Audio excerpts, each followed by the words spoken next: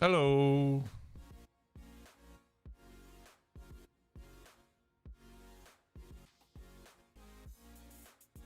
But that was interesting.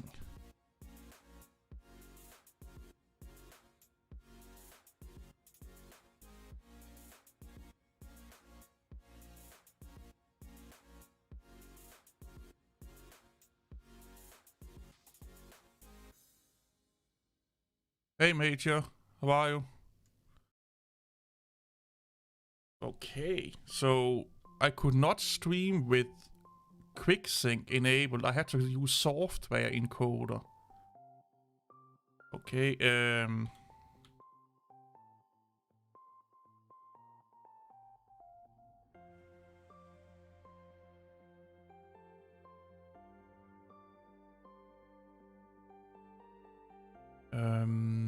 not working. Intel ARC.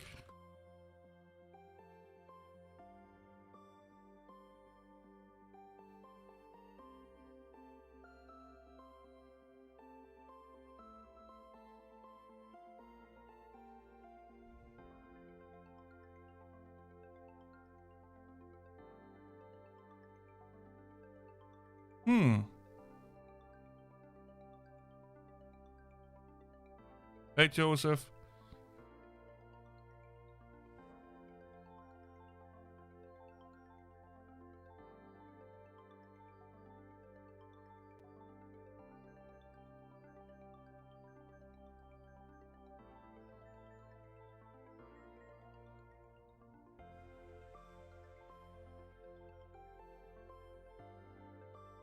Maybe it's because it's only working with on iGPUs, I don't know.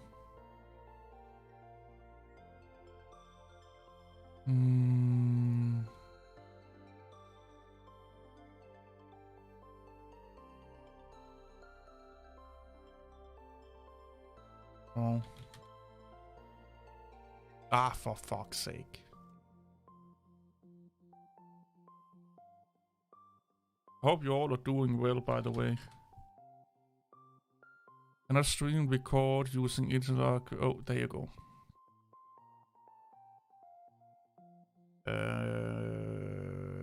Activate the cookies.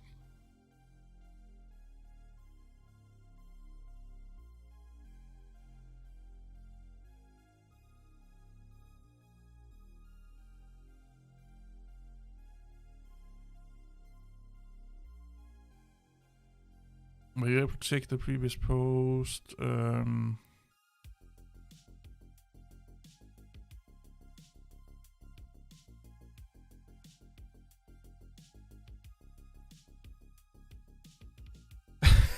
don't want to tell you how it is. Just go away. Oreo cinnamon theme. I've never seen that.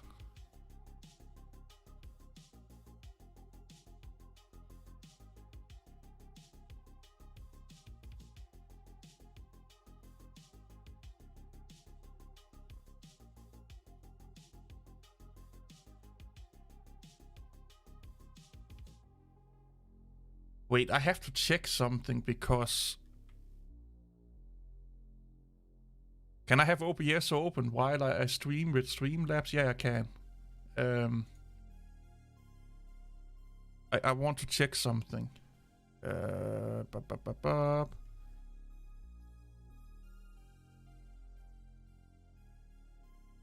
Yeah, I'm streaming on a Sunday. I should be... what you call it? Spanked.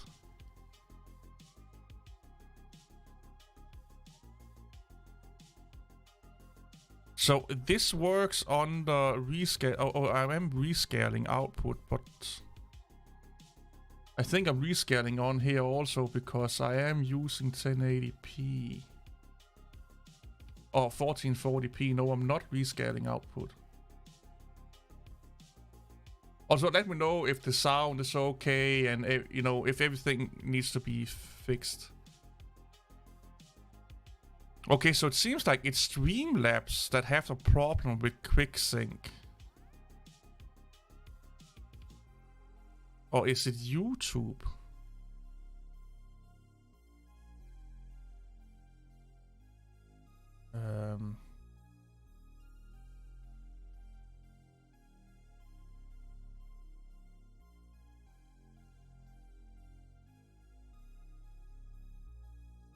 Maybe we need to call it Streamlabs OBS because of the CEO. OBS, there you go.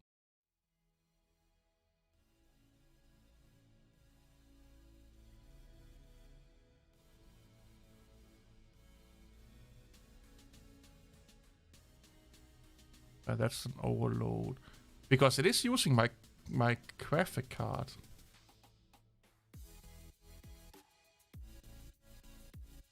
No, we're not doing any decoding or encoding. Hey, Arnis Tech, how are you, man?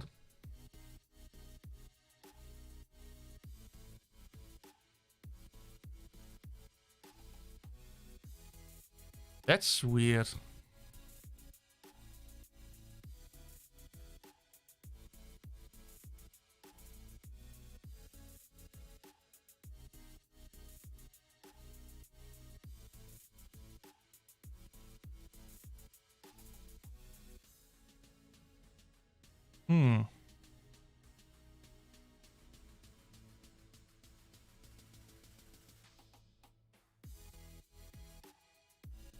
Yeah, that's strange. Oh,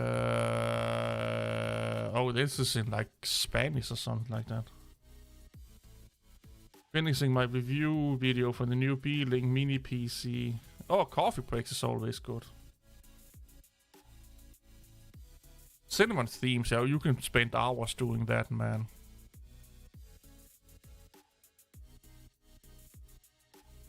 This is like an old article.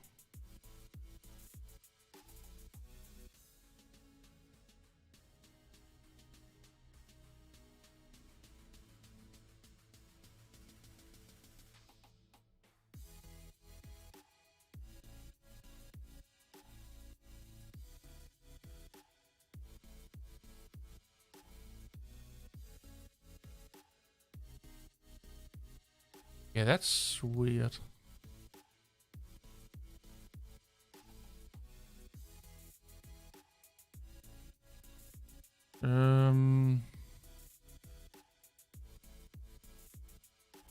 Yeah, because I've recorded a shit ton of videos using QuickSync.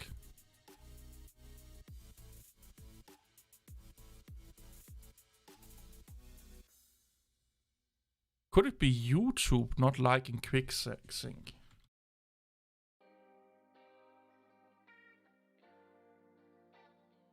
It helps if I actually can spell. Hey, fish tank, say set.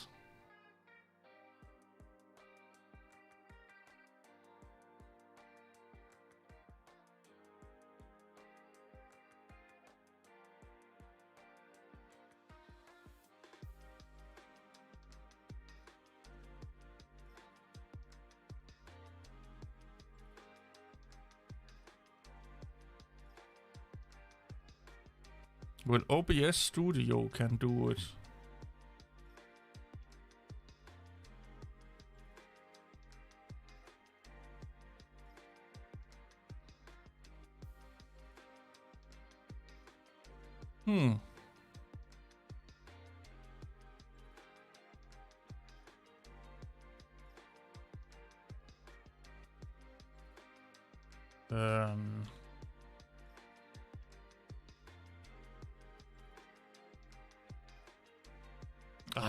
Man.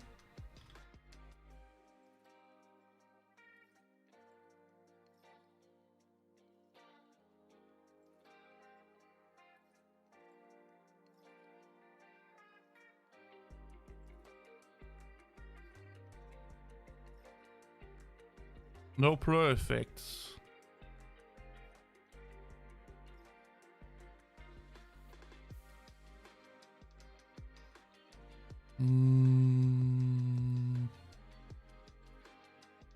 It's probably a setting that I fucked up.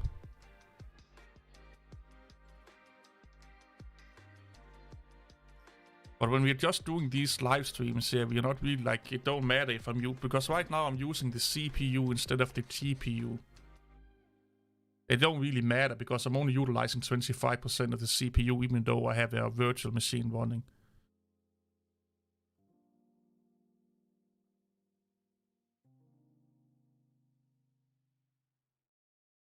Interesting.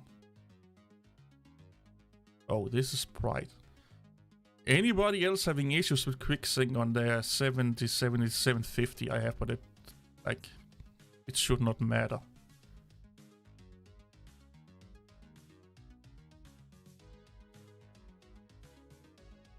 How old is this one? 4 months ago. Okay, so that could, because QuickSync is found by my DaVinci Resolve, and also OBS Studio is finding it, and I can record with it. Yeah, it was probably a must be a streaming setting that I.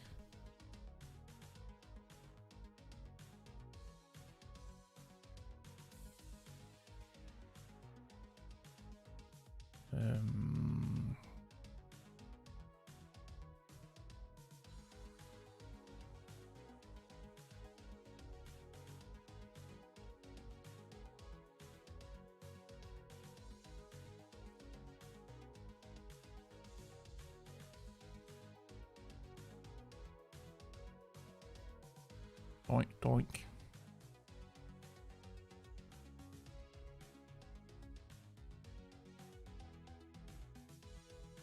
Activity log. Look how friendly they are in here when they're asking for help. This is unheard of. I'm not used to this. Nobody is bitching and moaning and why are you using proprietary hardware? Fuck this shit. Go fucking a car or something like that. Stop using Intel hardware. Go with Nvidia or AMD. They're all trying to help each other. This is nice. I like this. Like, thanks for the report. And ooh. Oh my god, they're actually thankful for reporting bugs. Wow. They're grown-ups. What is this world? Well, what is this? XDAdevelopers.com. Intel ARC A750. What is that saying? Galaxies, like Samsung phones are getting like a massive fucking push in popularity lately. I was thinking about installing Fedora KDE into another external. I like Fedora. I actually, OpenSUSE and Fedora is the ones I use the most at the moment.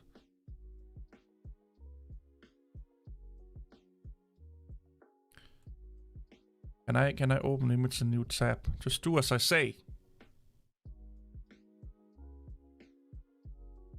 The only thing I hate, that's like, well, there's some things like I hate that it's not a mature platform yet and stuff like that, but it is actually quite beautiful. I do like this. I like simplistic designs.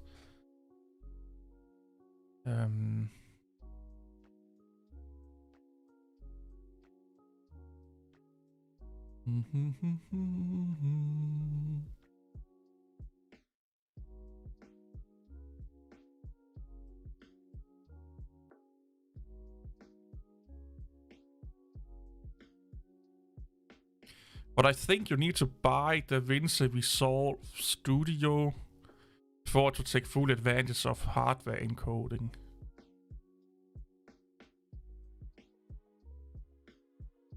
If I'm not mistaken.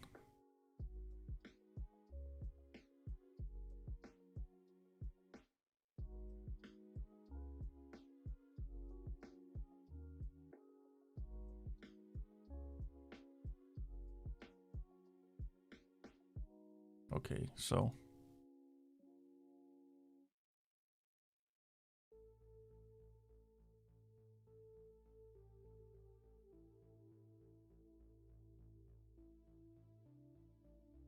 actually you're not getting well, you are getting more bandwidth. And you're getting double speed, double RAM. 500 more, 50 more megahertz, and 4 more ray tracing units, 1 render slice, and X cores. Yeah, you're getting some more cores and engines on a 770 versus a 750. This I don't like. This white, and it's really bright, this Intel ARC logo here, and you cannot turn it off. And my build is black, white, and then all the LEDs is set to like a green, like a subdued green a little bit, not bright neon green, but like a more matte green color, and this just sticks out. I'm thinking about buying some black electrical tape and just tape it over. I don't think I have any more laying around, or if I have, it's like 5 years old or something like that. So the adhesive is probably not working anymore.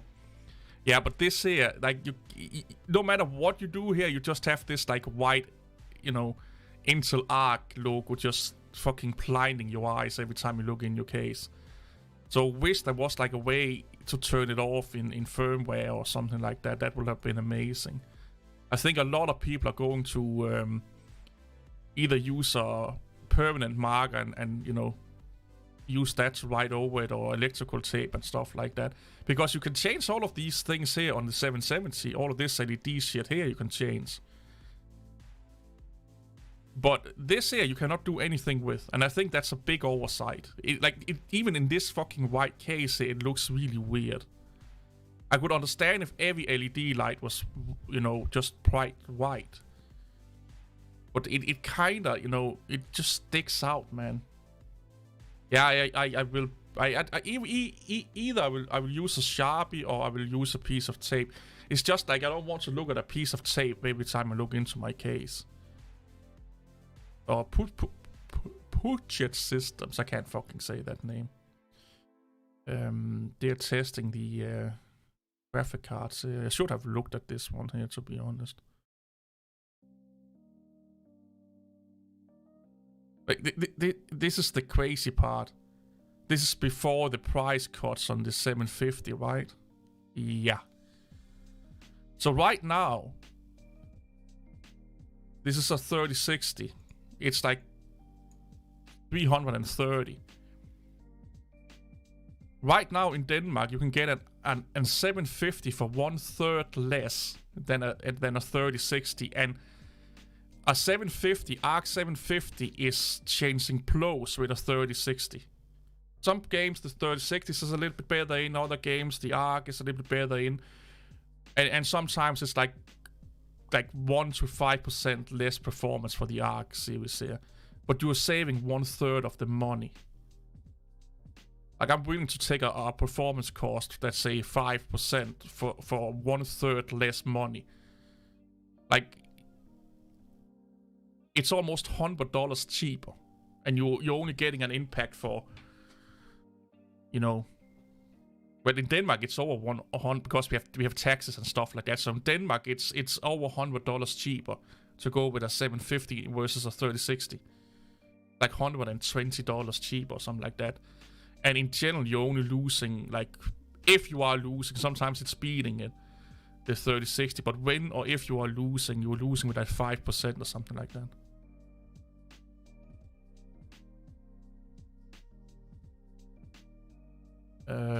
Are they using the studio? Yeah, they're using the studio.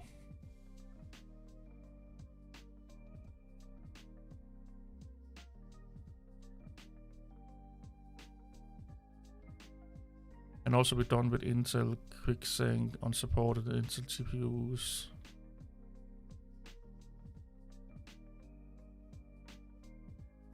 Yeah, I think that to get proper CPU encoding on DaVinci Resolve, you need to buy the studio version. The free version it only have it for, I think it's effects and stuff like that, like selects things.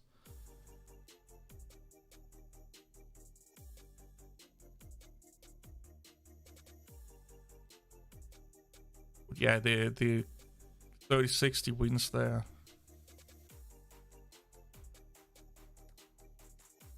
But again, like here, you're losing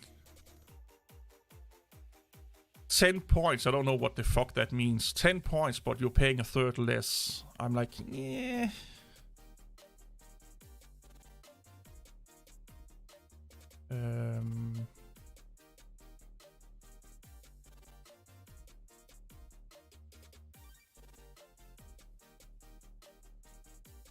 Hey, Talvis. Yeah, Pop OS is okay. It's just like, just running on the LTS base of Ubuntu. If you're willing to deal with that, yeah, then it's okay, man.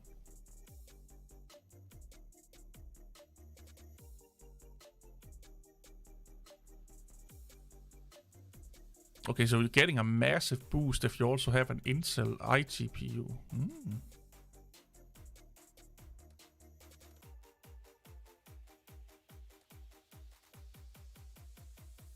Premiere Pro, they're kind of neck and neck.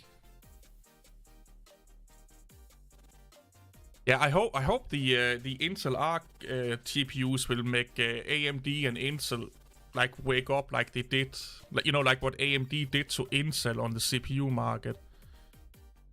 If its performance is like a 3060 base, then it should be in the range of the yeah. It's on that side, yeah.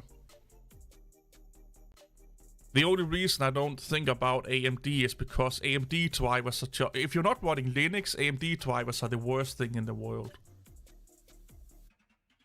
I have always had problems with AMD drivers on Windows. It's like all of the idiocracy and they're just bad. They're just really fucking bad. And they're still doing it like it was 1995. I saw your video on why you gave up on Linux after 25 years, and I loved it. I'm not. No. I didn't give up on Linux. I gave up on the Linux desktop. I don't know. I don't know why people tend to misunderstand that. I said that it explicitly say the Linux desktop. That don't mean I'm not going to. I'm running Linux right now, well, in a virtual machine, but I didn't give up running Linux. I just gave up thinking that Linux would have any impact on the desktop market whatsoever.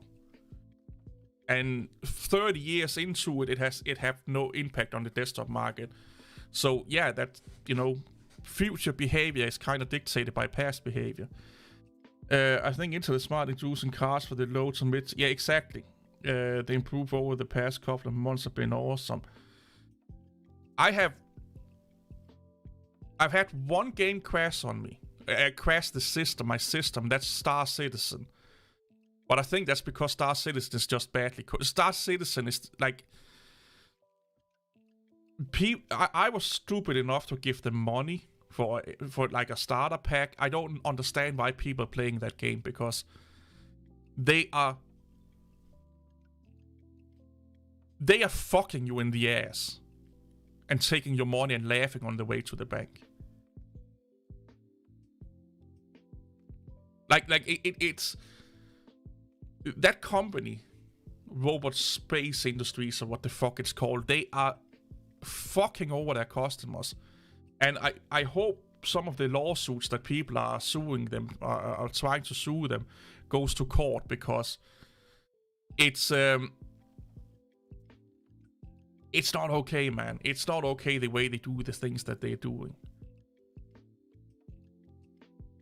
It like, for what it is, it could be an amazing game, and it has come a long way. But that dude, he has no fucking idea how to run a company. I think that's the biggest problem. Star Citizen's biggest problem is the leadership. The leadership in Star Citizen is like kids running around in a candy store. They're eating every fucking thing, and even when their eyes or their tummies get fuller before their eyes do, they still start eating until they're puking, and then they're eating again. Should I run Pop OS on that? Yeah, you can definitely run Pop OS on that. In the short term, when Windows 11 and AMD GPU driver told me 4 times that the... Yeah. Don't get me. I just gave up on AMD graphic card drivers on Windows. It's like it crashes. It don't work. Then if you change the fan profile, it just randomly reset it, and every time there's an update, you need to reboot a lot of times before it actually are working, and everyone else is just like working. I don't know why they can't fucking seem to get that shit together on AMD. Because their cards are actually good. I do like their cards. They're okay cards and cheap cards compared to Nvidia. But I'd rather pay a little bit more than know that the drivers are fucking working. Like the problem we have on Intel ARC series right now, that's normal. You know, the driver issues we have with a newly formed dedicated, the first version of a dedicated graphic card. The bugginess of the Intel drivers is kind of normal on AMD. That's kind of par for the course. And here's Intel this is their first like real entry into dedicated graphic cards, and you're looking at the way that their driver stability is and stuff like that, and then you're looking at AMD and like, how long have you been making graphic cards, dear AMD? It's like, what the fuck is going on here? They if they step up there, they have publicly acknowledged that they're going to work more on driver stability and driver issues. And I think that's desperately needed. I used to run ATI back in the day, then when it was called AMD. Then I went also Nvidia, then I tried AMD like 7 years ago or something like that again, and the driver issues was just as bad as it was in the early 2000s. And the more people I talk to that run AMD, they're just, unless they're running Linux, all the Linux people I talk to that run AMD, they love it. All the Windows users I know that run AMD, they hate it. Graphic cards, that is.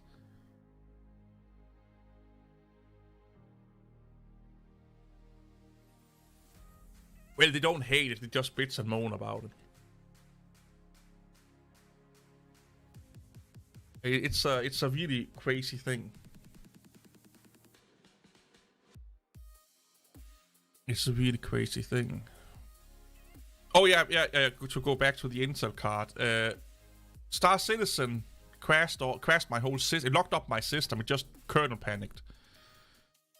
And the only issue I have playing, I've tried all kind of games the last week or so, 2 weeks, is that in Cyberpunk, sometimes I get a little bit like a pixel or two, like 4 pixels in a square that's like red and yellow, like something is about to blow up. You know, like if you have a graphic card that's overheating or something like that, which mine is not, by the way. Or, you know, if you have like a graphic card issue or connection issue, you get like an artifact. But if I hit the scan button, the tab key to scan, it goes away. Or if I turn around fast, it goes away. So I think it's a driver issue. It's a driver issue in Cyberpunk, because in any other games, I have no problems running it, and I'm gaming on 1440p, about 60 to 75 frames per second locked in. And even if I play games that the graphic card where I need to turn it down because it's overworking the graphic card, I need to turn some things down. It's the only game I had issues with is Cyberpunk. And the fun thing with Cyberpunk is I can play for 2 or 3 hours without it happening, and then it happens for like 5 minutes and goes away again. Or I can play for a day and nothing happens. Or one day I boot it up and it's from the beginning. It has to be a driver issue. But like I said, Star Citizen is the only game that really acted up, and I think it's just a matter of a setting. The graphic card situation is reversed, yeah. Which OS do you currently use? So right now I'm using Windows 11 and, well, I'm on OpenSUSE Tumbleweed. So I'm using 2 OSs right now. But I have, can I even see that here? No, I need to go out of full screen. So I have Tumbleweed, Fedora, Ubuntu, Debian Stable installed, and Haiku and Windows 11 in virtual machines. Yeah, Wayland has issues with Nvidia drivers, yeah. So I have a Windows 11 virtual machine I use for development and testing. And I also have a Windows 10 virtual machine for the same purposes. And then my host OS is Windows 11. And I run mostly OpenSUSE and Fedora. I run almost OpenSUSE Tumbleweed daily. Like, it's almost up for like at least 30 minutes daily, where I faff around in it and mess around with it and stuff like that. So I'm still using Linux on a desktop, but just instead of having it on physical hardware, it's in a virtual machine. Well, I do have a laptop running Manjaro, but I haven't used that laptop in 2 months or something like that. I dropped it on the floor, or, well, I did drop it. I fell asleep, and then in my bed, and then I kicked it on the floor. And the trackpad kind of shed itself, and now it's really weird. It's weird to use it. Something else went wrong in the internals.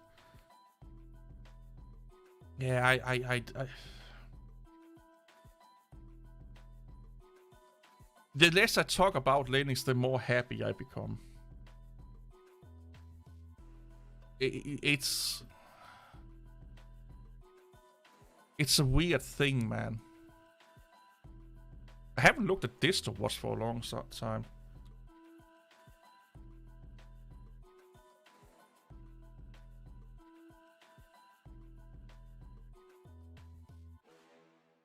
I still kind of want a Mac Mini to play around with, though. Oh, DevOS just got an update. Oh, yeah, that's right. Oh, Hello System. That's a really interesting project. Esting made a video about EndeavourOS. I think Esting is massively mad at me for not supporting the Linux desktop anymore. ARM Debian, that's interesting. Well, we kind of have that. That's PiOS, to be honest. Ooh. Magia, I like that distribution.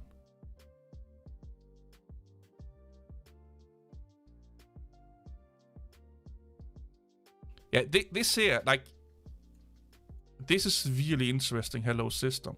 It's based on FreeBSD. It's basically they are basically trying to make a Mac OS clone. So think about what the fuck is it called? The Windows 95 clone, React OS.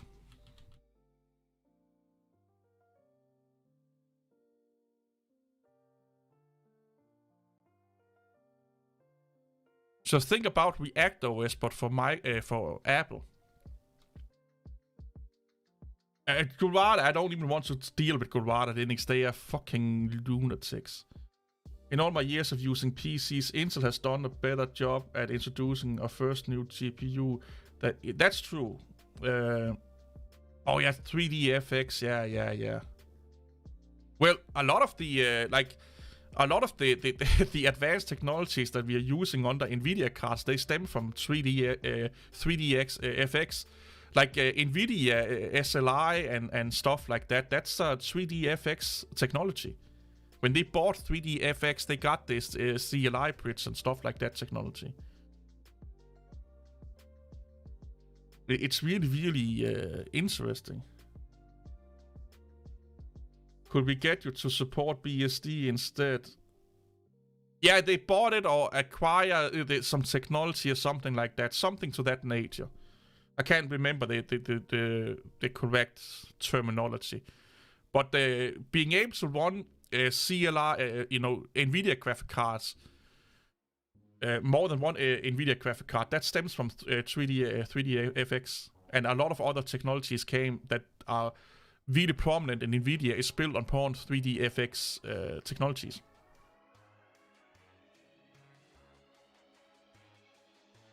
I honestly, Joseph, I don't care anymore.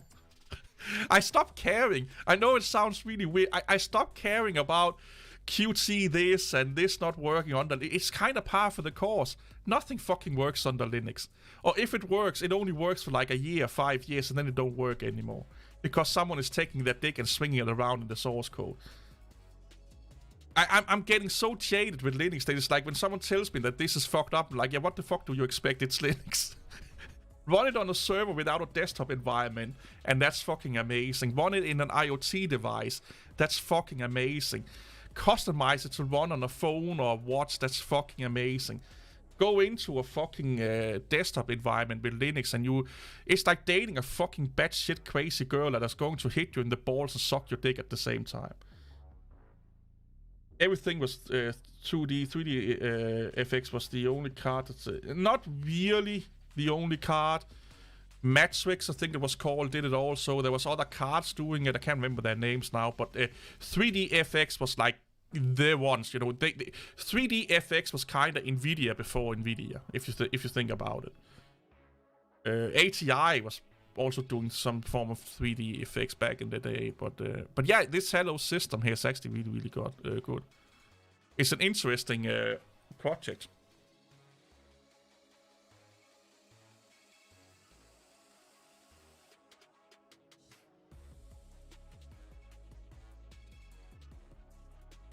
I got it up and running in a virtual machine. Maybe I should do it again. AMD did an oopsie and launched a driver with predict Windows 11 installs. Yeah, Citrix CPUs. Yeah, I remember those. Yeah, AMD is always like I never had problems with Intel or AMD CPUs for the almost 7 years or 5 or 6 years I've been running AMD CPUs. I have not had any problems with it, but I don't upgrade my BIOS all the time, and I don't upgrade my firmware unless it's really necessary. So I only fiddle around with the BIOS if something is wrong. Like if something is not compatible and stuff like that, I'm going to do that. Other than that, I don't mess with the BIOS and stuff like that, because, and they even say that if you go to any motherboard, they say only upgrade if you have a problem. Out of the topic question, but please do excuse me. I wanted to video journal log and try it out of I wanted to video journal logs and try it out for a month. So, and what do you think about the size? So if I understand you correctly, you want to do a video journal for yourself, like, you know, like instead of writing it down in a book, you're just talking into a webcam and recording it. And now if you want to throw it up on YouTube, you have to think about, you know, the quality of the most important thing on YouTube is the sound. If you have okay sound, you can go away with having like a 1440p resolution on your screen. Like, it is important to have good video quality, but it's way more important that they can actually hear what you're saying. Intel ARC will be my next card, mostly out of curiosity, but also to support. Yeah, that's why I bought it. Like, it was a third cheaper than the 3060 that I want. Like Asus 3060 or any, like, it's about on average a third less than a 3060.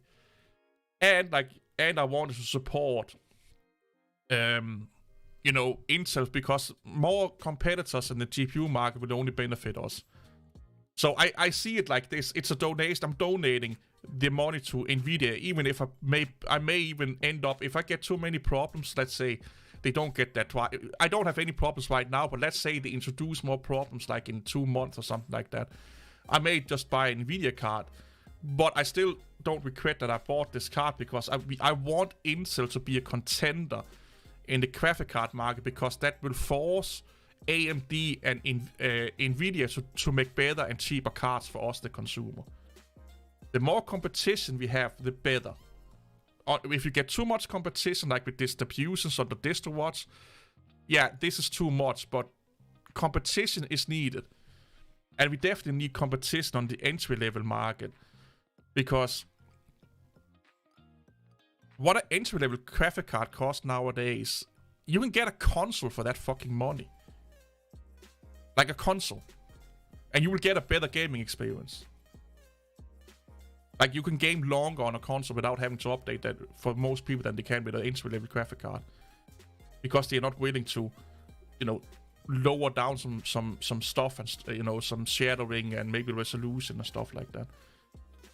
And if Intel, like, you think about it, Intel, the ARC CPU GPUs have only been up for like 6 months or something like that, or 6 months. And the stability of their drivers have improved massively. They are improving gaming performances almost every month or something like that. If they keep this up, Intel may be the fucking go-to gaming graphic card because of the price and the stability of the cards. They may not have a lot of the advanced features that you need for video editing and stuff like that, but if you're just a pure gamer and you could save like a third or more on a card, that gives you like 95% of the performances or 90% of the performances of a equivalent AMD or Nvidia card. It's a no fucking brainer. And then they are chipping away off the market share from Nvidia and AMD, and what do? Well, they either give you more features and they lower the price, so we get cheaper fucking AMD cards. AMD 4 remake. I've never been a Resident Evil guy, to be honest. I just want to keep it for myself, but I was worried about the videos taking large space. Oh, why don't you, instead of doing it, so here's what if it's just for yourself, why don't you just record it as an audio file? Why do you need the video? That's important. And if you need the video, then just record it with like 10 megabits per second or something, kilobits per second or something like that. 10,000 kilobits per second. That's about what a YouTube video is, and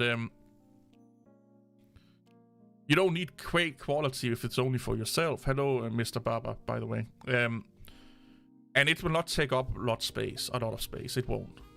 And if you do it in 720p, it's not. Yeah, I will not be worried about the disk space. I was thinking about going to a therapist just to get myself checked. No, that's fucking norm. That you should do that.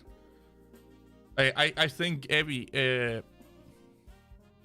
human should talk to someone once in a while. Don't have to be a therapist, but have someone that you can talk to get yourself checked. You know, like, am I going crazy here? What the fuck is wrong? Like, is it okay to shove crayons up my nose and my butthole every evening, or am I going mental here? I think it's healthy to have someone that you can that kind of gives you like a reality check, because I feel a lot of people they don't check themselves. You know, to use a meme, check yourself before you wreck yourself. They kind of act one way on internet, and then it bleeds over into real life, and they just become too out of touch with reality and stuff like that, because nobody dares to say anything to them because they're afraid of being called haters and all kind of words nowadays. Because if you're critical towards someone or something, you are a bad person, even though that you're critical because you want to help them or help the product. And that's not a good fucking situation to be in. So yeah, I would definitely do it. If you feel that it's something that's necessary for you, then do it. It's, like I said, you could talk to a good friend. You don't have to go to a therapist, but have someone to talk to. That's really, really healthy. That's a really, really good thing. That also means that you are willing to open up for the idea that you have something to work on, instead where a lot of other people, they are like, I am perfect. It's everyone else that's the problem. But you're willing to have someone to talk to is like, oh, maybe I need to work on something. And that's like 99% of people in this fucking world, they don't want to acknowledge that. They don't want to do that. You see that on Linux people. Linux people, they blame everyone for everything. Well, not everything is everyone else's fault. We have, like, Linux users have some part of the blame some of the time. So you're willing to sit and say, maybe I have something to work on, will make you a better person and make you way more open and way better to have a dialogue with than 90% of people in this world. So go for it. Nvidia and AMD seems to forget the majority of people are... Yeah, they tend to forget the entry level. Yeah, exactly.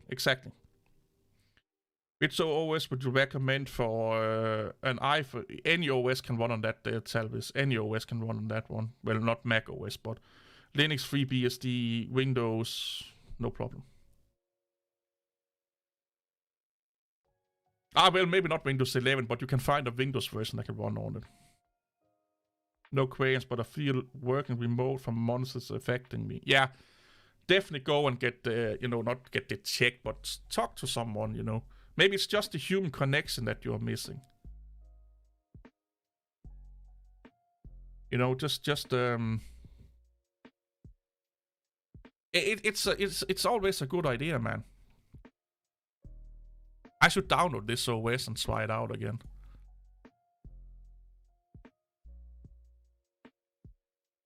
They're really doing a lot of great stuff here. And I think they are importing some Darwin code into it also. Oh my god, I'm sorry. I was about to fucking pass out there. No. Yeah, it's an interesting system. How do I get back to home? There you go. Hey, Christian. Oh, I have a Discord.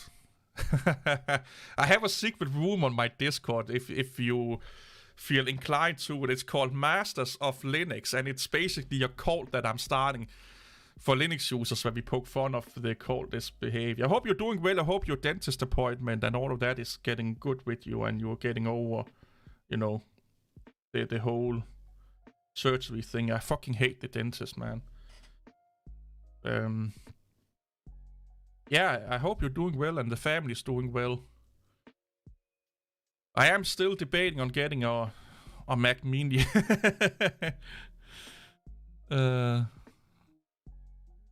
I just recorded a video last night with a cup of coffee where I talked about I go on to Newegg and I compare, you know, what kind of computer, like what kind of PC caliber PC can you get for the same amount of money for the entry-level Mac Mini and the Xbox Series S, and you can barely get a fucking gaming computer for the same amount of money. Barely get a gaming computer for that kind of money.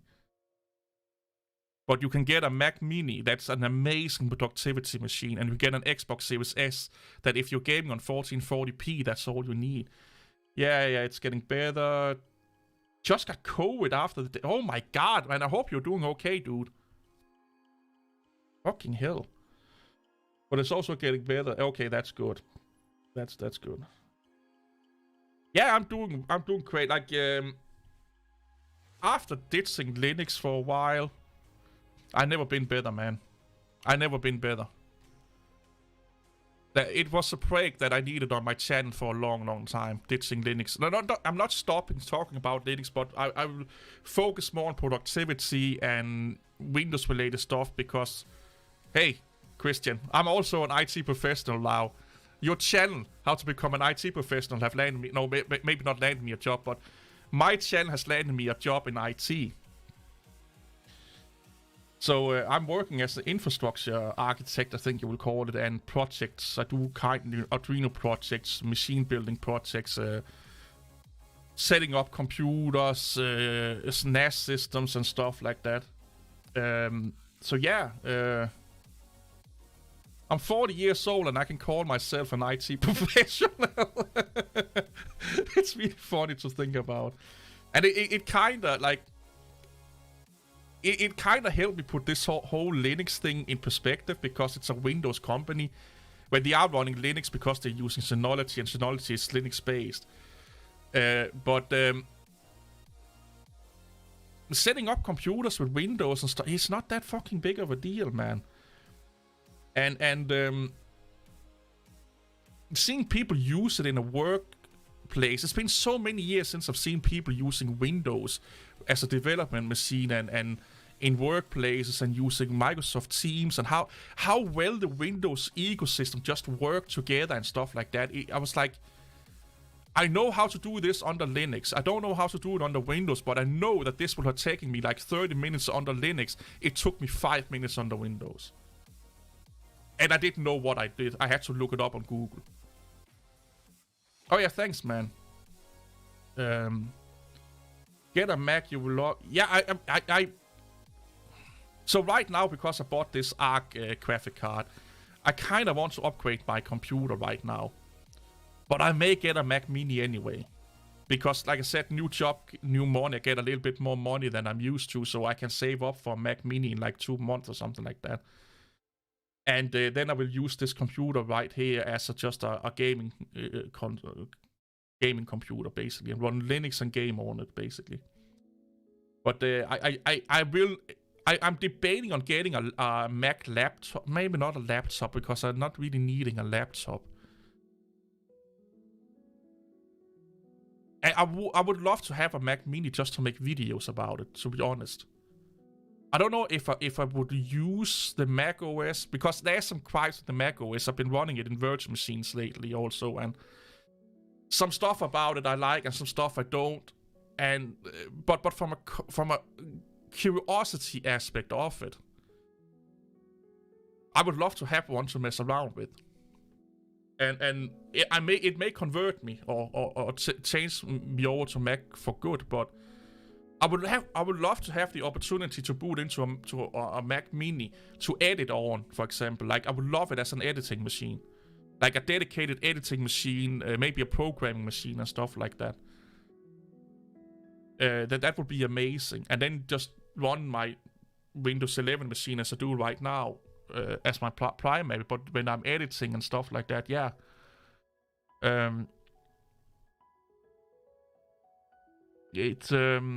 Yeah. Mac OS to Linux. So Mac OS, I can do that right now. Said Mac OS and no Linux desktop environment comes close to Mac OS. There is no other system like Mac OS when it comes to the way that they're doing things. The whole ecosystem, the integration with devices like their tablets and their phones and their cloud infrastructure and all of that. If you are fully into the Mac system, you dedicate yourself fully to the Mac system, it's kind of like living in the future, where everything is connected, and no matter, like, you could pick up your phone, continue there, pick up your iPad, continue there, pick up your whatever iMac, Mac Mini, MacBook, continue there. Like, and there's so many things that instead of you look, like right now I'm using a Windows machine. I have an Android phone and an Android tablet, and it all seems like they are all individual devices. So my computer is one individual thing. My phone is one individual thing. And my tablet, even my phone and tablet are both Samsung devices, so they talk a little bit more with each other. But it always feels like when I'm dealing with one of those things, I feel like, okay, this is its own thing. You know, this is one thing. But every time I've dealt with something with Mac, and I've dealt with more than one device with Mac, it feels like it's one thing. It don't feel like, okay, now I'm on my phone, and now I'm on my computer. It's like, okay, my phone is an extension of my computer. If I've used a tablet, I help a guy with setting up some email problems on his iPad and his iPhone, and they didn't feel like they were two different things. It just felt like, okay, the phone was an extension of the iPad. So if I fixed something on the iPad, it was automatically fixed on the iPhone, and the other way around. It just synced it automatically up. So it feels like they were, they were part of the same, like, it was one unit I was working on. It was just a different form factor of the same unit. You don't get that on PC. Like, you don't, even with Android, like Samsung is the closest with Android, but it's still way fucking different than it is with Mac devices. And for a lot of people, that's a really comfortable thing, that everything just feels like it's one unit. You are in the same place. We need to debate that on Discord at some day. Oh yeah, I should. I so want to do a podcast. I just don't know how to do it. I should interview you one day about your whole journey from Windows to Linux to Windows to Mac OS, and I think that whole journey with the. I still fucking feel sorry for you. Like, it breaks my heart. It breaks my heart the way the Danish community fucking was after you with that Windows video. But it's important lessons to talk about, because it's so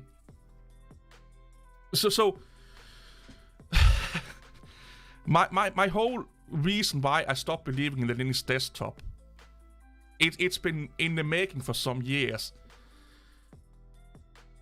I watched what they did with you with that video where they were after you. I saw how the community reacted to English Bob when he had like a month without Linux, where he was like, "Oh, Linux sucks," and blah blah blah. English Bob is an emotional guy. He goes where his fucking heart is, And I saw people that was in his Discord for hours and hours every day.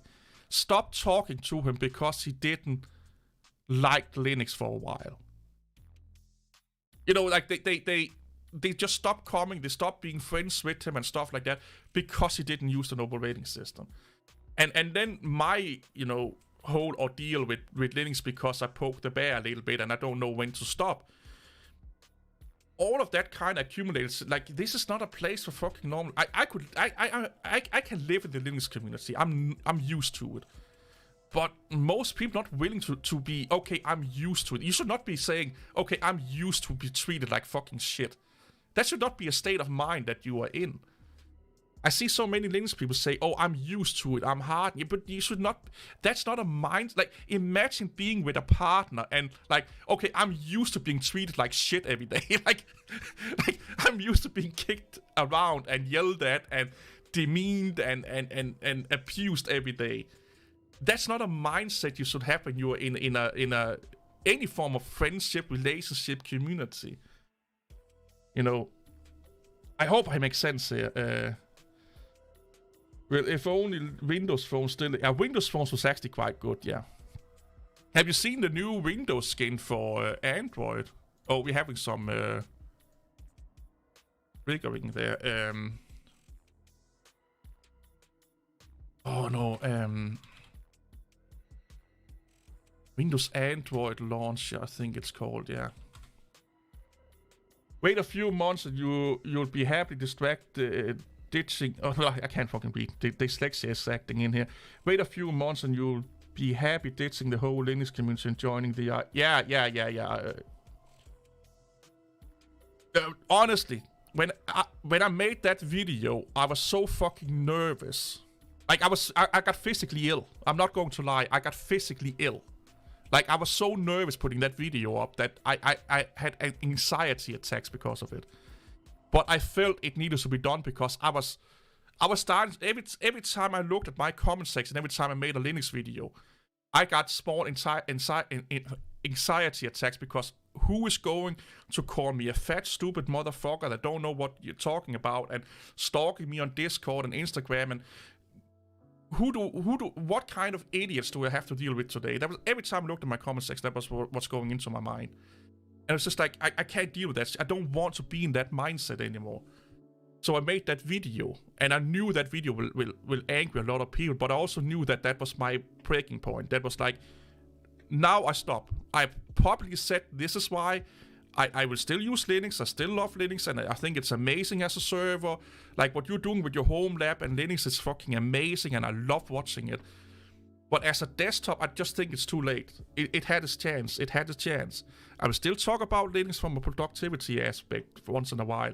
But I want to learn more about Windows. I want to learn more about PowerShell. Coming video about that in the future, by the way. Because that's what I'm using at work right now. Like, I'm learning to work with IT, and I want my channel to kind of reflect that. Hey, Becky, you beautiful girl. How are you? And yes, girls are not unicorns. They do exist, okay? Yeah, I needed a break. And after I took that break, honestly, I've never felt better. I haven't felt this good in a long time. The less I interact with... like, you guys, of course, and my Discord people are amazing people, don't get me wrong. But random people in the comment section and stuff like that, and on Reddit and forums and stuff like that, the less I interact with them, the better I fucking get. The more happy I become. I don't feel like I have to explain myself all the time or be like, oh my god, now I've said this and this is not like open source is the best thing in the world and stuff like that. Who's going to attack me right now, you know? It's so fucking amazing not being in that mindset. Then you can stop arguing with Linux distros and start arguing about Proxmox and VMware. Easy memory or no easy memory. So, Proxmox and VMware, I like both. I'm actually using VMware right now. I see. I'm starting to think about doing some home server stuff, but then also not, because I live in a one-room apartment, so I don't, you know, have that much room. But I like all server technologies.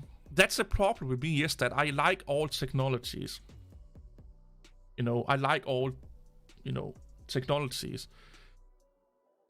And I think it's a situational thing. But I do like Proxmox also. On-Raid, I love that also. FreeNAS, I love that also. You should not have to deal with such a society because people being... Well, you have to read your fucking comments. That's the problem with YouTube. I have to police my comments or else YouTube yells at me. I'm just a fragment of your... Yeah. Becky is like... She's like a unicorn. She's only exists in our imagination. Yeah, but I just don't want to deal with the community anymore, man. Like, I just don't want to deal with them. I have it, like, Christian said it in a video. I can't remember what video it was, but it was like, if you're around people, this is how I took the video he made. It's like, where he was talking kind of about the same thing here. Is that if you're around people that makes you confrontational, like, that you have to be defensive all the time, you become a defensive and angry person, and it's not productive for you or anyone else to be it. And I just feel that with Linux, it's like there's always a fight. Always a fight. And the only time that you don't get a fight is when you are saying or echoing what everyone else is saying. Even though you know it's bullshit, but you say it just to keep the calm, just to keep the peace. You're walking on eggshells. You're like, yes, Arch Linux is the fucking best thing in the world. Yes, Arch Linux, you learn so much about your hardware on Arch Linux. Yes, Richard Stallman is the most fucking high IQ person in the world and a genius among men. He's a god amongst men. That's kind of the talk that you have to go and if you talk like that, you can have a great time under Linux. But I can't live like that. I can't say shit that I don't believe in just to make people happy. Because then I start to become unhappy. Because I know I'm bullshitting people, I'm lying to people, and I don't want to lie to people. I actually got a Mac because of you. Yeah, Christian, man, go, Christian, put your link, your channel link in the chat so people can sub to you. I love the direction you're taking with your channel. Fucking 100,000 plus subscribers, it's amazing, man. I remember when Christian came up was a little bitty Barbie, and now he's taking over YouTube. Yeah, I will. I probably, like, I need to pay off some debts first, and then I probably will get a bigger apartment. Yeah. Yeah, I'm sorry to hear that, Christian, but I hope that I hope you have I know you have a good support network with your wife and kids and family and stuff like that.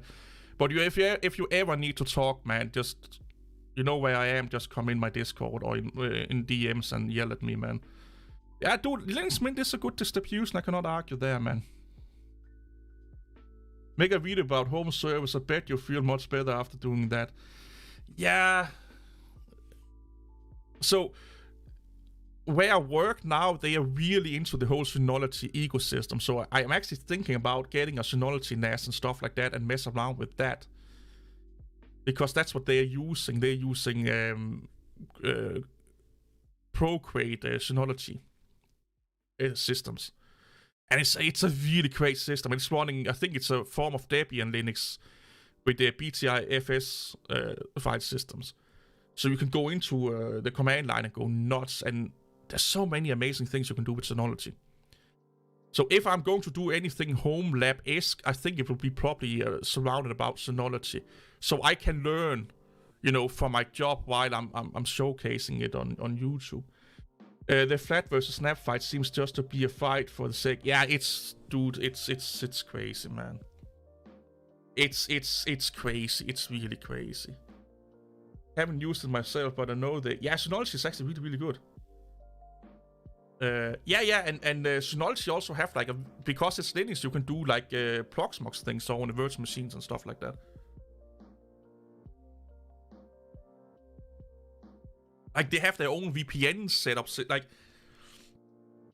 I need to set my boss up as a VPN user on the server, not on the server, on the router when he when he can find the time to give me actually log in for the router so I can do it.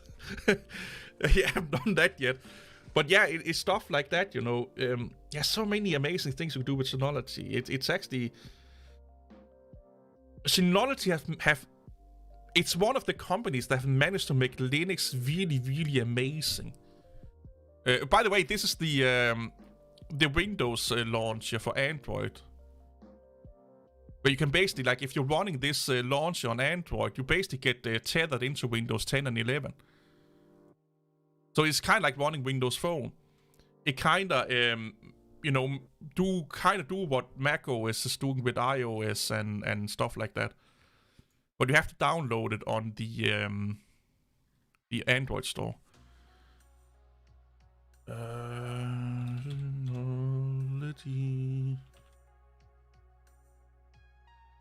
Desktop. Oh. So yeah, it's Synology is amazing, man. So when you log into it, you get like a desktop. It's like logging into a like a remote desktop basically, and you do all kind of amazing stuff in there. And you just like it's amazing, and you can set it up as a file server, media server. You can set it up as your own, like your own. Everybody's doing this Nextcloud thing. It's built into Synology. You can make your own file sharing, video sharing. Like, you set it up like your own Instagram to some extent. You can share it with your family members and stuff like that. It's just hosted on your own local Synology client, basically, on your own Synology NAS system. And it's all, and they have, like, just like with Proxmox, they have like a little app ecosystem where you can go in and you can download a lot of things and stuff like that. It's really it's a really good ecosystem. A really, really, really good ecosystem. This is all done from their server. Is ButterFS good? I tried it on my own. Yeah, no. BTIFS or ButterFS is a server file system. You should not be using it as your home. Unless you are doing... If you're doing things that the BTIFS or ButterFS file system is really good at, yes, do it. But for the average user, just run ext4. It's by far the best for the average consumer. BTI, look at it like this. Would you run ZFS at home? Or what it's called, ZS8 or ZFS? No, it's basically Linux equivalent to what FreeBSD have, like the ZFS, I think it's called, the file system Sun did back in the day, and now it's open source. ZFS, yeah, but you run it in your home lab. Oh yeah, no, you don't. You maybe run it on your home server, but macOS is using. What is it called? Advanced Apple file system or something like that when you're running an SSD. It has some weird name, man. I can't remember the name of it. I just know it's called Advanced File System, something like that on your Mac thing. But yeah, ZFS, like that's basically what ButterFS is. It's just like a little more advanced version of ZFS. You know, they're trying to do the same thing. So if you would want... Yeah, APFS, there you go. Windows launcher on Android was such a cursed thing. I bet not many people use it just because... Yeah, yeah, you're right. I don't think Solus will be risen from the dead, man. I think it's...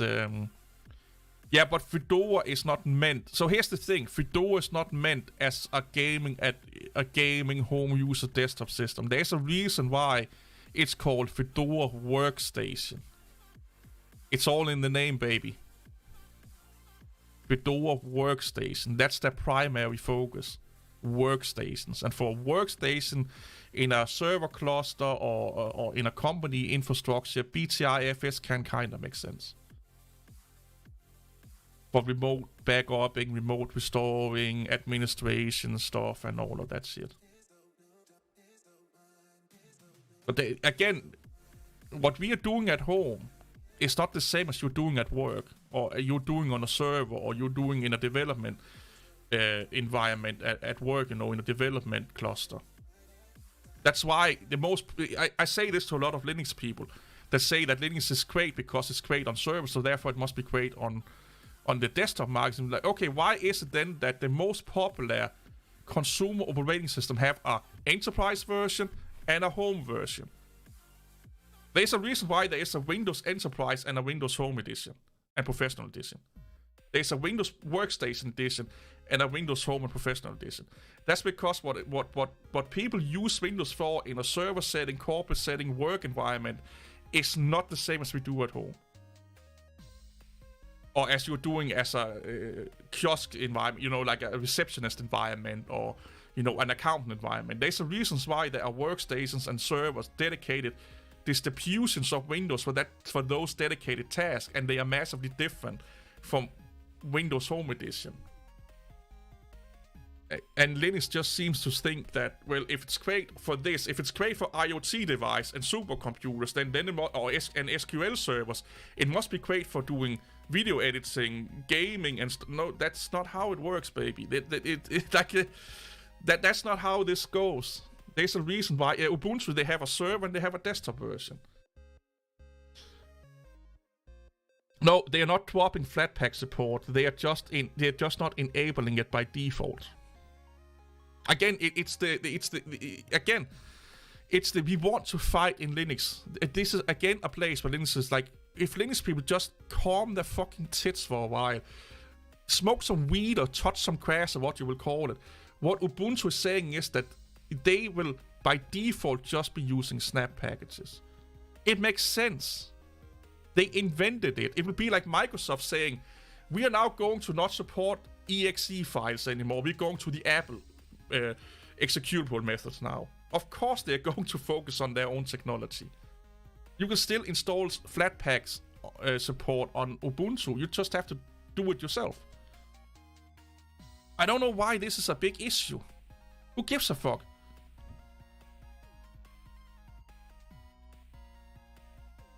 It's because it makes them feel special and more intelligent.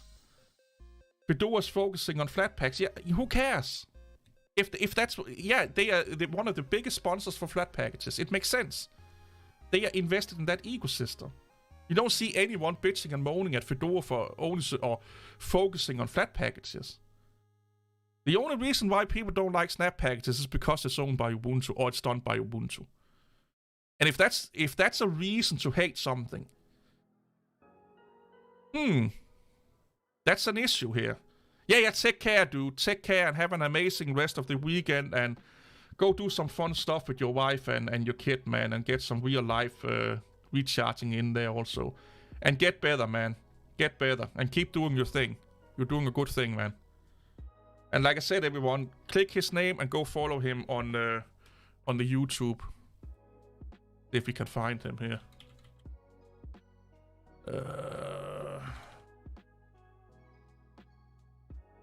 Oh yeah, he's not called the Digital Life anymore. I keep forgetting that. Here we have him with his sunglasses. Hey everybody, this is Christian. Why I switch? I like the whole fucking plant forward as invading his house there in the back, and like in 6 months everything would just be green flowers and plants and trees, just invading me like a caveman that's been taken over by greenery and scenery. Yeah, but there's a lot of great stuff in here, man. A lot of great stuff. Especially if you're into the whole home server thing. Yeah, the whole snap versus Flatpaks thing, it's just because it's Ubuntu. Had Fedora done the exact same thing with flat packages as snap packages, or Canonical is doing with snap packages, nobody would have an issue with it. That's the sad reality of it. Oh, yes, on Twitch. I think I saw his Twitch channel one time.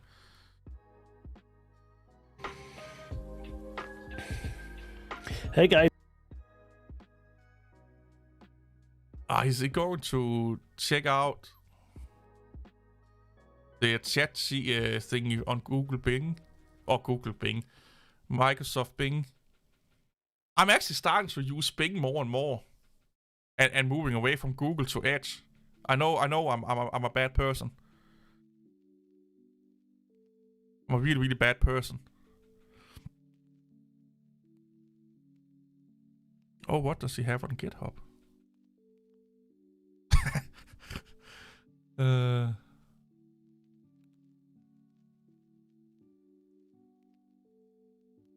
Cheat sheets, boilerplates.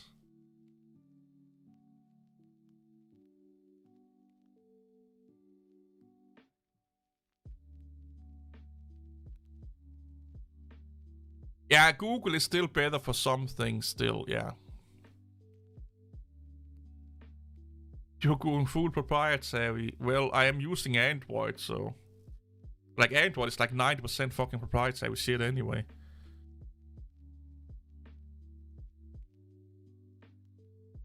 What is the 2 weeks ago cheat sheets?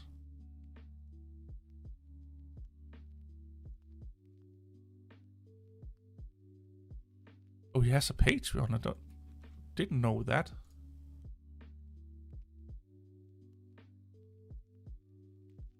The number one search term is Google. Yeah, I could definitely see that. Yeah, it's...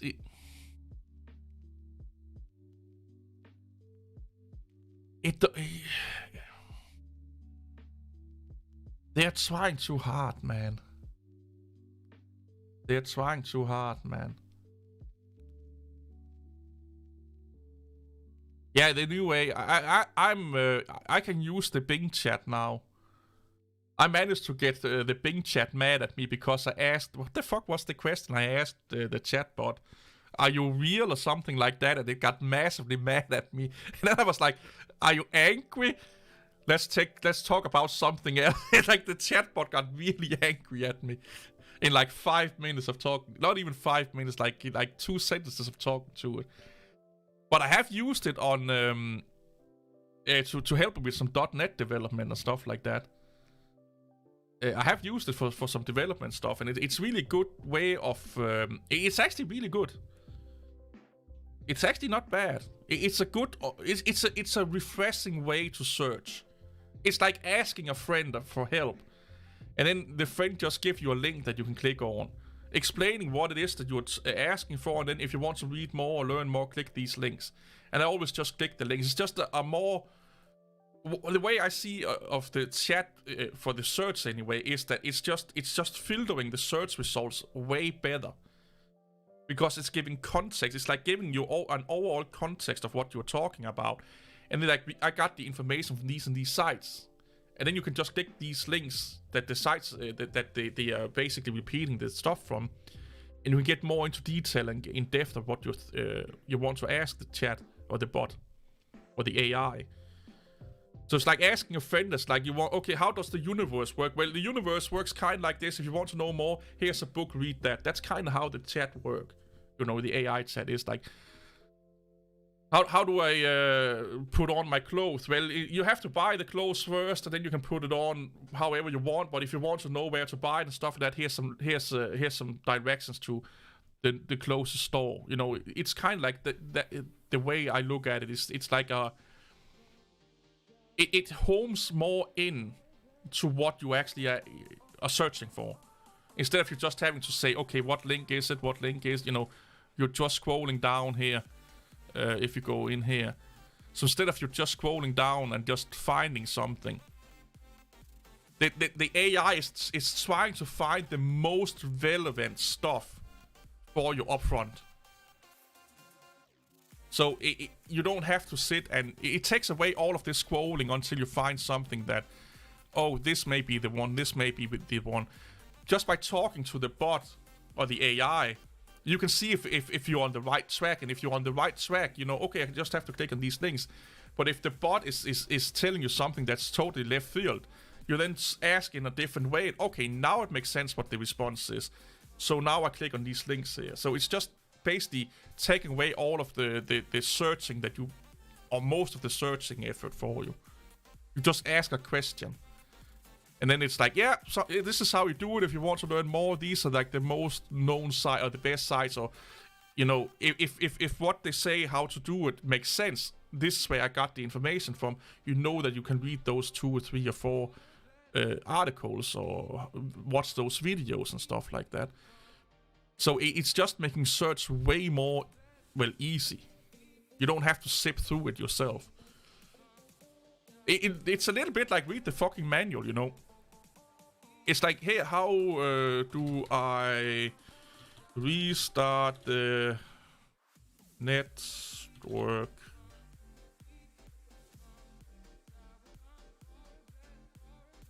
fiber on Linux? You ask something like this on a Linux server. And then this here would be what it was saying. If you use Ubuntu or Fedora, and then it will say stuff like this here.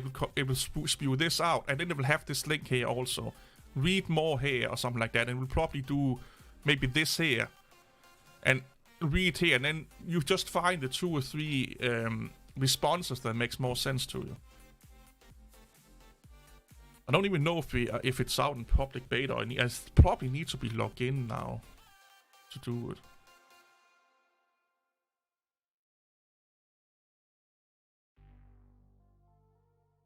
Yeah, I need to be logged in.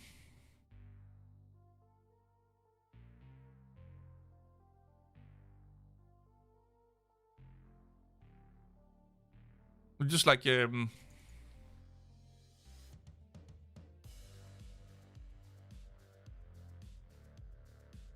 New York.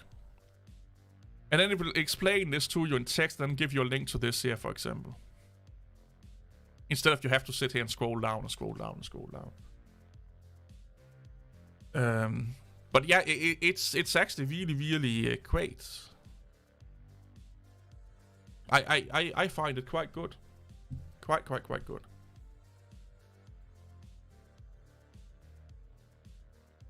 A little results on... So here's the thing. If it's not on the internet, the AI can't find it. That's what we have to remember. Like, if you ask it, like, what is my mom doing tomorrow at 9 p.m.? Like, it don't know who your mom is. Or, is my boss coming late into work tomorrow or something like that? It can only... basically, what you should think about the AI bot as it's your search assistant. Because what the AI does is it's the question that you ask it. It's combing the internet for the most appropriate or proper answer, basically. And then it's laying it out in a way that seems like you are talking to a person. But if it's not on the internet, or anything connected to the internet, it can't help you with it.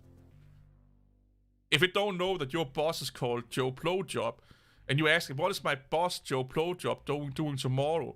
It don't know it. It's not that smart. It's not smart enough to figure out who you are, where you live, call your job, and be like, hello, I am a robot from the internet. Your name is Joe Blowjob. When are you coming to work tomorrow? And then relay that to you via the internet. That's not how it's not acting like a real human would be acting. It don't have the cognitive abilities to do so. Like, if you ask me something, I can go and research it both on the internet, talking to friends and stuff like that. If you ask the AI something, it can only research via the internet.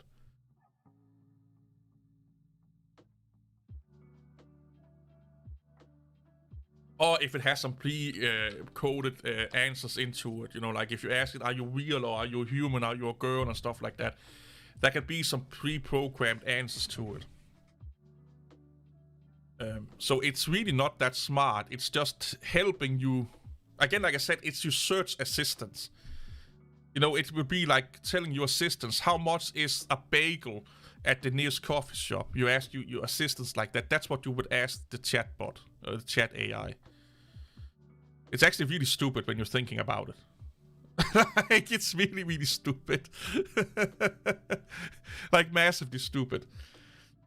And it's intelligent, in quotes, is all determines on 2 factors. Is it on the internet, or is it hard-coded into the program, or the AI? I don't think the AI can code itself yet.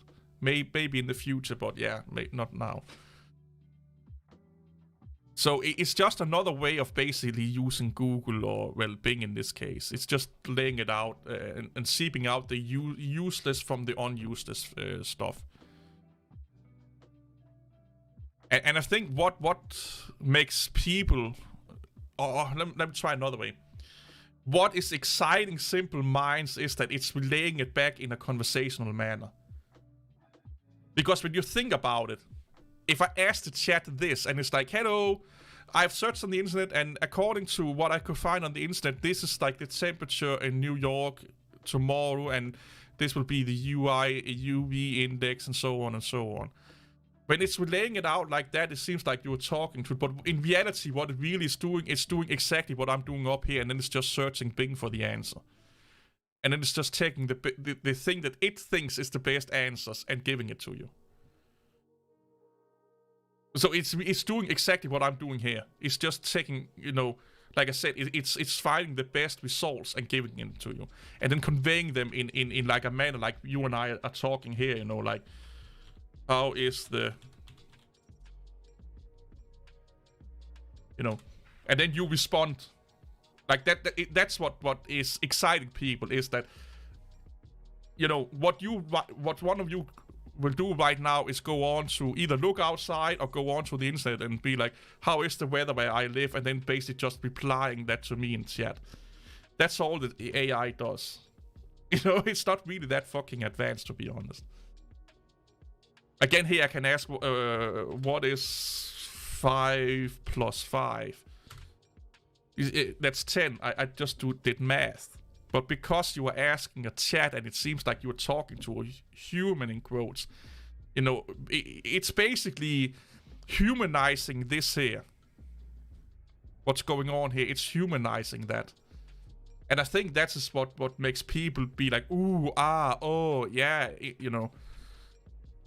Is that it's just like anything you would ask in here in chat, just Google, just put in the search bar up here. You get kind of the same results. I would be like, what would make me really fucking impressed would be like if, let me think. Oh my god, I have to think right now. That's not my strong suit.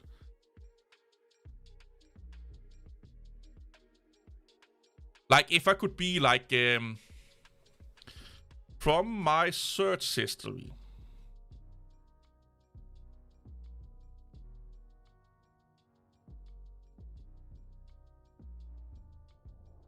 what would be the best job or pastime activity for me? If it could figure that out. Like if I ask this from my search history, from my search history, what would be the best job or pastime activity? That will impress me. Because then it has to take into account my age, where I live, what I have spent most time looking at on the internet and search and stuff like that. That would impress me. Because now it has to do some cognitive calculations in the back end. Yeah, it sells to the customers, yeah. Asking who's the next president. It's just look at the fucking polls as they are right now. Who's going to do the president one, or who is expected to do it, and how popular they are. You know. But if I can ask it stuff where it has to look at my behavior as a human, because that means that it has to understand human behavior, and then give me an answer that you can only get if you're asking it a human behavior analytic question like this. Or it could also be from from the porn that I watch on Pornhub. What kind of girlfriend should I go for? Because it can there's probably cookies from all my porn searches and stuff like that. You know, okay, you like girls that are of this fucking physique or age and stuff like that, so therefore you should find a girl living there and there, you know, within that age group. Again, that's analyzing a behavior and having understanding of how human behaves. and put those two together. That will impress me. That will impress me. Or if you be like, okay, I just had this conversation with a girl. Do you think she likes me? And then you type what the conversation was. And the AI could be like, from the context, how long have you known her? X years. Do you see each other often in your free time? Yes or no? You know, and then start to build a pattern up around that. That will impress me. Because you can't go and search, will Seth think I'm a nice guy? You can't search that on the internet. Will Becky think I'm amazing fucking sexy beast? You can't search that on the internet.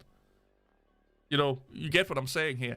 But if it's like, if the AI would be like, okay, I need more context. When was the, you know, how often do we see each other? How often do you talk? What is the conversations about and stuff like that? And then it kind of, you know, use human psychology to build a response off it. That will impress me. But the way that I've looked at the AI up till now, it's basically just a refined search engine. It's just conveying search results in a conversational manner. Which in of itself is amazing and brilliant and smart, don't get me wrong. But it's not much different from when you're searching something yourself on the internet like this. It's just conveying it in a conversational manner. It's yeah, it's an interesting thing. Definitely is an interesting thing. Maybe I should become a Patreon. I've never been really big into Patreon, to be honest. I do have a Patreon, or I am on Patreon. No, I don't have a Patreon myself, but I am signed up for Patreon because I'm also, I think I pay $1 to the Linux experiment or something like that. Been doing that for a year and a half now or something like that. I don't know. I just felt bad for shitting on his videos. So I'm like, if I pay him $1 a month, maybe he's not that mad at me.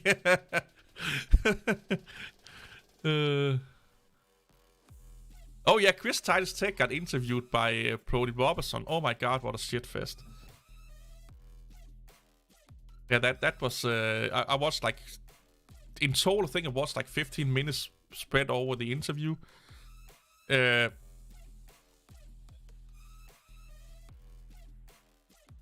the fractional, okay, I think it was fictional.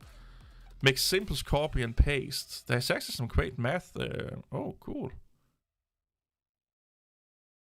Yeah, Bing is like, I'm actually starting to... I'm starting to think about using Edge instead of Chrome as my main browser because it's actually really, really fucking good. Like, it's just at least on the Windows, it's just handling the whole fucking browser thing better. Well, it is done by Microsoft, but so...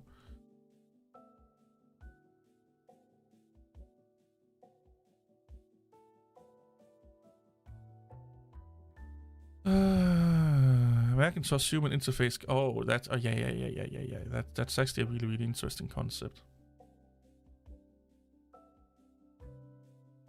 That's true. That's true. It's been on the treadmill a little bit. It's been losing some weight. I need to download this Hello System and try it again after the new update. But yeah, I may get one of these Synology disk stations here as a backup system. It's really fucking great, man. And simple. I don't know what maybe it's because of I'm getting older and older, but I'm starting to appreciate when people are making things simple. Like, I remember when I was like 18, 19 years old, and when someone come up with something that, oh, this is way too complicated and stuff like, I was like, yes, I need to learn this because it's complicated. I thought that would make me look smart and or seem smarter than I am if I understand a complicated thing. But then I start to realize is that, well, if it's complicated, that means that the developers, the engineers, was not smart enough to make it simple. So that also means that there is bigger potential for things going batshit fucking crazy in the back end, and they have not thought about their users, and it just goes wrong most of the time. The more simple something seems to be, the less problems you tend to have with it. The more complicated they make it, the more problems you tend to have with it. I want the engineers to be the smart one and I'm the stupid one. I don't want the engineers to be the stupid one and me fixing all their problems. I want them to be so fucking brilliant they can take simple things and make them, complex things and make them so simple that I can figure it out while I'm drunk and horny. Because that means that they actually know what they're doing. But again, if you're going over to Linux, they embrace the complexity.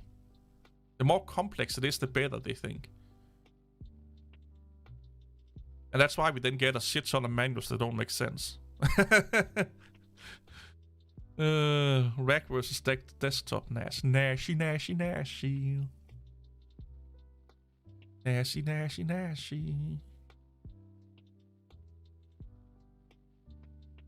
I've been looking a lot of desk setup.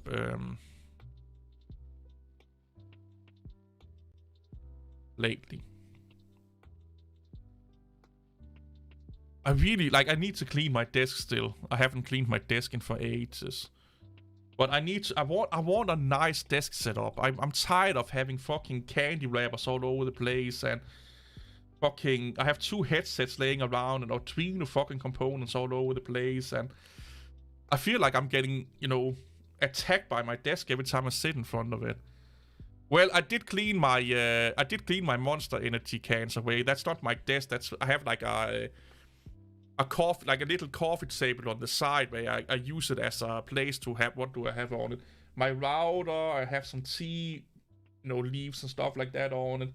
It's basically a place where I put all my drinkables and stuff like that, so it's not on my desk. And then when I'm done with it, it just becomes a desk where I just put all the stuff onto it. That's kind of clean. I put some more on it this day, but this weekend. But I did clean that one. I didn't clean my desk.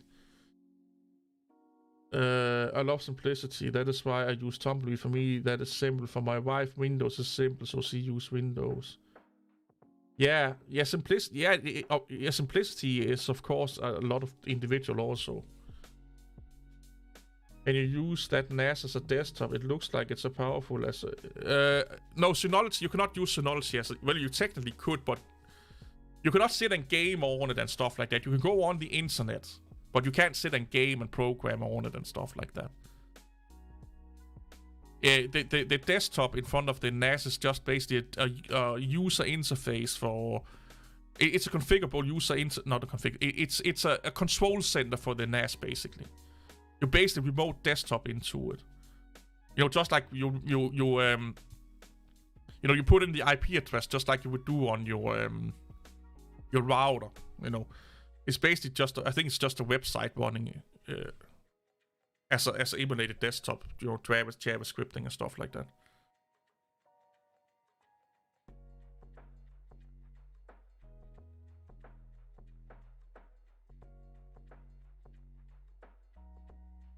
Oh god. I'm so thirsty today.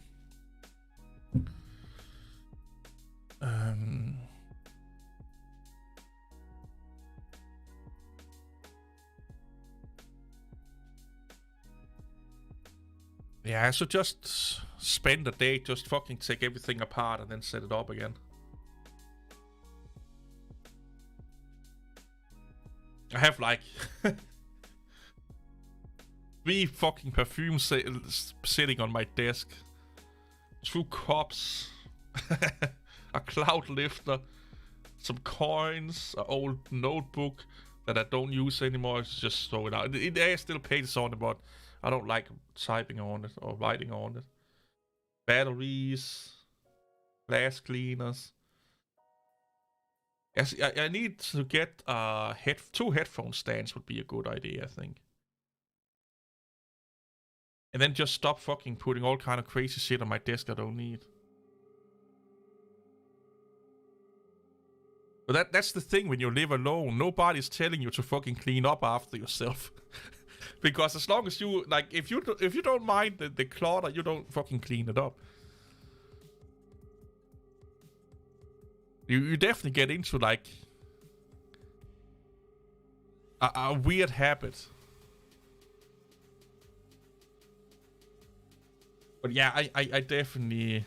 Then I tell you, well, you can't see if I'm doing it, though, then you have to come and spank me if I'm not doing it correctly.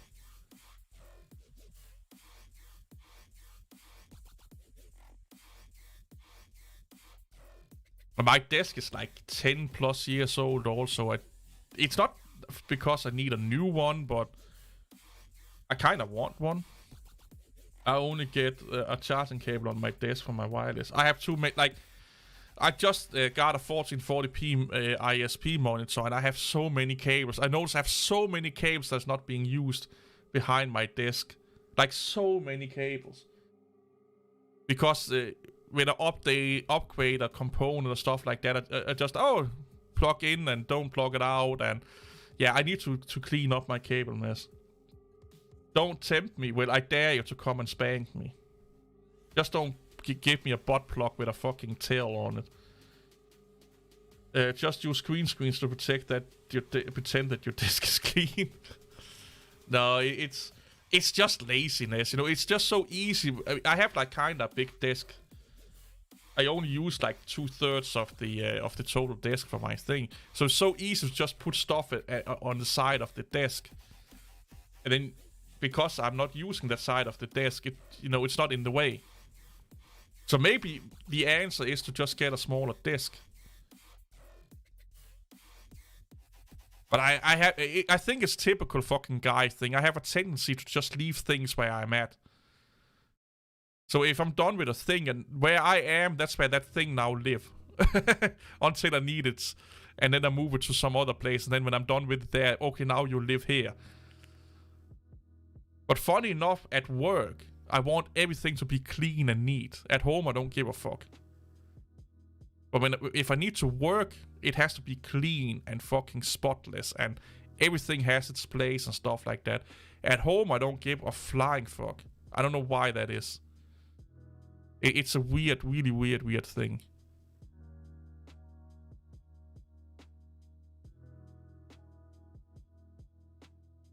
Yeah, I have so many. I just took away my old server, NAS server, because I haven't used it in fucking 2 months now. And I just noticed that I have 3 or 4 cables that was not plugged into anything. Behind it. It was just like, fuck me, man.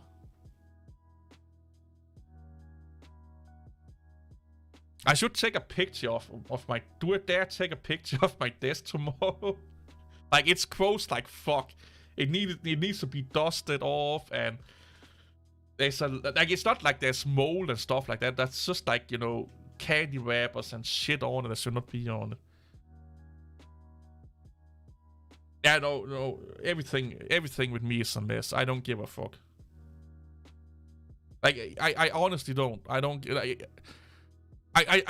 know what the fuck it is about me, but as long as it's not in my way, I can get to the things I need to get to. I can do the things I want to do. I kind of don't give a fuck about how it looks like. I don't know what the fuck it is with me, but I don't give a fuck. Like, if it's on a shelf looking neat and nice, or on the side of my table, to me that's the exact same thing. I would actually prefer, if it's something I use a lot, I prefer to be on my table, even though it looks messy, because I use it a lot, instead of have to go and walk over to my fucking desk or counter to get it, or shelf to get it. I put things where I use them the last, because I'm probably going to use them the same place there again. So I don't have to go all over the place. But that also means that it can look a little bit cloddy. My workspace, new office building, forbid everyone for leaving any personal stuff on desk, not even a pen. Not even a pen? Okay, that's being anal. Yeah, that's being anal. But maybe it's because I don't see my desk as a work thing.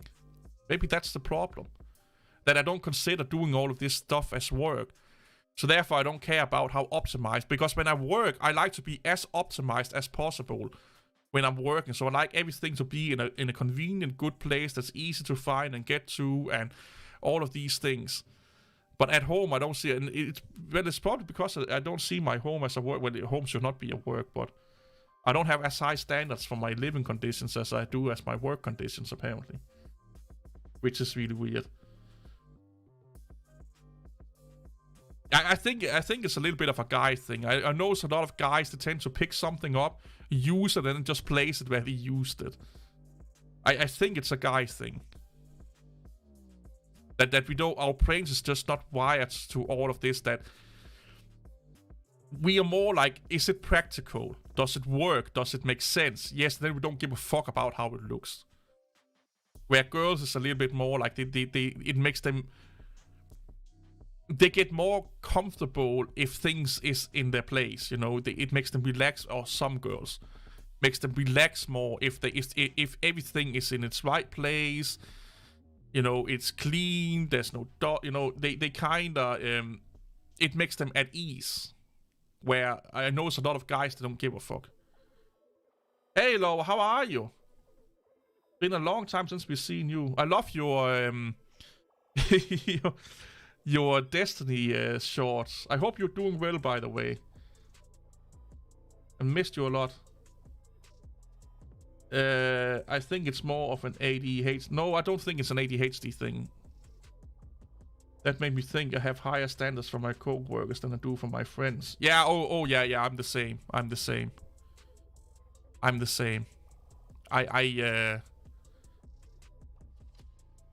Yeah. Oh, I've been doing a lot of printer setting up, not a lot, but some printer setup. Zebra label printers and stuff like that I've been messing around with there. That's interesting. And HP, oh my god, we have a big HP printer that's really weird. Been watching, just not chatting much, doing well, been playing a lot of Final Fantasy. I should get back into Final Fantasy. Hey, Lowspec. Yeah, you need to convert me back to Final Fantasy. Like, you need to lure me in with your amazing smile and amazing eyes to play Final Fantasy, so we can go and kill some fluffy animals together. Maybe we can get Becky in there also. I know she plays a little bit of Final Fantasy also, or have done in the past. I tried World of Warcraft again, but it's lost. I just can't get into it anymore. I don't know what it is. It's just it feels old now. I don't know. Maybe it's because I've been away for it for too long.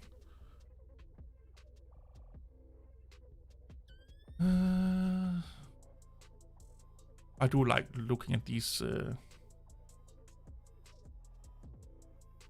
Yeah, I talked to one of the developers at work. He's really into gaming, and the original developers of Final Fantasy is making a game, but it's only out on console right now. I can't remember what it's called, but it's kind of like old school Final Fantasy, just modernized a little bit. It looked actually really. He was watching a live stream, a Twitch stream from it. Yeah, we should, like, Becky did live stream that Harry Potter game, I can't remember the name of it, in my Discord last week. Or, yeah, last weekend. That was fun. Like, you guys and girls can just go in chat. You don't have to, I don't have to be in there for you all to be in voice chat and live stream in there. I can even make a room where we can just dedicate it for Discord live streaming. You go to bed, you're not my real dad, man.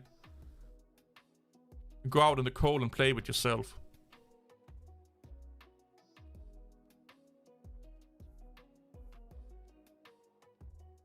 No, you're not my daddy, mommy. Go away. How's your sim thingy going on Twitch? I've been lurking on your streams once in a while. Ooh, there's a lot of plantation here also. I kind of like that. All my plans just have to be fucking fake or they will die on me. I have to sleep now. Oh, well, go to bed, man. Say hello next time. Yeah, but I'm always doing shit when I'm lurking in your stream. That's kind of... Either I'm getting up or I'm going to bed or I'm really into doing something. Like editing, coding or something like that. It's really weird. And I have to stalk Laura also, so... You know, I can't be at too many places at once.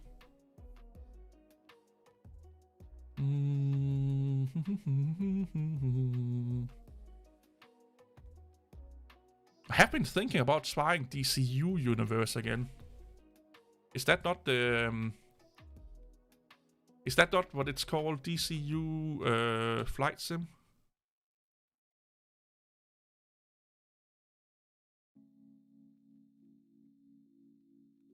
Oh, Laura, I'm stalking you more than you think. You're good people, man. DCS, there you go.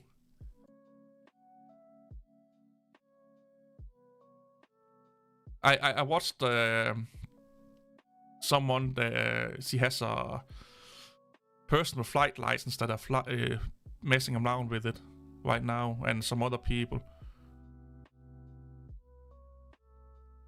I remember the stream I did in the Mustang. Oh my god, that was a mess. Why is there no screenshots? There you go. Yes, he's playing F-14 Tomcat. He's playing... Yeah, it's really complex, but I like it. I like it. There are some people that are... you know, they're taking historical battles and then they are role-playing them in DCS. And they are doing war games and stuff like that. Building up scenarios. It's amazing. And then they have... flight controllers and you know, flight carriers that are, you know, directing the battle from a flight carrier and stuff like that. It's like watching a fucking war emerging, basically. Oh yeah, Sim, you're not a mod. Why are you not a mod?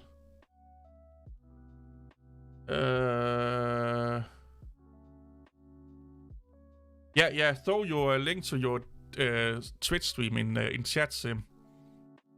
So Sim Caesar is doing a lot of really amazing flight sim on Twitch, and he's like not role playing, but he's. If you want to know how it is to fly a plane in real life, go watch Sim Caesar, because he's doing everything by the book. Like it's like fucking amazing. Crawling side. I know who that is. Yeah. I just made your mod.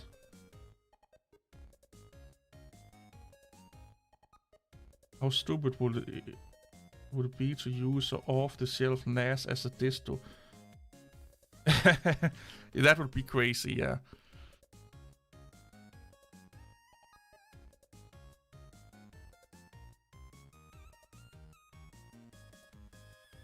You should be... It's just if you're not a mod, you can't put in links. But you should be able to put in a link right now. But look at this amazing bird, man. Oh, F-18 Hornet.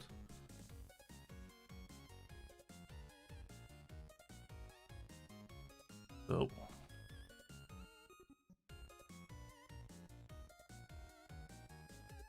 See if I can spell your name. There you go. It takes him too long to do it. Last stream 18 hours ago.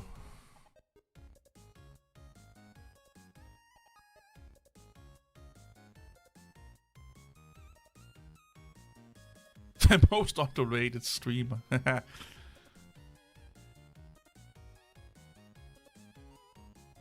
How long have you been streamed now? Like, we've fucking known each other for close to a decade now, man.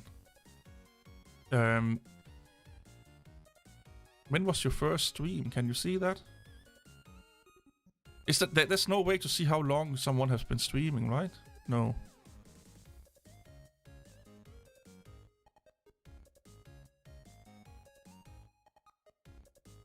think they delete the past streams. Oh, no, don't follow me on fucking Twitch. I never stream on Twitch. How long have you been on Twitch now? I don't think we can see how long. No, it's 4 months ago is the last one. Now we are added here. Let's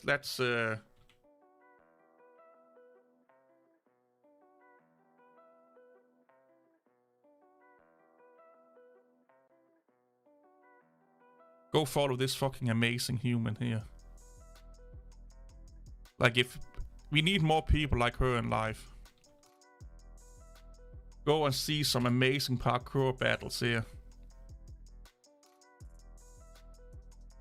Oh, we also Becky. Becky, if you are in here, put your link into the into the chat. I can't remember your name on Twitch. I've been streaming for 5.5 years, but I knew you before. Yeah, so 6 years. Because you started to stream like 6 months after we started to talk together, or something like that. About 6 months, yeah.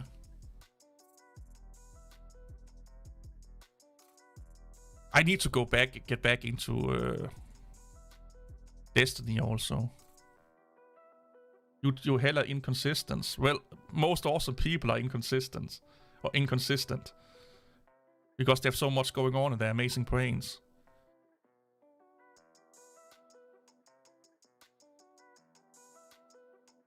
Are you on Twitch though then, Laura? Or anywhere else you rather have people go to? I still fucking love this. Mommydom forces you to learn printing. I fucking love this one. It's like, if you want to feel like a bad boy, just watch this video. And you're spanking yourself just for no reason whatsoever. You've just been a bad boy. It's fucking amazing. I love it. Yeah, I'm going on my... No, not on Switch. Well, you have a lot of things in your brain to deal with, so I can get that. Totally get that. But you could definitely... Like, I think you could be a fun streamer or really get somewhere on YouTube if you applied yourself. You have that personality. Definitely have that personality. Just look at Sim Caesar. If Sim Caesar can become someone on Twitch, everyone can. He's just sitting on his chair and yelling at people, making donuts on the fly. Or not yelling at people, making donuts in a fucking airplane on the runway and getting people to puke because he's flying like a crazy person. Yeah. I have seen how you spike all the fucking in-flight food and stuff like that with laxatives and booze and stuff like that, so people don't see how badly you are flying all over the place. You're just calling it, in quotes, turbulence all the time. Don't get me started on how he treats the stewardess. Oh my god. He greets everyone by doing the windmill in the fucking door every morning. The fun thing is that his penis is so small they can't see it, so it's not really harassment because they don't notice he's doing it. But yeah, it's I fucking love your eyes here, man. It's like you're seeing into my soul. Stop looking at me, I'm ugly. 2017. Oh, what happened? What did I do? Oh, can you do that? I learned something new now. Okay, so if I hold down the button, left mouse button, and then turn left or right, I can actually... Ooh. My penis looking into your soul. It's the one eye stare you're giving me every morning then. I'm looking at you. I may be tripping a little bit, but I'm looking at you. Ooh, playlist. I haven't seen this yet. Now we are really stalking Laura today. This is fucking amazing. Punk before the fall. Oh, what's happening here? Stop being iffy diffy. I think I broke the browser. No, there you go. Old Nuggets. Midwest emo is best emo. Oh my god, I used to be an emo kid like a motherfucker. I went to school with like spikes on my gloves and all of that fucking shit. Back then we just called it weird. We didn't call it emo or anything like that. 2021 Toyota 4Runner Trail Edition. Foldable iPhone. Oh, that's from 2001. Also built of 400 horsepower. I like cars. I love cars. Oh, I have to watch this one here.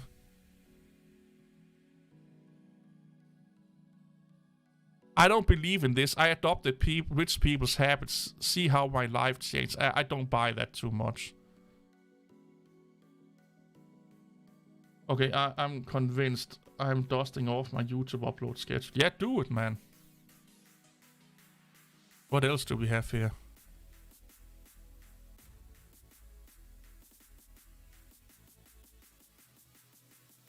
I don't know. I'm just doing what a creepy gamer guy is doing normally. I'm stalking a hot girl on YouTube. Because girls don't exist, you know. They're like unicorns. Boy better mark me. American and football. There's a Midwest emo is best emo part 2. Everybody's fucked, I think this is. And by mistake, Old Nuggets was one of the playlist of my old videos I uploaded and have since deleted. Ah! I love looking at people's playlists and stuff like that because it tells a lot about them. This is all Russian or something like that. Oh, here you go. Destiny. I don't like Destiny. I think he's weird. Debating a conservative scientist who works in Big Pharma. Yeah, okay. Dive Talk. I've never seen that one. This is how we free dive in Mother Russia. Okay. I just imagine like a... Oh, that's Soviet punk. Oh, I like Soviet metal and stuff like that, so I probably can get into Soviet punk. I just imagine this is like a mass, like 5 Russians around a campfire and stuff like that with a big bottle of vodka and then like, let's do this, and then they're just fucking, you know, slamming that vodka in their face and then they're diving. Twonk off their ass. Well, you're not a hot girl, so I'm not looking at you. You're a hot German guy. Well, I don't know if you're hot or handsome. I've never seen you. American football. Oh, that's yeah, I think I've heard about those before. I just found Austrian. I don't think I know who that is. I probably know their music, but I don't know. Loser. Deadbird.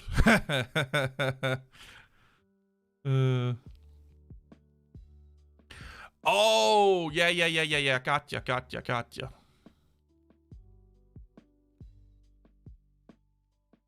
Yeah, I don't know. I don't know what it is with Destiny. I just get a really weird like. So I watched him talk about when he smokes weed. He likes to quote people, like he becomes like he becomes like he calls it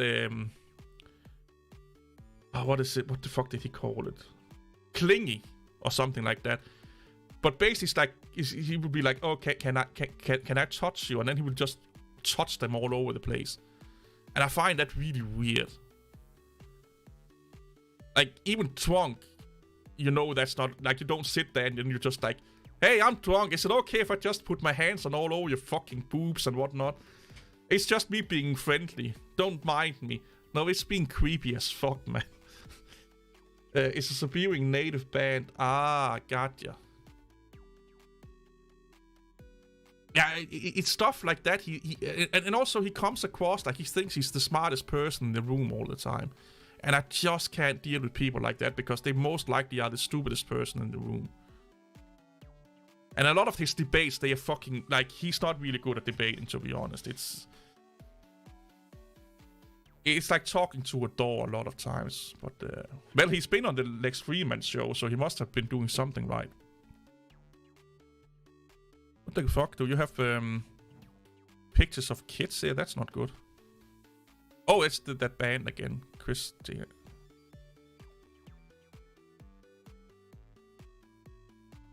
Yeah, he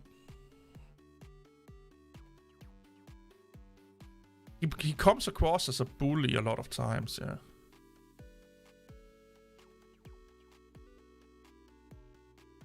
Yeah, it's the Chris.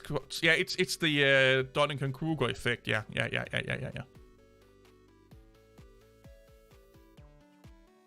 I think that's Dunning-Kruger. I can't remember what the last.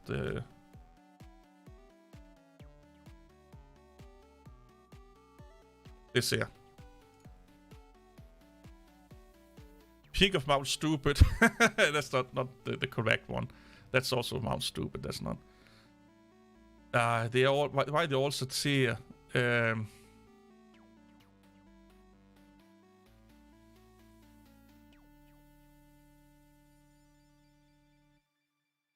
it's you get what I'm coming at here.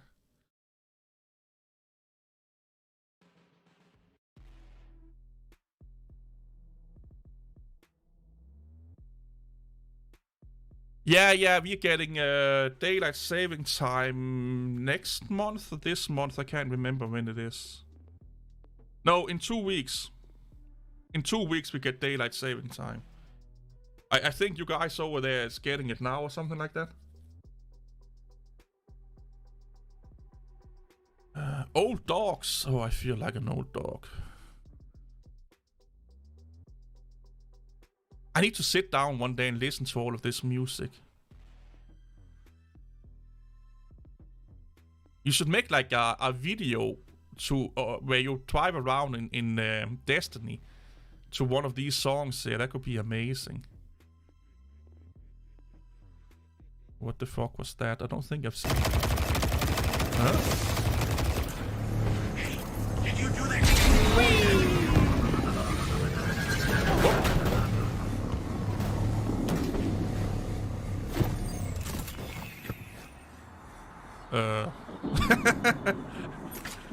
Well, destruction, motherfuckers.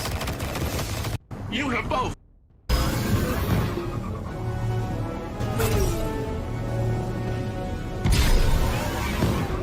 Oh yeah, this one I've seen. Yeah. Actually, the only shorts I've seen ever on YouTube is this one here. The 26th of the month. Yeah, something like that.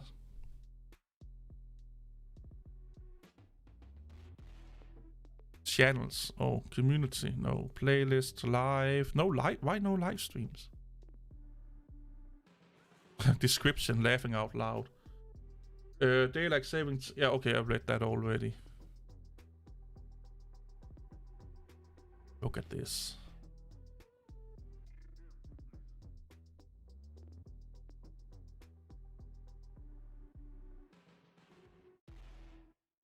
This is fun. Oh, that's the trainers. Mirage. Spitfire. Ooh.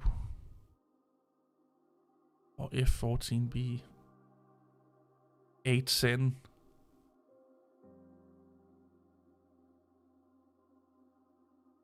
Oh, I love fighter planes, man.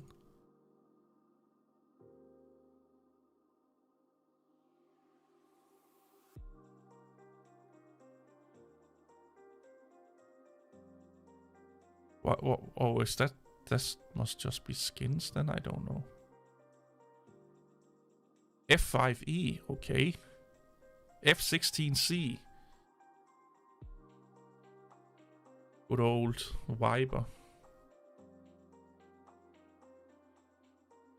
810C tank killer.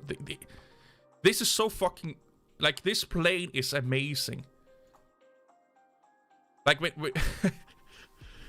This is how savage this fucking gun here is. It's slowing down the fucking plane when it's shooting off in full burst. That's how powerful it is. That's how big the recoil is. It's slowing down the fucking plane. Like, think about that. Like, this fucking massive, whatever ton this is, amazing, powerful plane is slowing down because of the recoil of the fucking gun it's using. It's just mental to think about. The Russians, they made one when the American make the A10. That actually, when they shot the gun, it makes it fucking explode almost the plane because it was so powerful. Like the plane all just went into bits and pieces.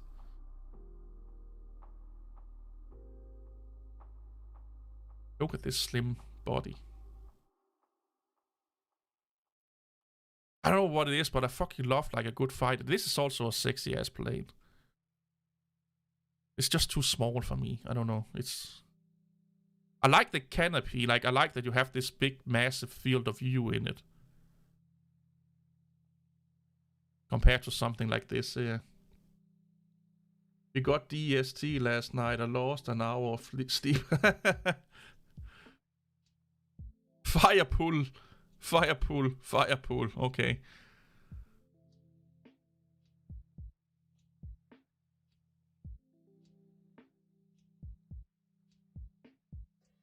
Look at the detail. Who needs a plane when you can have a tank? Well, this plane is built to take out tanks, so you need a plane. Look at the fucking details, man. Like...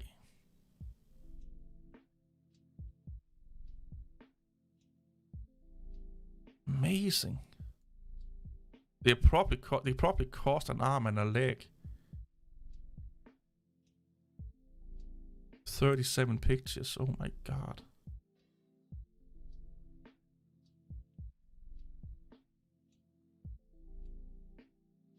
No, I need 2 tanks.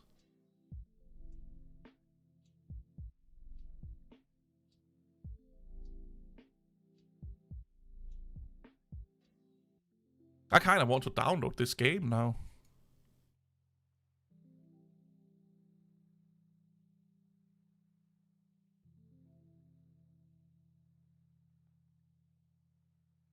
Oh, nice. Yeah, this is kind of like armor for fighter planes if you're into, you know, simulating warfare. Normandy 2.0 expansion.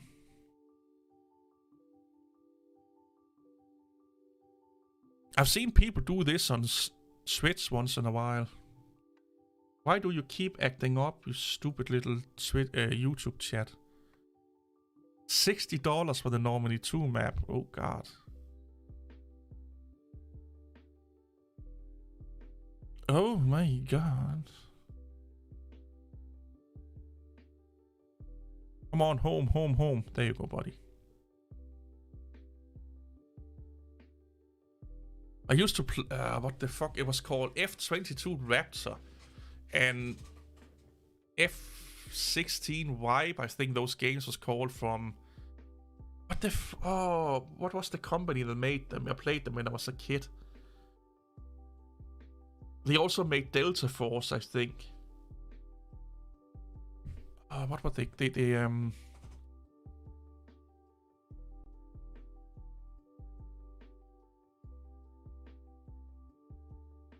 Nova Logic. Yeah, Nova Logic. I loved their games, man. Oh yeah, I remember this. I loved playing the Nova Logic games back in the day. F-22 Lightning 3. And the campaigns were so fucking good.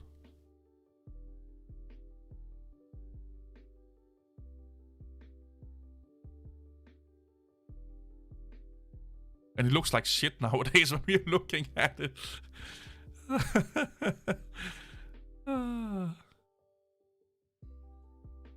Oh my god.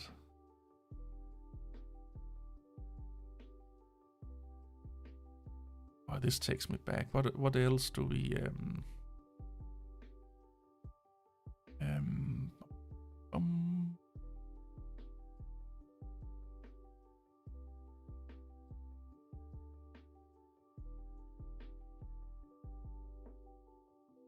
Nova Logic. Hey, Lamer. Oh, hey, dude. Go nuts with your family dinner, man. And have a good time. And remember to stalk Laura, so I don't feel like I'm the only one stalking her. By the way, back to Nova Logic. Yeah, it was sports by THQ Nordic. That's right. Yeah. Oh, Armor Fist Tank Simulator. That was an amazing game. And the Delta Force series, I fucking loved that.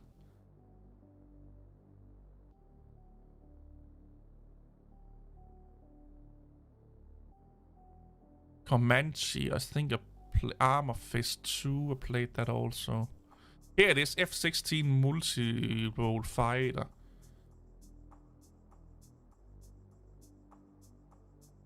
Delta Force was one of the first games I ever played multiplayer on local network.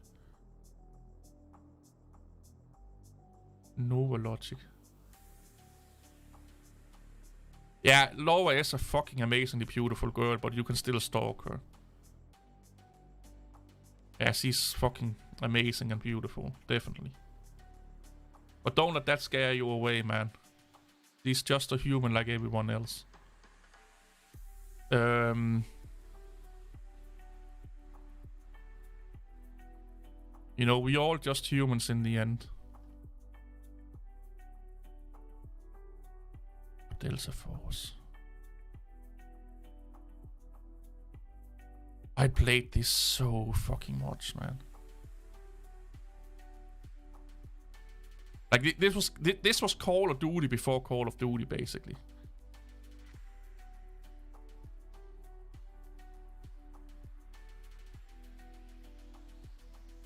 I think the one that I played the most was this Delta Force 2 Task Force DAG. I think I played a lot, yeah.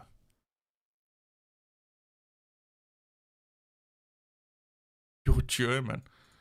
Yeah, okay, I can kind of agree with that Germans are not that human-like. Playing this in multiplayer. And Rainbow Six. Was that... yeah.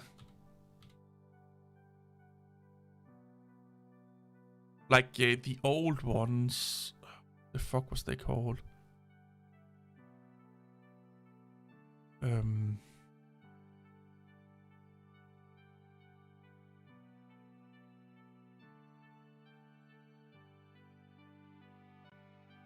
SWAT.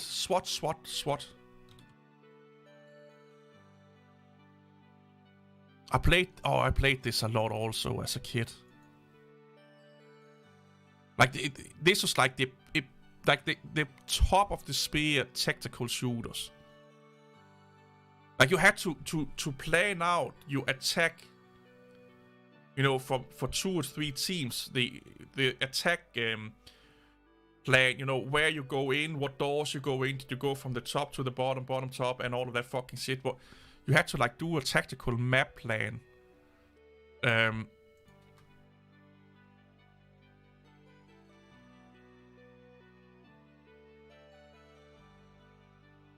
I think this was the one.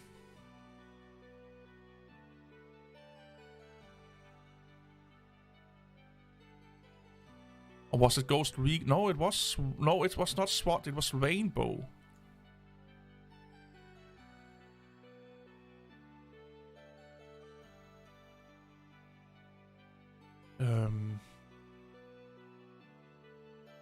Yeah, SOCOM was also good. Yeah.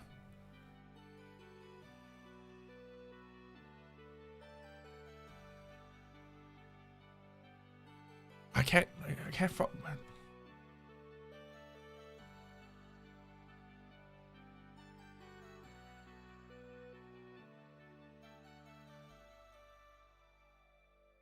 Rising Storm.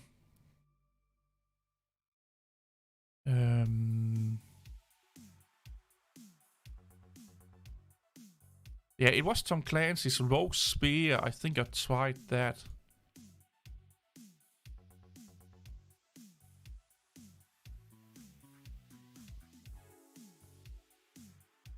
Yeah, this was the one I think where you had to do like a battle plan before you could go into the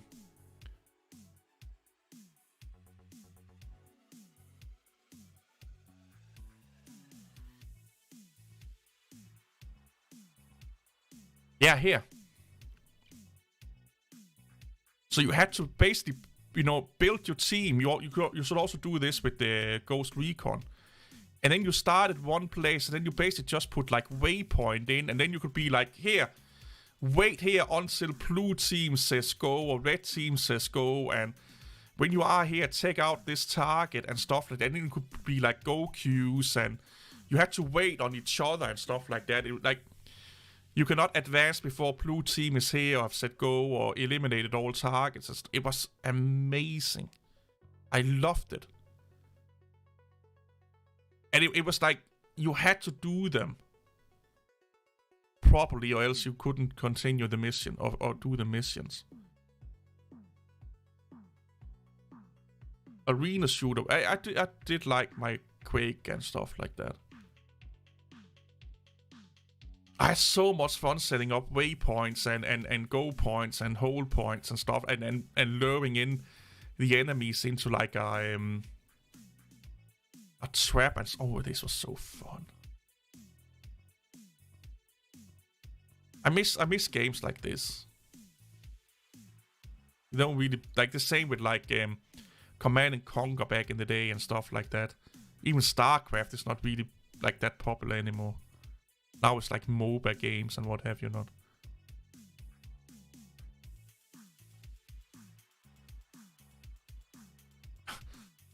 Armored Fist. It was also really fun playing multiplayer.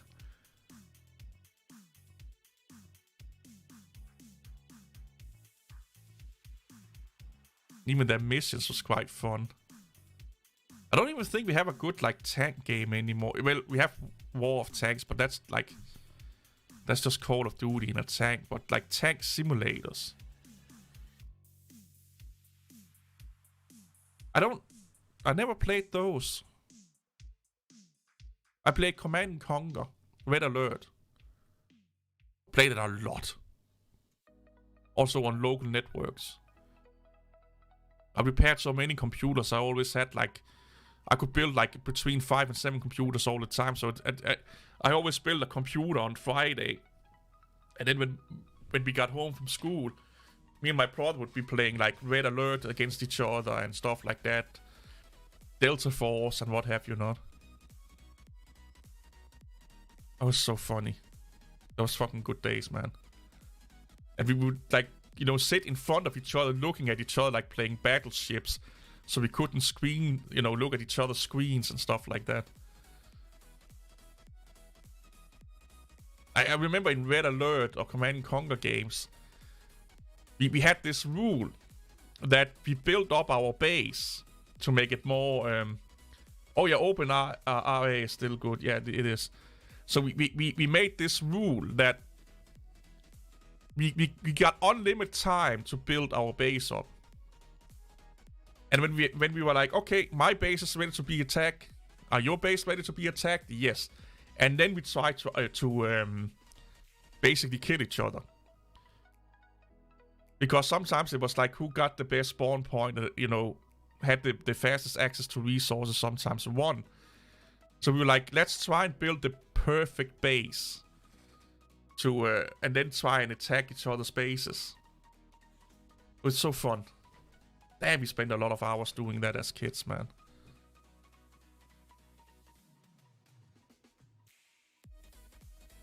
And again, this was before the internet. Or, well, the internet was still around, but not everyone had internet. It was all done via coax cables, I think it was, we used back in the day.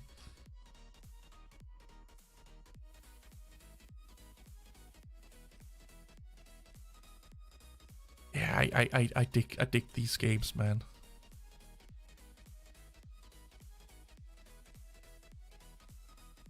I do like simulation games quite a lot, to be honest.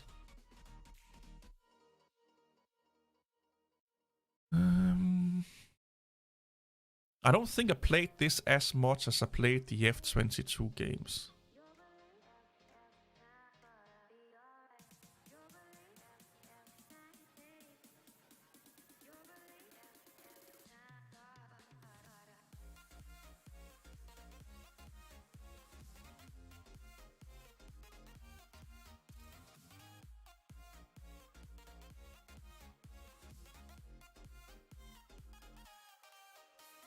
Yeah, Nova Logic made a lot of good games back in the day.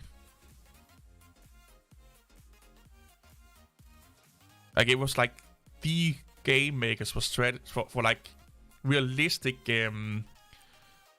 combat games, I think is the right word. Because it was not only just flight, it was also tacticals and, you know, like Delta Force and stuff like that. I remember with one of my friends, he just got a computer. So we took it home to me, and we set it up in my living room. And we played Delta Force for like almost a week, just against each other. Just ordering pizza and drinking a shit ton of fucking soda, and just like playing Delta Force against each other and watching movies. We just, me and him against each other. Nobody else. That was so fun. And he got so pissed because I think it was his first real gaming computer. So he didn't know much about gaming and stuff. You know, like he was not really that good at it. We also played like Deus Ex. I bought the first Deus Ex game. And he was watching me playing it. And then he bought it because it was so fucking good. And then in a week, he finished the game and I didn't. I was so pissed at him. Because he was just like, I'm going to show you I can finish this game. And I was like, fuck you. You don't play it after like a fucking day or so. And then next weekend when he came back to town, he has finished it. I was, fuck you, man. But I was doing a lot of other things. He went to work and he got home and he just gamed. And gamed and gamed and gamed. He just wanted to finish it before me.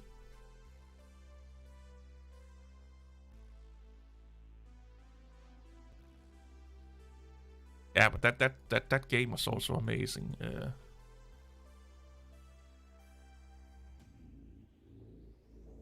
I think I got it really cheap because it was like I didn't get it at release. I got it like probably in 2004 or something like that. Yeah, maybe thereabouts. Like 2002 or 3 I got it.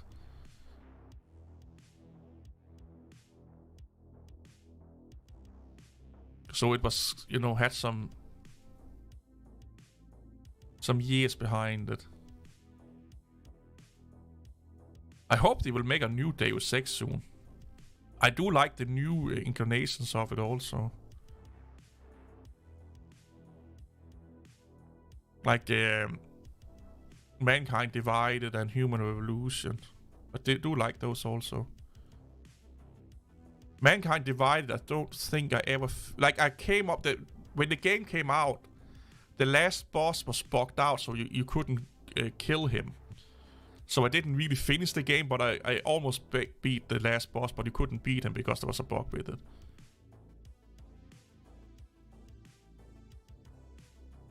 I should replay them one soon again. I bet they look amazing in fucking 1440p or 4K resolution.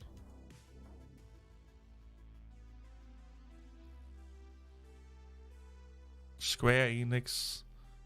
Is there any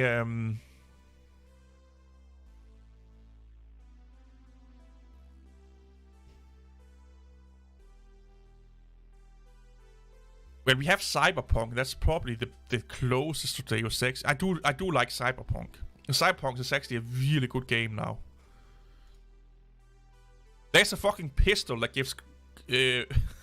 so, if you take the pistols to your forehead and you're a girl, you get an orgasm.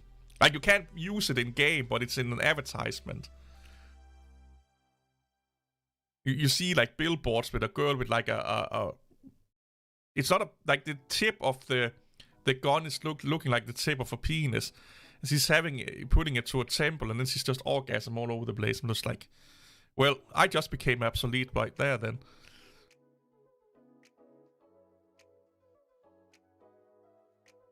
I do like me some Cyberpunk. It's just one of those games I don't think you can really play it on YouTube because, well, there are people doing it, but There's a lot of fucking nudity and stuff like that in it.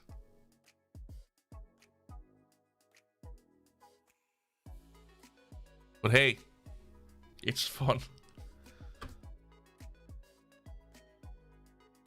I need to finish it though. I'm doing side missions right now, finishing the contract report. I think I have one contractor left. Then I finished all the contracts. And then I need to finish all the side missions and stuff like that. I'm 90% into the main story. But I think the main story is waiting for me to continue or finish some of the side missions.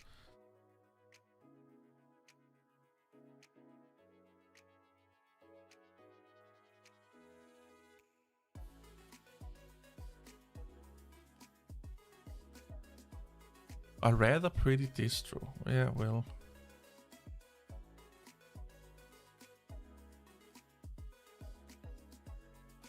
Wait, PlayStation killed VR? Or PC VR? Okay, so PlayStation VR is apparently good.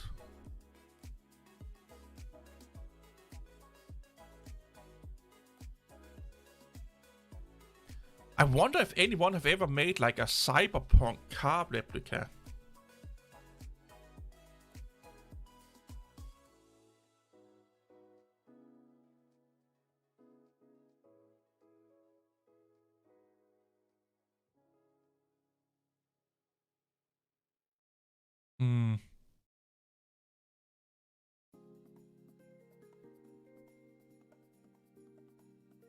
Yeah, here.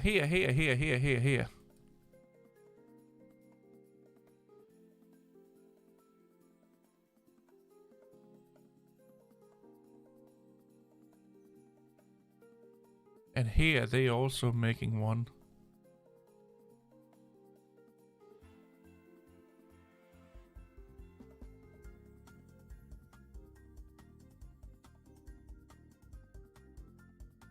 Okay, so there are people that have made a cyberpunk.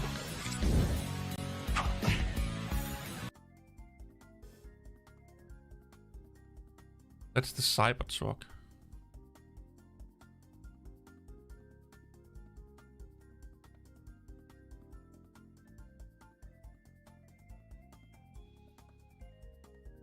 Oh, I wish I fucking had a garage so I can make stuff like this.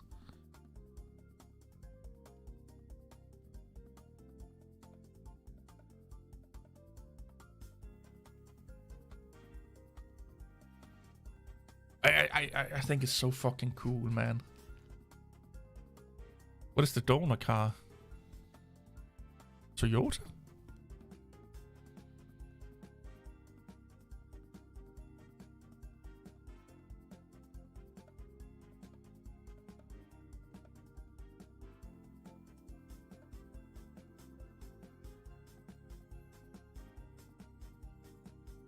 I need to watch this. There must be a playlist.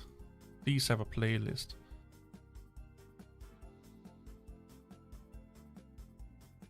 Yeah, here.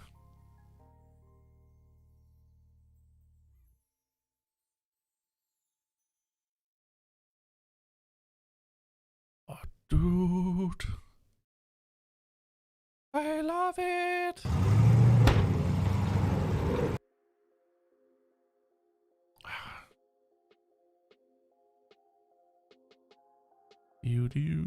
Do. Oh, she's definitely screaming.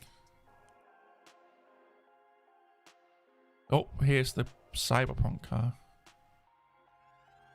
It looks like a Ford or Mustang or something like that.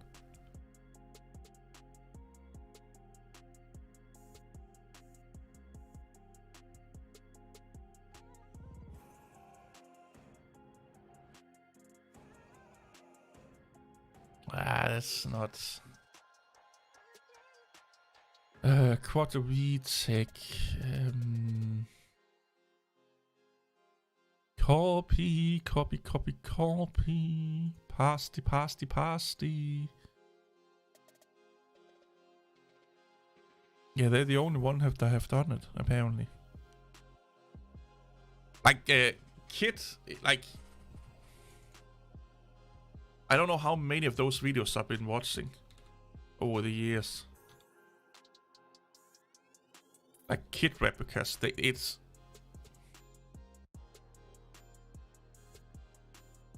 oh man, my computer's almost always been called Kit, by the way. That's its name. I fucking love this shit.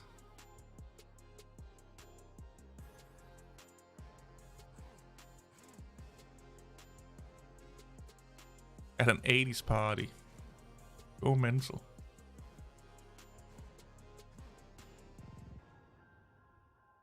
And it's the car from Knight Rider. It's an old 80s television series. Or basically your AI in a car.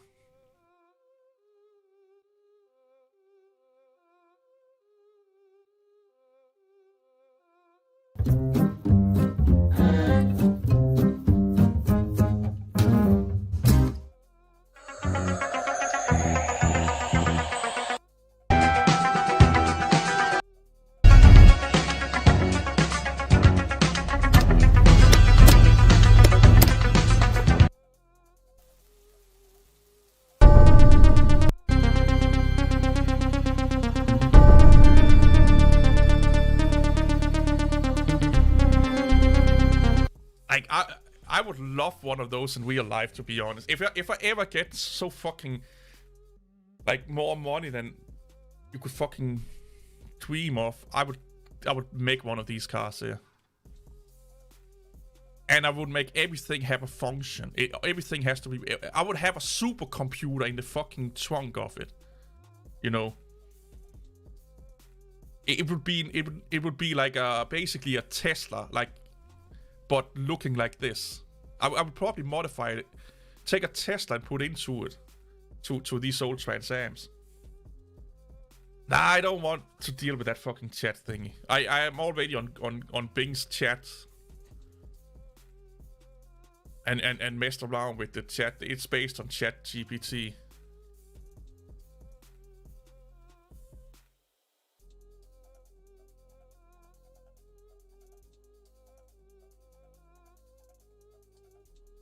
Click up pay pricing. Oh, is that my sex toys or what the fuck is that I have up here?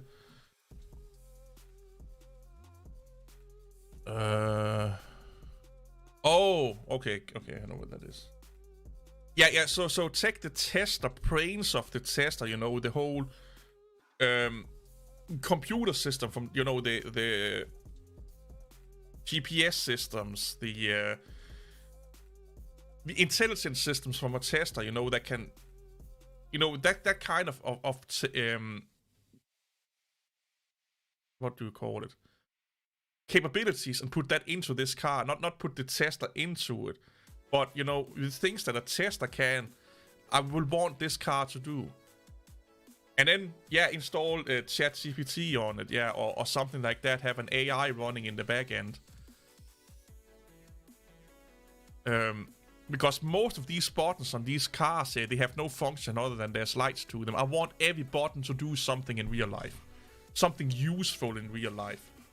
I want a real radar system in it. I want LiDAR, what it's called in it, you know, infrared. Sorry. Sound distance measuring systems. Basically what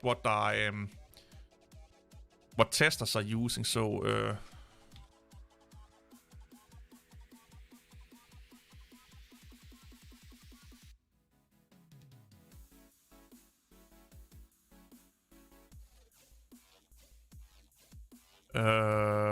can we see?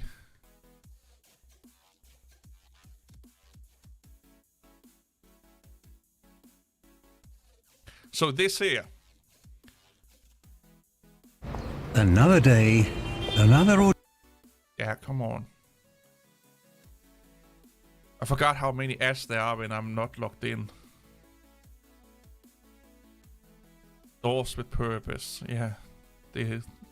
So I want to have a screen where I can flick on the LiDAR, and then it will give me like a 3D picture of my surroundings, basically, like you see here. So this here will be shown up, you know, the size will be shown up on my screen and stuff like that. basically have like well, it's basically like a sonar to some extent.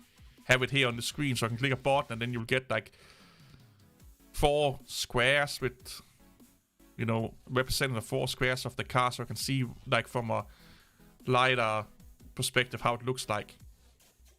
That could be cool. And then it could probably warn me if there's a car over here and stuff like that. But that would be... Oh, that car would probably cost a couple of millions, if not a billion, to make.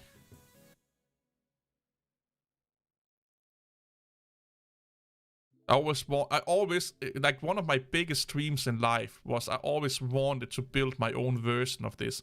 Not looking like kids, but build a car that had, you know, that was basically like a rolling computer, you know, like a, that had this much technology into it and could do all of these crazy things. Had head-ups displays and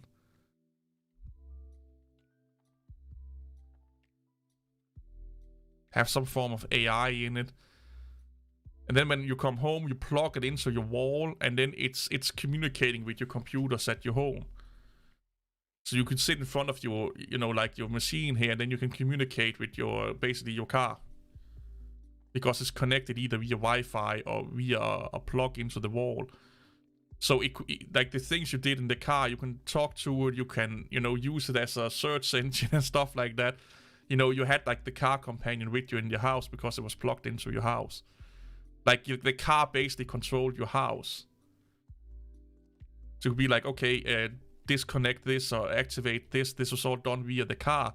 So that also meant that if I was going over to other people's houses, let's say I have to babysit a house or house sitting, I could plug my car into that house and all my preferences would then be transferred into that house, or the car would manage all the preferences for that house, but of course the owner's permission. So it will regulate the temperature, the lighting, and all that. Or you could just do it via a phone nowadays. You can do that with a phone. But I just thought it would be amazing to do that with a car. So the car was basically your phone, like functioning as our phones do nowadays, to be honest. But that was when I came up with this idea, that was way before that, you know, ever I've seen an iPhone or anything like that. I just want, like, oh my god, what if a car was basically what our iPhones and Android phones are today? That was my biggest dream, to build or have a car that was basically what a phone is today, a smartphone is today.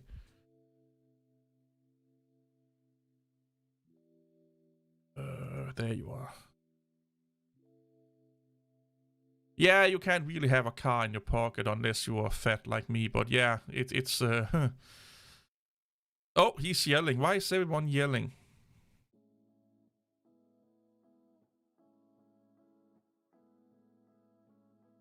Do it for the car. Do it for the car. Yeah, but we kind of have that with our phones nowadays. My next phone... So I'm getting a new phone this summer. I always get a new phone every 2 years in the summertime. Either at the end of the summer or in the middle of the summer. And I'm thinking about going Apple.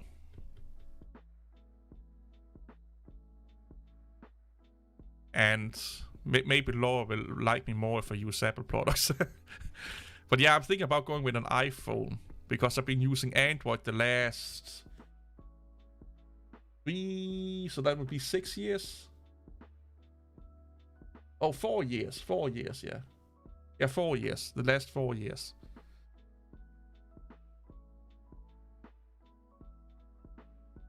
But they have their March thingy, right? They have like something coming up out here. The March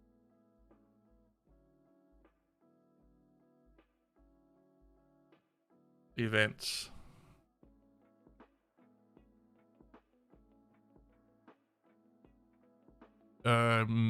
This guy tends to be temporarily accurately with his leaks. Marches for computer. Oh, okay, gotcha. I don't mind being a generation behind on phones.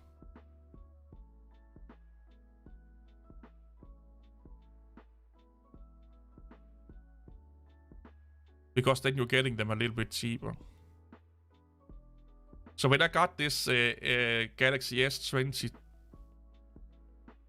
21, the 22 came out like 6 months later, something like that.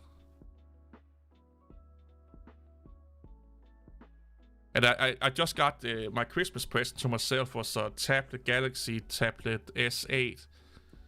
But I kind of think the next one is going to be iPad. I just like how they talk better together with each other in the back end. Like good old people talking better with each other in the back end. Oh, God.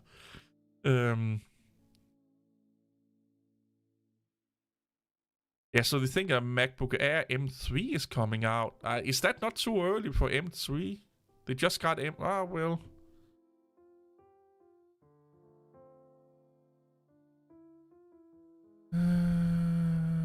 Officially don't buy any iPhones in 2023, okay? You're not my boss.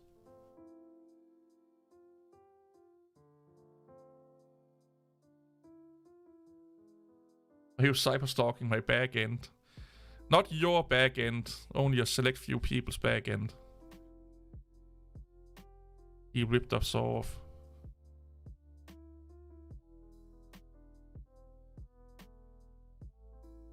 Samsung phones are fucking good phones though. The only problem I have with Samsung devices is that they are running Android. Like, Android kind of have the same problem as Linux has on the desktop. There's so many amazing apps you just can't get on Android. You can only get them on fucking iOS. Like, I've been looking for really good, like, note-taking app that also works well with my computer. And the ones that works well both on my computer and my phone, well, the phone app it don't have the same functionality as the phone app for iOS have. So a lot of amazing features are missing on my Android app compared to my iOS app, and compared to my desktop version that I have on Windows. Like Windows OneNote, for example, a lot of features are missing on the Android app that is on the iPad or iPhone app. That is feature I really like to use, and it's just the same fucking shit. Oh, that's what's the Note, whatever, 1 or 2 or what the fuck it was called, like, caught on fire back in the day. Everyone is talking about a yellow iPhone. Why is that? Why are you coming at me with a yellow iPhone? I don't care. I want them black or gray. Maybe brown.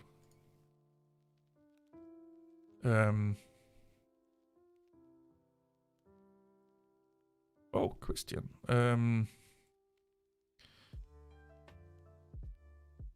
Let's give him some roles here. That makes him a security officer also. There you go. We have Nodders in here. Doc goes new AI. Lamer. What is Becky saying up here?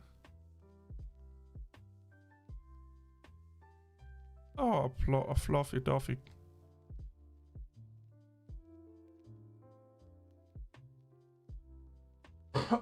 Oh my god. Oh, you're still here. Is that your pet?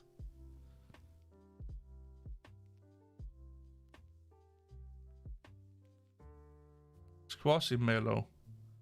No, I will not clean my desk. Your desk looks kinda clean though. It's unfair, people cannot see that what we are doing here. Also, I think Laura is not on Discord anymore. I feel really sad. Okay, this is 2 years ago. What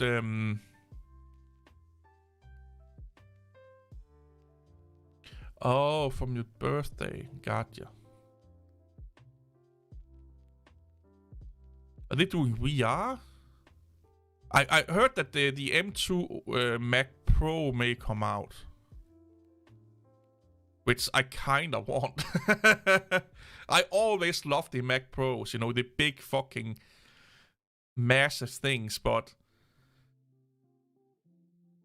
They're just too expensive. But again, if I had unlimited money, all my computers would be Mac Pros. With big, massive fucking screens on them. Because they can handle some emulation, so I can emulate the games on them and stuff like that. Transition complete. Transition into what? Are they stopped making Intel GPUs or CPUs now? Or using them? Oh, oh shit. Don't drink and talk at the same time. Apple VR. Yeah, it's like, isn't it like the 26th or 16th? When is the Mac event? Or March event? Date is that? The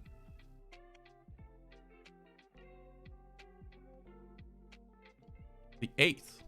No, we already have that. Accept all. Accept all.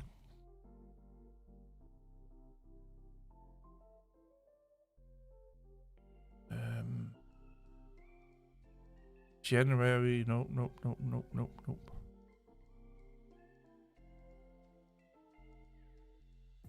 Apple watches, I don't like those. Samsung makes way better watches.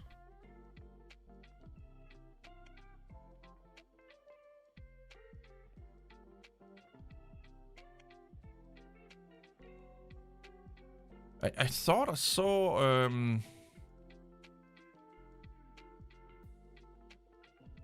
a date, like it was the 16th, 26th or something like that. 15th of March. That's this week. That's like this Wednesday, apparently. Yeah, they tend to do it on a Wednesday, right? Okay, the spring event won't happen. Why won't it happen? Accept all.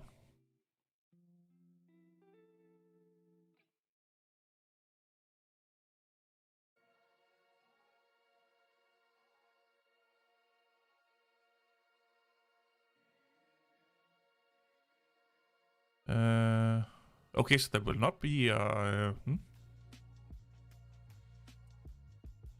M3 chip. Yeah, apparently so.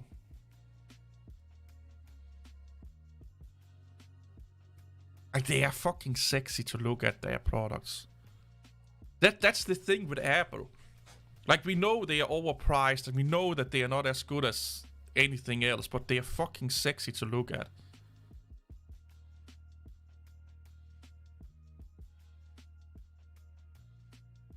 And use. You know, it's that, like...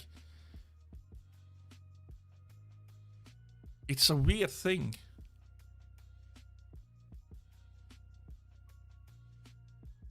It's a really, really strange thing. I need to do a video where I research the psychology behind the Mac products.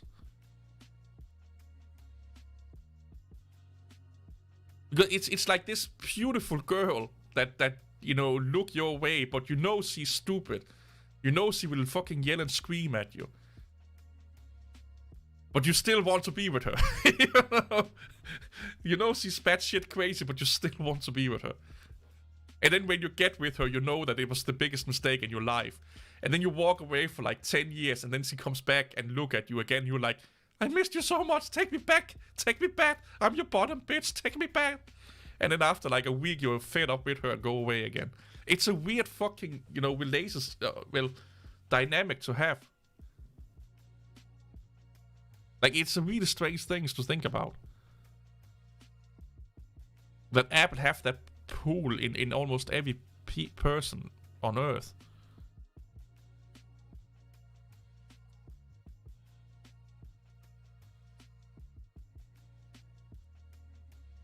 I always like the Space Gray Mac products.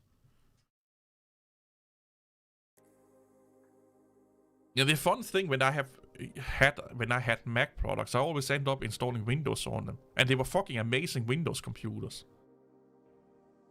Like my iMac, when I installed Windows on it, it was amazing.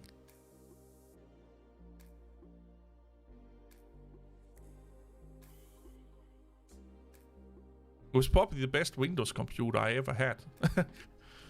Like, not for gaming, but just like generalized computing. Oh my god. Do we really need more Avengers? Can we just forget about Marvel Universe for a while? They fucked that up massively. iOS 16 beta. What's coming out with that?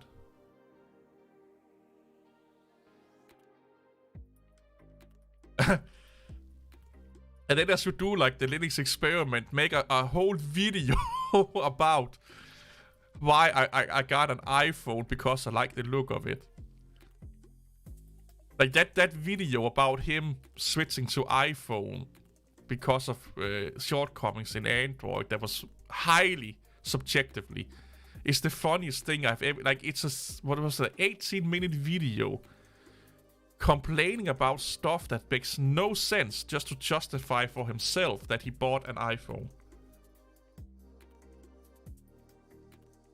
It was really funny to watch. It's like, what are you talking about? It's not an issue. You're making a like a elephant out of a mole, like a molehill, or what the fuck it's called. Like, it's like, what are you doing? And then bitching and moaning about a lot of things was even worse on iPhone or iOS than on Android, but I liked the design of it. Why not? I found that video really funny.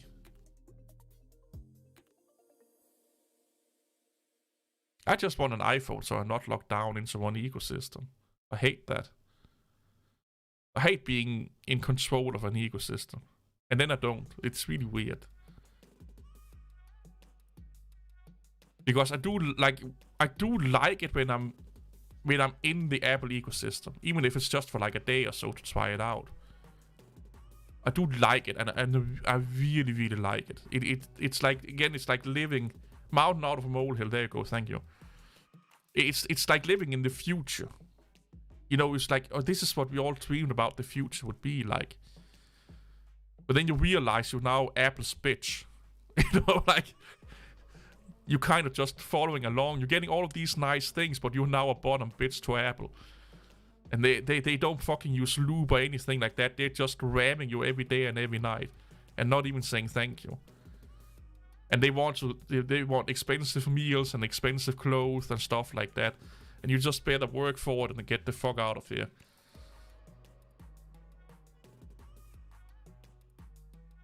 So I always have this like weird relationship with Apple products. Maybe it's because like, if you had so much money that the price was no issue, that you could spend thousands of dollars on IT gear every fucking month or year, that it was just like a, you know, buying a new MacBook Pro would be like going for dinner, you know. It would be the same like going for go out and have a good dinner with you and you know, go on a good date. They would be the same kind of, you know, it would just be throwaway money basically. I can see that they're like, yeah, who gives a fuck that we have to upgrade, or we have to do this and we can't upgrade our hardware because we just buy a new one if you want bigger and better, and you don't noticing in your bank account because you have so much fucking money. I can kind of get that, maybe, and it makes sense for those kind of people, the way that Apple do their hardware. But that's like making hardware for the 1% of society. And then all the rest of us is just like, you know, being drawn into the prestiginess of having it because it's made for the 1%ers. I don't know. I do like these clothes though. Is that German? It's German. German! What kind of country are you from? Bisu. Rebutton. Because if this is a German company, there's some fucking amazing clothes there. Friendly old man. Yeah. Oh, I like this one. Oh, this one is cool. I like those shoes. What is this? What is this? I've never seen this before. About us. Yeah, who are you? First class outdoor emergency equipment as well as tactical footwear. Okay. Huh?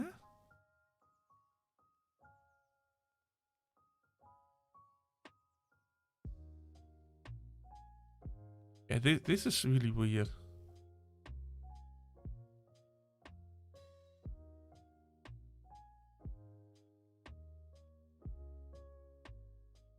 Europe.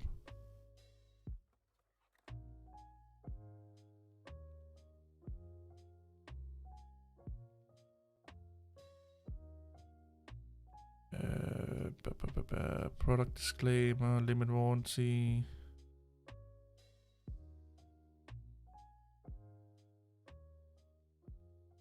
Where is delivery? There you go. That's the one I'm looking for.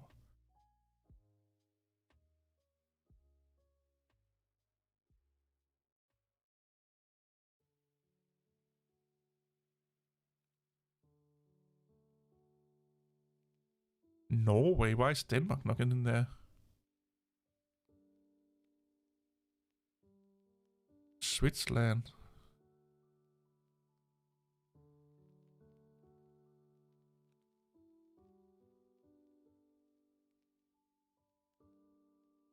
This seems sketchy as fuck. Like, I don't like this address down here. Number 1. It's a...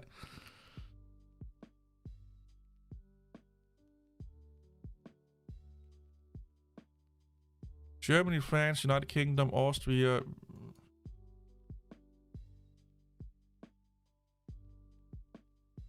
$15 business days. Definitely not. Yeah, it's from the States.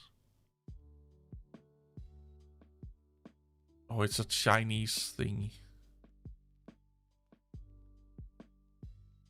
I'm not getting old, I'm becoming a legend. Ooh, I love that shirt.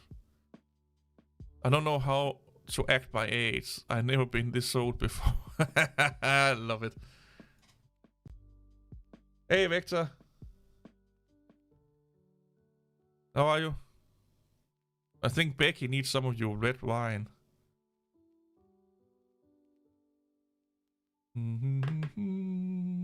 How to start and grow your YouTube. I don't want to watch that shit. It slices everything, all of it. Oh, window washing. Nah, I think Becky is more for the windows washing.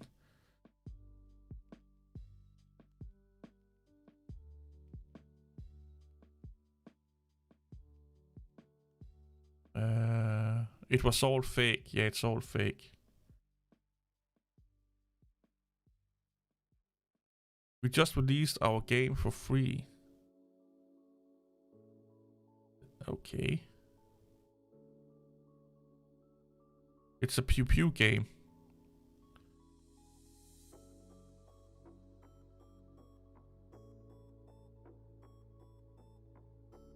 All right. Operation Harsh Door Stop. What the fuck is this? Mixed reviews, okay.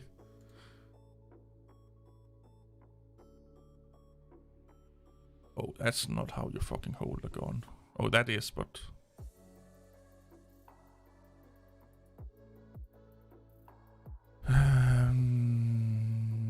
mixed...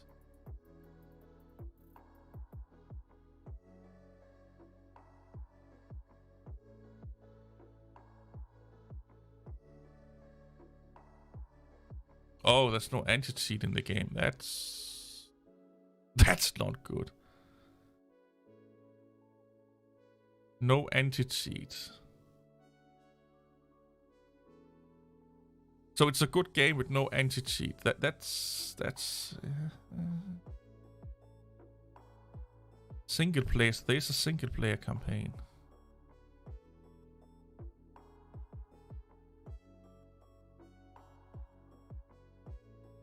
Like, if the single player campaign is good, I might try it out. Gives me that old Battlefield vibe.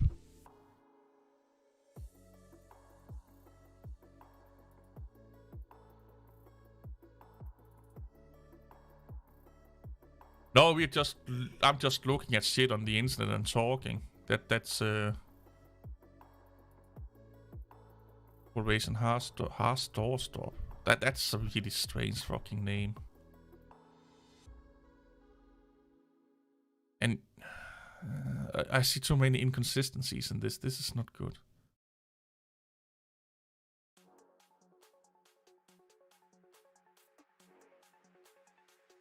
Can we see where the fuck they are from?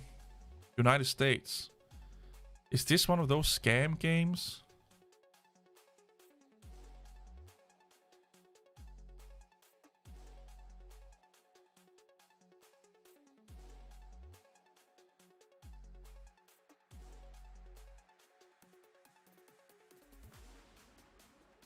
How drunk we getting?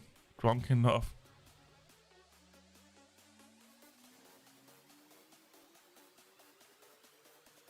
Oh, I have a bad feeling about this.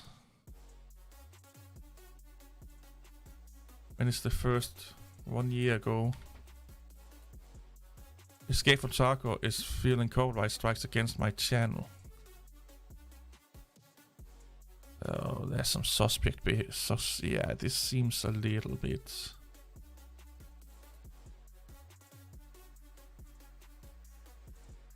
It's not even a year old. Yeah. She always needs red wine. So this could eat this. Is this just an asset flip?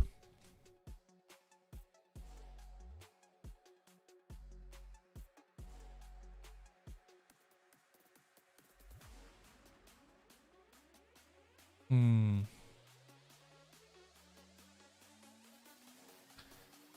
need to bookmark this one up here. Vector, go sub to Laura, by the way. She's looking at me. She's hypnotizing me to say that you have to sub to her. Gear Beyond might be your type of game. I think I've heard about that. Nah. I'm really into the Dyson Sphere program, or what the fuck it's called. Right now, that's like a strategy game, and Cyberpunk. I'm playing a lot of Cyberpunk again. And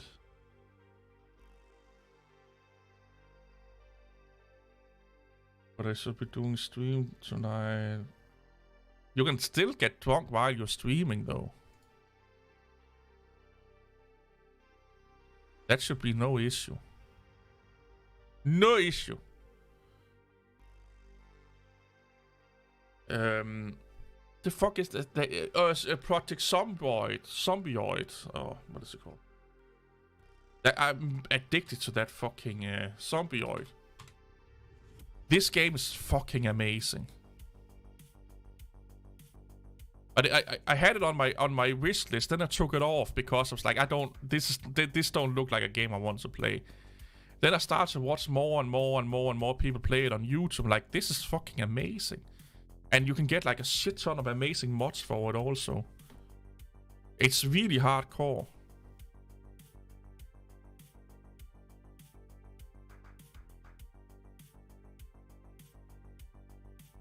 It's kind of like, I was thinking about it.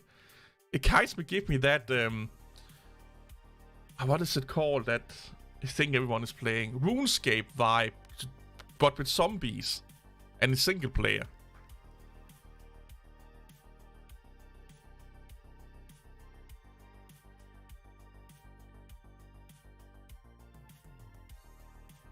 Yeah, there's actually quite a lot of great YouTube videos about this game that's actually really good.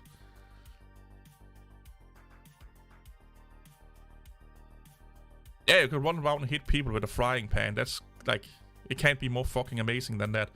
And you curve stomp the fucking zombies in the face when if they're not eating your face, though. You can run around in fucking whatever clothes you can imagine. And it's only like 17 euros. This is probably the one I played the most, and then Cyberpunk and Dyson Sphere program. Zombie! Pew, pew, pew. It's kind of like a life simulator. It's kind of like Sims with zombies, maybe.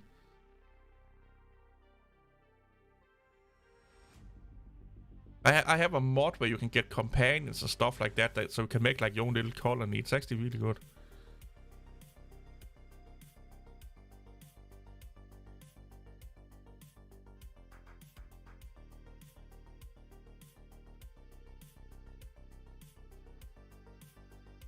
Oh, Scum. I've been playing that a little bit also, Scum. I'm getting on a kind like I didn't game much. Oh, it's slated supported on the Steam OS and Linux.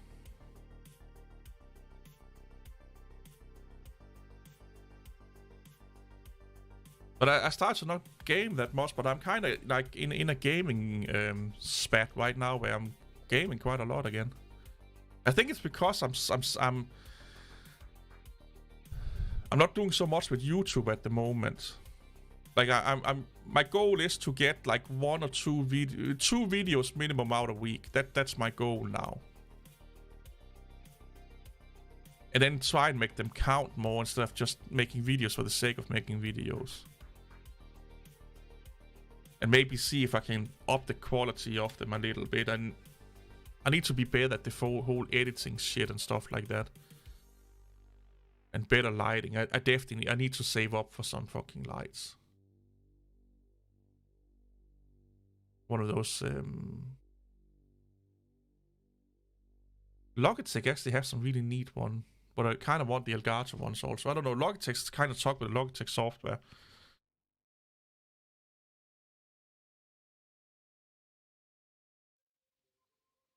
I don't know. I think that it's just I just need to find better subjects. I need to spend more time finding good subjects that's worth talking about.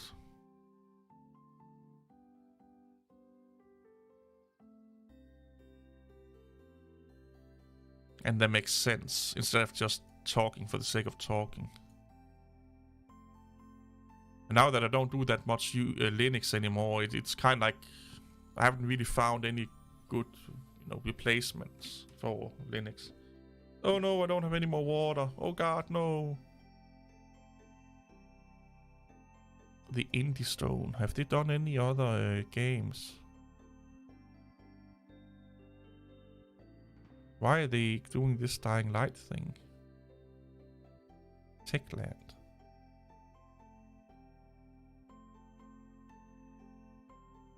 I heard a lot of people talking about Dying Light. I never tried it though. Also expensive as fuck. Oh, is that parkour? Oh, I don't have room to do cooking, but I kind of don't mind doing cooking. Have you seen these fucking crazy cooking streams? Like,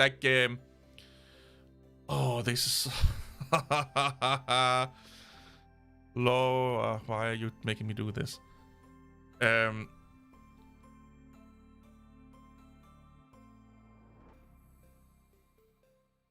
I can't fucking remember his name. Is it Angus the dog or bad cooking?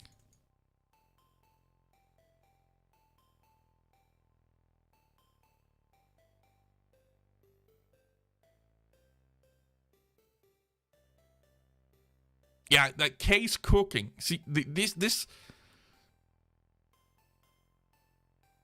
human here should not be allowed near a fucking stove. Like, oh, look at this fucking shit.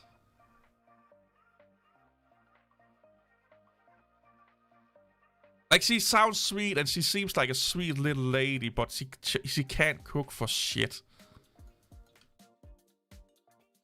Oh, this is so bad.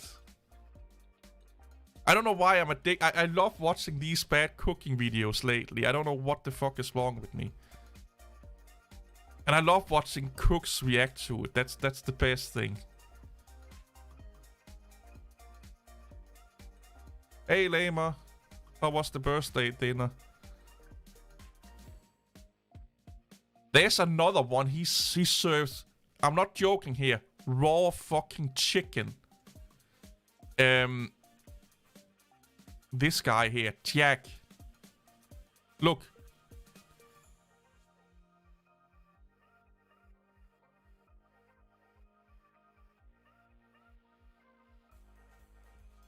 Like here he's eating raw burger.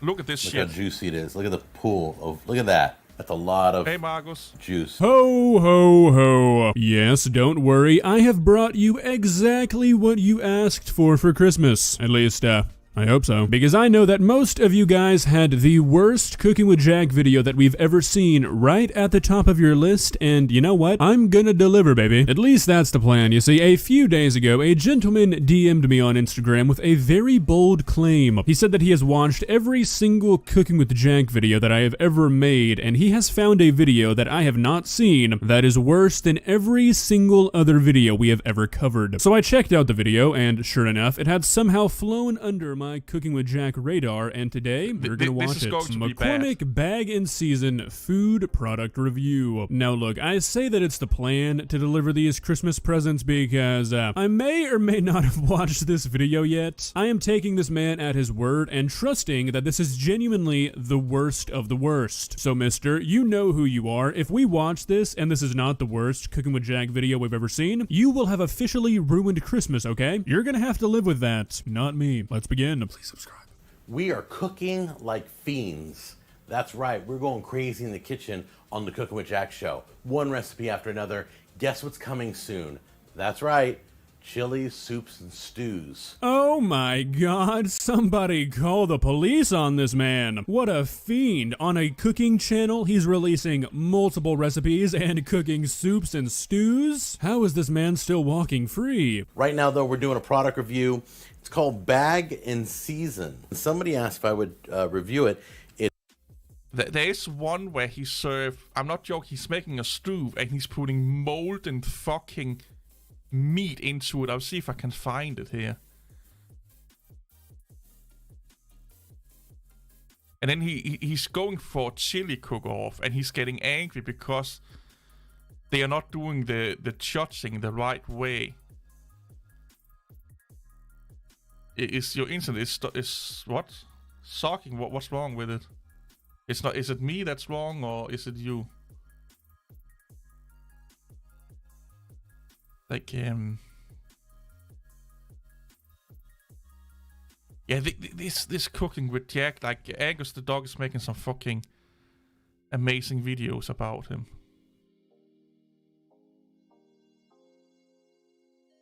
Where is it?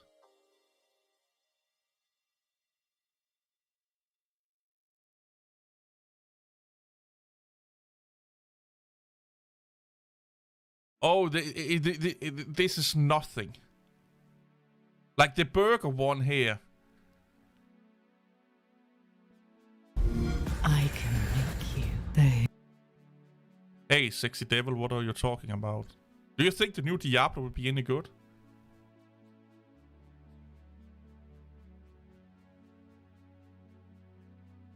Oh, Becky, your boyfriend is back in town. Lama is back at you. Oh, that's sweet. Old people are sweet people, if they are not bad people, of course. Yeah, this is... Let's just look at it here. How I put it together. Grab yourself a bun. These are the King's Hawaiian buns. They're so sweet. Little drop of perfect consistency when they try to almost stick to your hand. Oh, Lama, you only got a hey, Lama. You didn't get hey, handsome Lama. Uh-oh. They're almost done. Look at them. Oh, they smell great. They're almost done. Still a little pink on the sides here. I'm just going to wait a few more minutes. Never, by the way, never, write this down. Never press down your patties. Here's the molten one. It's such a bad thing to do. It squeezes all the juice out of them. Look at those bad boys. Alright, I see Jack, even in his earlier days, still did not understand the concept of a smash burger. For a guy who claims to be a chef, you'd think he'd understand what searing is. But hey, this is the guy who 15 seconds ago just said that a burger is almost done as the outside is still pink. So why do I waste my breath? Okay? Never do that. What if she thinks that you are handsome? How to build a hamburger, that's right. No, he's not. Normally I don't, I'll just show you the end product, but let's show you how I put it together. Grab yourself a bun. These are the Hawaiian. So this is something you have. He's kind of like the DSP of cooking. This is what you have to think about. This guy at this time, this is like probably a 10-year or 5-6-year-old video from him. He was trying to call into the Food Network to get a show on the Food Network all the fucking time. Like, he think his cooking is so good that he should have a show on the Food Network. King's Hawaiian. Just wait till you see this burger and then thank me. So sweet. Little drop of teriyaki because it is a teriyaki bison burger. Beautiful. Look at that. Grab yourself a piece of cheese so the heat starts melting it. Slice of tomato right on top. Now, I don't know if you have these. They always have them at Subway. They're called So what he's doing here is he's taking a warm... Everything besides the meat is cold. Basically, it's warm meat on cold fucking everything else. Pepper rings, or banana peppers, or pepperoncinis, or whatever you want to call it. I like this. Gives a little extra kick. Put that right on there. Beautiful. And top it off once again. More teriyaki sauce. Little drop of teriyaki there. Now look, I know that the burger is... Karen Butler to be amazing. Wish I had the space it does to cook the same way. No. You don't cook the buns, but you do harden up the surface where the bun is to hold the you quit it a little bit to basically make sure that all the condiments don't. Yeah, you toast them. There you go. You toast the insides here to make sure that the condiments don't seep through the bun and it becomes all soggy and shit. Is a pretty open-ended concept. But that's not the worst thing what he's doing here. Just wait till you see the burger. But I've gotta say, I've never heard a person order a bison teriyaki banana pepper tomato burger. I mean, there are rules in place, Jack. That's my teriyaki. Okay. We're going to put this right on top. Look how beautiful that is. Also, you typically don't use Hawaiian buns. You use like sesame seed buns and stuff like that. Yes. Uh-oh. It's awfully big, isn't it? Yeah, ladies. Center it on the plate. There you go. All right, here we go. Now, I have to warn you, once again, this is going to be rare. So, if you don't like rare, you might want to leave the room now. There we go. Oh, yeah. Gorgeous. Alright, so at this point, most of you probably have a mental image of what you think this burger is going to look like. I just want to let you know before we go into it that you're wrong. It's so much worse than you could ever imagine. I know it's going to be beautiful. I just know it. Look at this. Oh. Look at this. This guy. This is how you build a burger. This is a burger. This is a burger. And he wants a cooking show on the Food Network. There you go, baby. That's a well done. That's not even a fucking. It has seen probably 2 seconds on each side. The cow is still fucking mooing every time you kick this fucking burger. Nice and pink. Oh, I like it. That's not I can pink. hear the emails coming. Look at that. Oh my gosh. It's so funny to know that he probably did get people emailing him about this, and that he most certainly just wrote it off as people not liking rare meat. Jack, that is raw. Jack, that looks like you cut to the camera and put a blue rare steak into your burger. I mean, like, I don't get this. Steak rarity is something that people who don't even cook are familiar with. I mean, I feel like a lot of people can look at a steak and tell how somebody asked for it to be cooked. How can you look at this and think it's medium rare? Just for an example, this is what a bison burger should look like. How is this acceptable to a person who's been cooking for a job for years? Just take the bell off and put it on a bun. But anyway. Again, at this time in his career on YouTube, again, this video is probably 6 or 7 years old, he was trying to call the Food Network all the time to get a show with him as a cook, showing people how to make food on the Food Network. It gets even worse.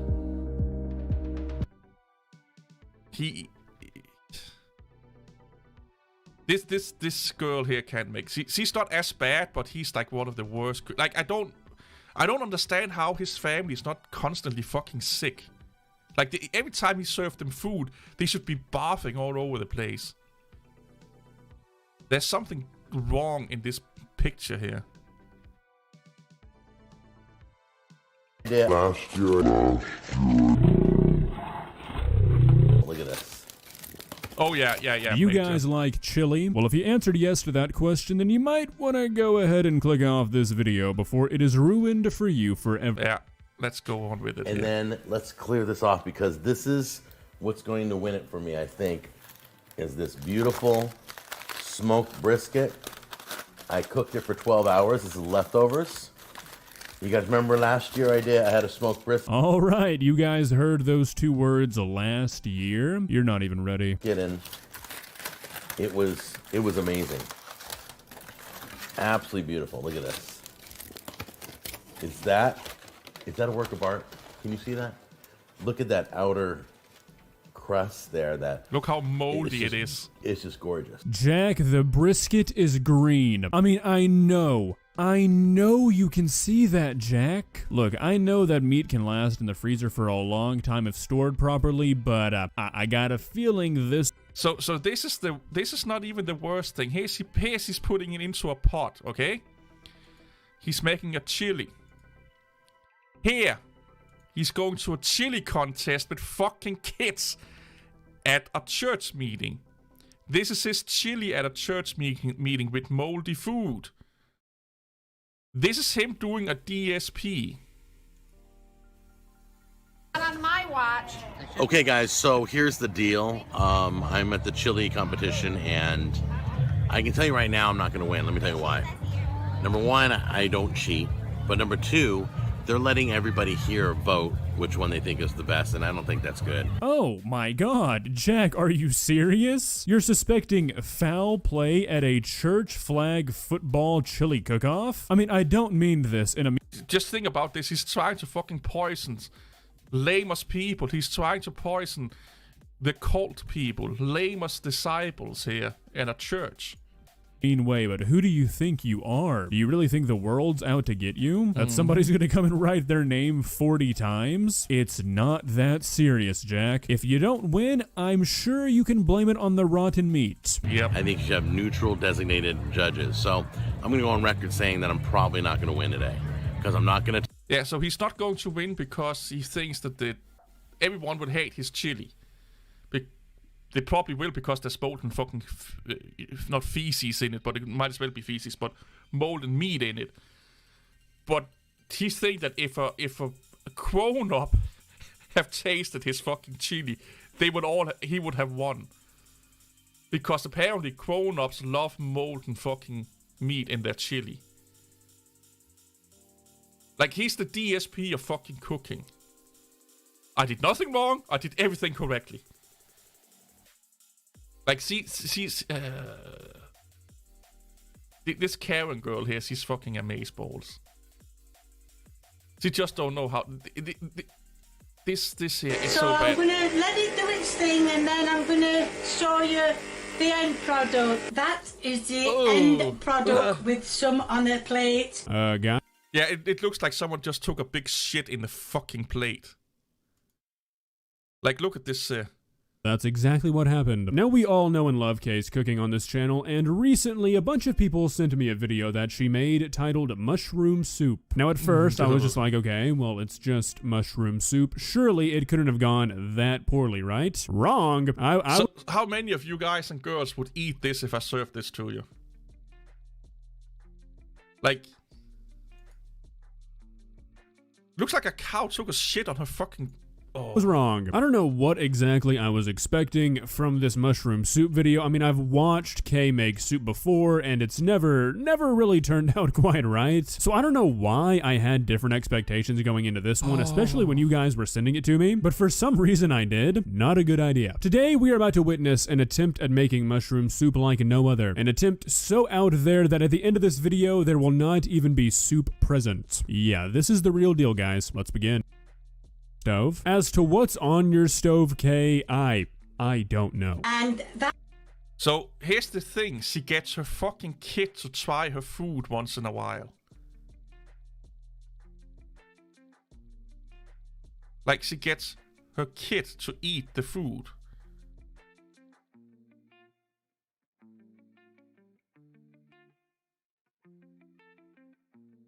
Oh yeah, this, I don't think have I seen this Crack one? chicken. I love cheese. Our cream cheese, and dump that in there. All right, so grab your cheese. The Cooking with Jack We're show, gonna a fight. YouTube cooking show that has given me an irrational fear of Italian men cooking chicken. If you know, you know. But hey, even if you don't know, that's alright, because today we are watching Jack cook some more chicken, so I'm sure we're in for the usual. Now, if you've never seen a Cooking with Jack video, well then prepare to have chicken ruined for you for at least the next 24 hours. Something about Jack's Scalfon. What do we all do when we hear rock music? This channel is actually really good. There's a lot of fucking great shit on it. I haven't seen this one. Or Beef Wellington. Yeah, I've seen that one. That's fucking amazingly bad. Oh yeah, this one here. Oh my god.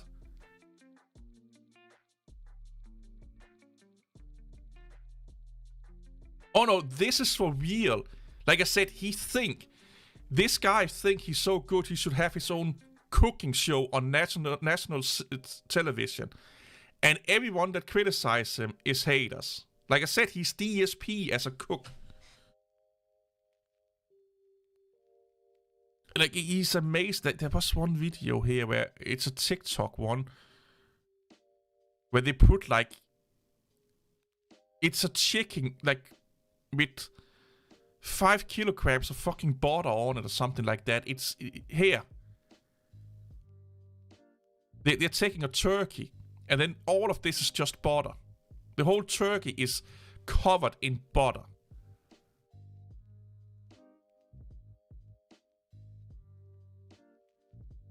Oh yeah. So he has a 2+ hour video with all of his Cooking with Jack videos in one. Like, I love watching this. I don't know what's wrong with me, but I think it's so fucking amazing. But yeah, they think they are good cooks. They actually, like, Jack here, he, like I said, he think he should have his own cooking show on national television.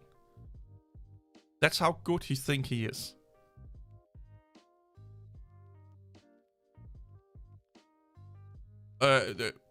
So what they do with the butter, they put it in the oven for like 4 hours or something like that. They don't dry age the meat. They don't dry age the meat. They're putting it into the oven with all that butter on it.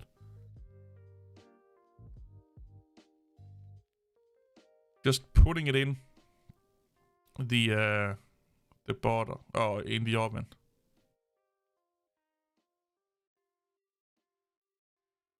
Yeah, it's twins that cooks. They are fucking mental. I give you the link to his channel there. Om lørdagen allerede, der bliver ringet op. Nu skal vi stille en besætning og påbegynde den her evakuering. We're gonna start by softening and mashing Butter. 5 pounds of butter. This is going to be a really juicy chicken. Juicy, juicy. Oh, TikTok, an app that is slowly killing the art of cooking one recipe at a time. Carefully mix this in. Starts off with the words, "We're going to mash up 5 pounds of butter." You need to begin running. Now that we've done that, I've made a little bit of a hole in the center so that we can pour in some white wine vinegar. Carefully mix this in. Now we're gonna get a little bit messy here. My heart is already trying to run out of my body, but not just watching this shit. Spoon clearly wasn't working, I guess. Now that our butter mixture is done, we're gonna start on our chicken. You know, I don't think that chicken would find this here. Probably not the greatest day for... And then I'm gonna... Yeah.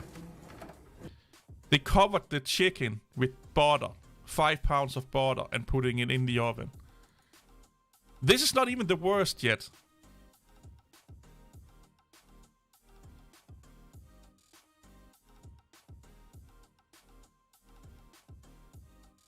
Yeah, this is just as fucking bad.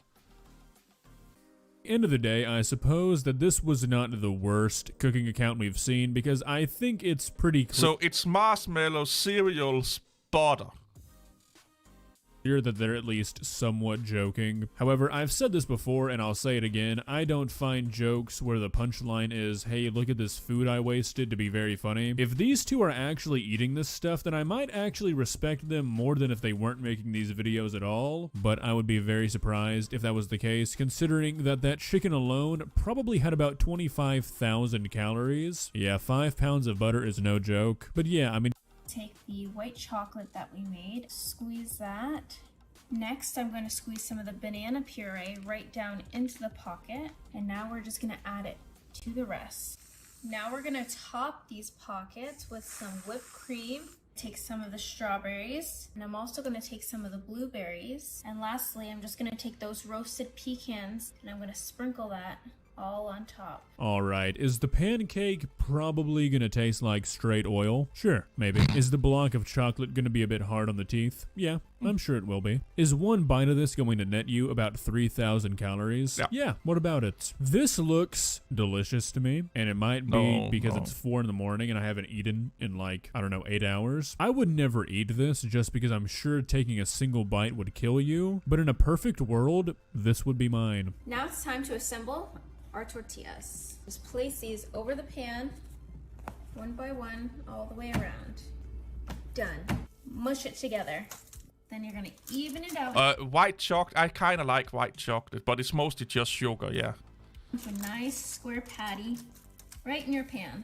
Make sure it's all even. Now you're gonna take your massive patty and put it in the oven at 350 degrees. A massive patty. Now you're gonna add your beef patty right in the center. Are we making a burrito for a Titan? Is Aaron Yeager coming to dinner? Why? Why would you ever do this? Food does not scale like that. Next, you're gonna take your caramelized onions and you're gonna put them Yeah. Massive patty. right on top of the beef patty. Caramelized onions, those are my favorite. Special off. Next, we're gonna add some sliced pickles to the top of our beef patty. Okay, look, you know, I was beginning to accept your giant burrito plans, but now you're putting pickles on it. What is this, a hamburger? You've chosen the wrong vessel. Go to the store and buy an entire bag of hamburger buns and line this pan with the buns if you want me to call this a burger, okay? Not sure if that's your plan yet, but either way, you're wrong. Either way, this isn't a burger, or you're putting pickles on a burrito. So I'm just thinking about how much money that burrito will cost them, because it's not cheap to buy that much meat. Oh, pretty sure that means I win. Now we're gonna take some french fries and we're gonna add it to our air fryer. Then you're just gonna spread them out evenly. Well, it's an expensive air fryer though. Fries, and we're just gonna spread those over the top. What are we doing here, people? First, you want me to call it a burrito. Fine, I'll play by your rules. Now you're changing it to a burger. You know what? I'm not gonna accept that. You had one chance to make the fries a side and bring this back to Burgerville, but we took a right to Crazyland. Am I watching a person sprinkle fries onto a 7-pound pickle burrito? Is this real life? Now for the best part. So take some shredded cheddar cheese with some cornstarch, add that to a pan. Then we're gonna take 1 can of evaporated I'm just thinking here, how can they be so fucking thin and eating like this? Like they look like they're healthy as fuck. milk and pour that in. Is nobody gonna stop this? I thought the FBI was listening to us at all times. Gotta be some sort of microphone in that air fryer. You're going to stand by and watch as a person makes a pickle burrito with evaporated milk cheese? This is the government I'm paying taxes for? How can this taste any good though? Yummy. Let's use it all. Alright, now time to close her up. We're gonna put 1 tortilla on the top, and we're just going to bring in the sides. A nice little burrito. If there was like a hypothetical crunch wrap... Like, look, she's in shape. Like, she must be spending all her fucking day at the gym to eat like this. Or Yeah, drugs or a lot of sex. Massive amount of drugs all over the place. It's all the drugs. Speed, coke, Botox don't make you slim. It just take away your wrinkles. Wrap colony. Like, let's say Taco Bell workers were not the source of crunch wraps. It was some sort of advanced. And it don't even look that good. Like, it looks like really like, I don't even, what would you call it? Like a slab of fucking dough or something like that. Civilization. And similar to a queen bee, there was a queen crunch wrap. That's what she's trying to kill him. Yeah, that's her look when she's trying to kill him. She's imagining this is his penis that she have in her fucking mouth now. Looking at. Oh, this is so bad. Oh yeah, Jack. Cooking with Jack is the best fucking things ever, man.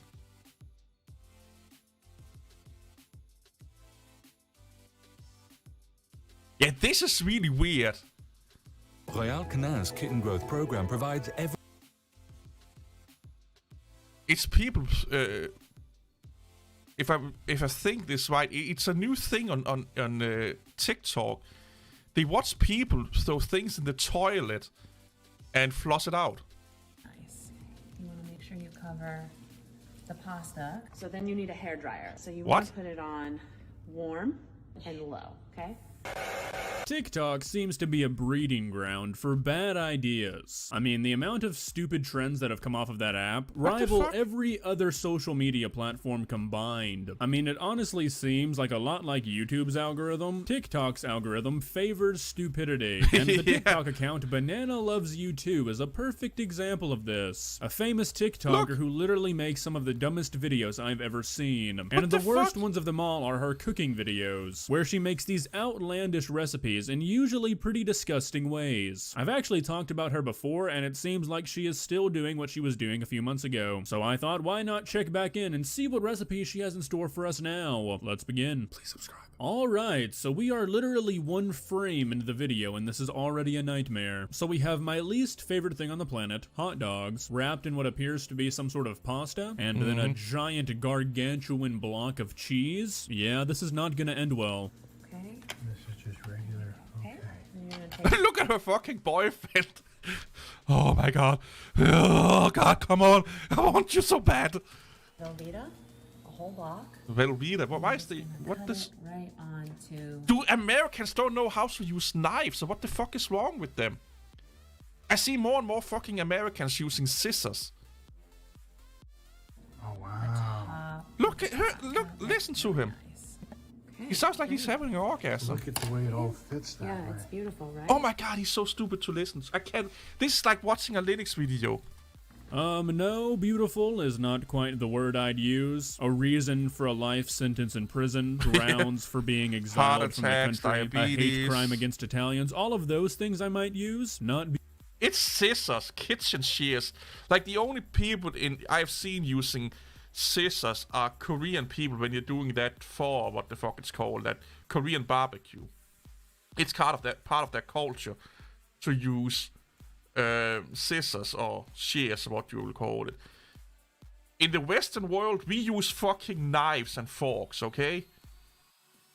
The reason why Korean people use scissors is because they don't have a fucking fork to stabilize the meat, so they can cut it with a knife. I don't know why you're trying to fucking cut a cheese with a fucking scissors or shears or what you would call it.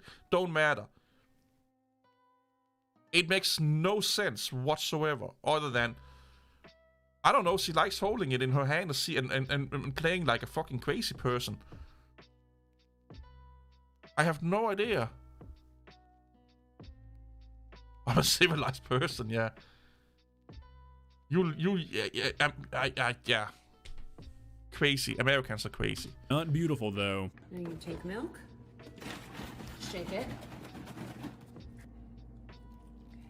She ate one of us. Pasta, because that's how the pasta's gonna cook. Oh yeah. Look, listen to him. He sounds like he's fucking having a sex act performed on him. The pasta, because that's how the pasta's gonna cook. Oh yeah. Like she's a beautiful girl. Maybe that's why he's like this is what I was talking about with Apple product.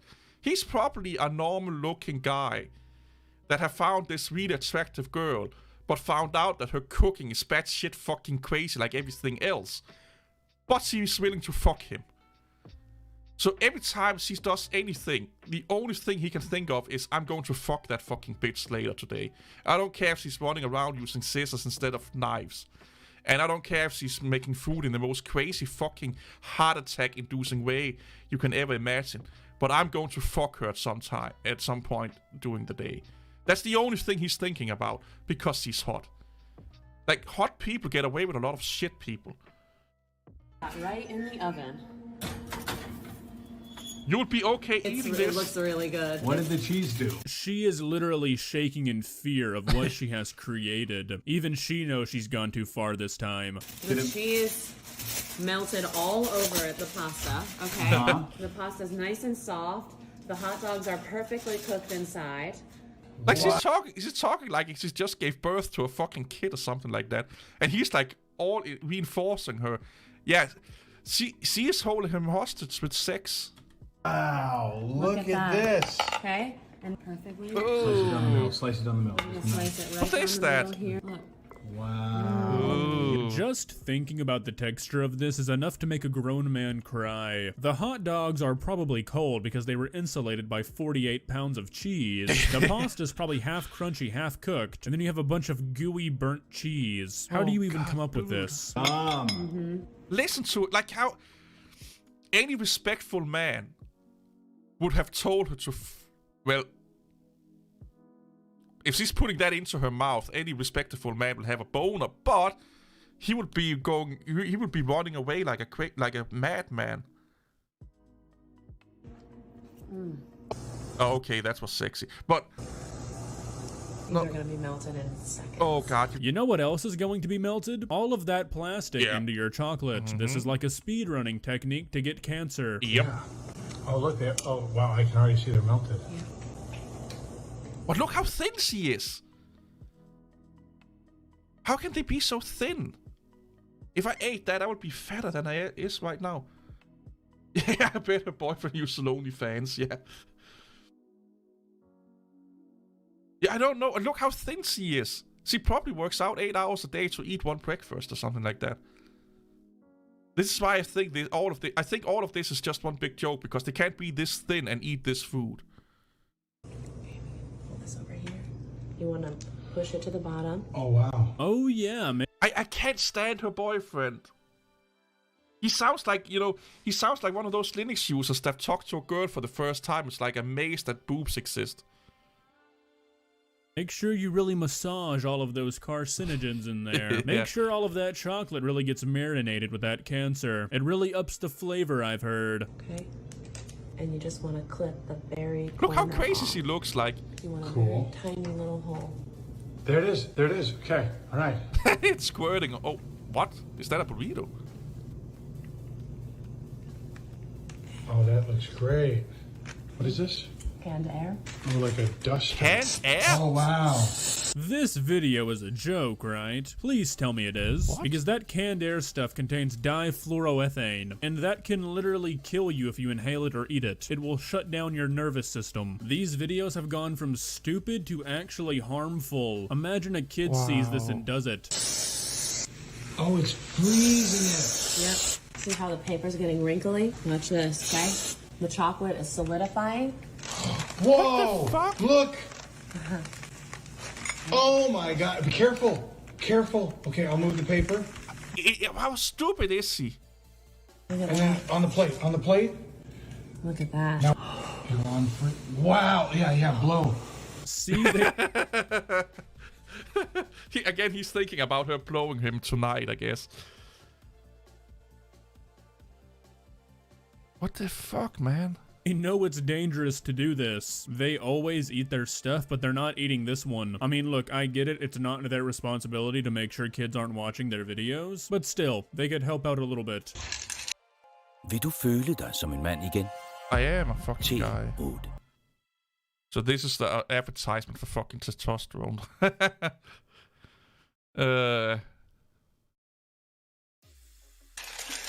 No.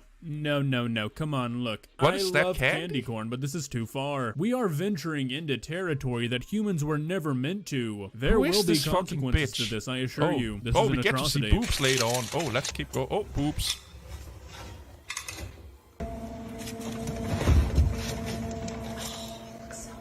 Why are you lying to the people? No, this does not look really good. It quite literally looks like somebody threw up That onto a pan foreplay, and then baked it at 450. That is not exactly my definition of appetizing.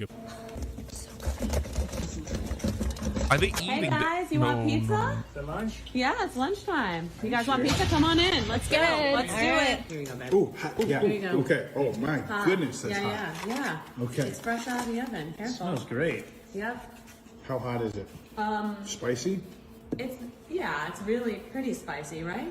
Yeah, it might be a little spicy. It had like everything on it. Oh no, don't eat it. Can you imagine this happening to you? You go over to a friend's house for a nice lunch, They're pranking them. Yeah, they're definitely pranking them. She's laughing her tits off. On the table, eating some pizza, just having a good old time, and they feed you this? I mean, I'd have to look, but I think if you dug around in enough law books, this is probably illegal. I mean, I can't imagine this actually being supported by the government. I mean, I wouldn't want to live in a country where you could do this. I'm gonna be honest with you. Something seems weird, but it also tastes really good. What? Are you kidding me? Now I have to taste it. Peanut.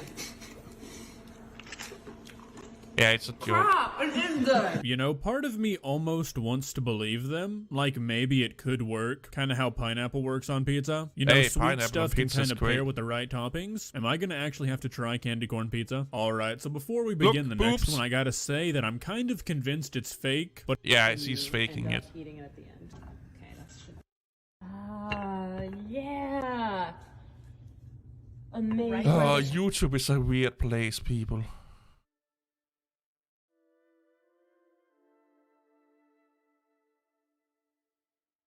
I ordered a pizza on my Wi-Fi in 2022. That's not... What? Oh, Oh, I was about to say... That's not weird. I use Wi-Fi to order all kind of shit.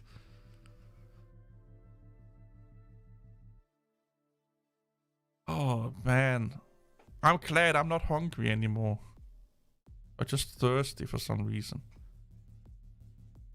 Oh, that's that wholesome fucking grandmother again with her gaming PC.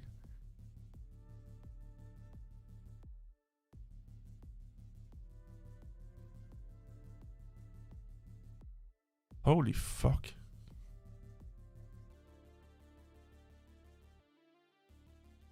What the fuck is that? Guy flies through boss window. I have to see this. I have to see this. I don't know why, but I find it. I can't stop laughing when. Well, I find it funny sometimes when people hurt themselves. Or Daily Dose of Internet. This professional stuntman went flying through a bus. Whoa! What the fuck? Oh. Oh my god, you fell.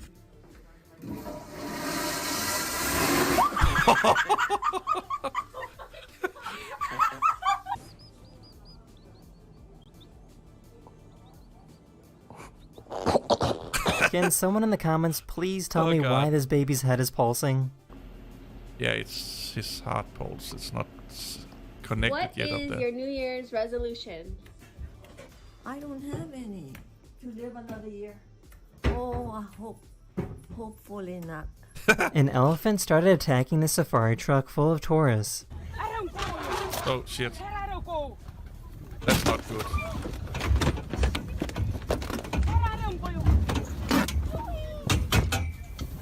That's Becky without her red wine. Oh shit. That was actually cool. What the fuck? One of my subscribers recorded this video of the roof of a gas station moving in the wind. 14 million subscribers. Damn, man.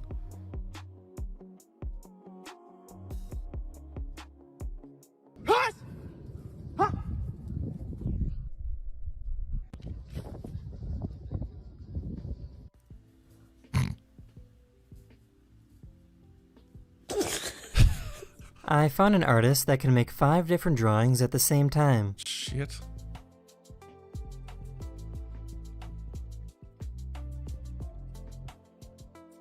Okay, he must have some form of fucking like. Are you sad? Mr. Mittens got you good, huh, buddy? Oh. Yeah. Only in Germany. Alter! Alter! What the fuck is that?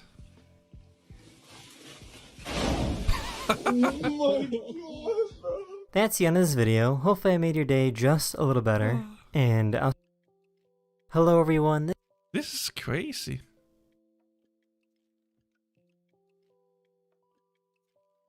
This is like fail army, but holy fuck, 14 million subscribers. Only having 515 videos. Damn. What is the most popular one? 5 million. Holy shit. Or 50 million views.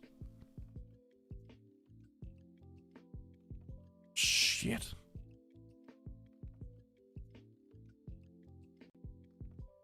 Holy crap.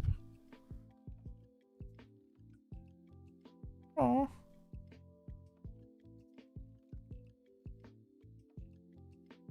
I kind of like these kind of videos, to be honest.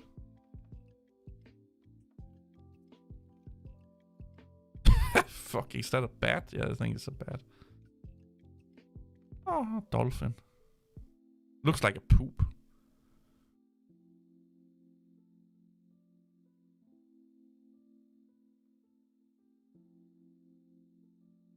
Is that a fucking leg? Yeah, it's a leg.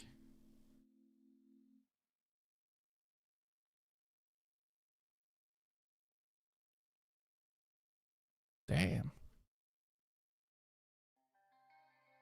This is crazy. I didn't know, like...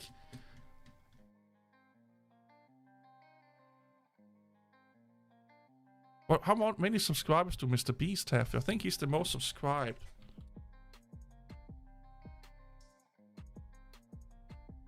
Okay, he has 137 fucking million subscribers. That's like crazy.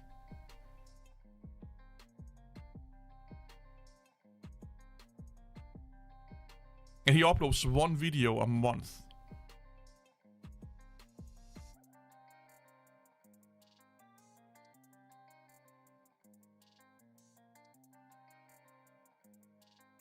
I survived the world's loneliest job. Oh, well.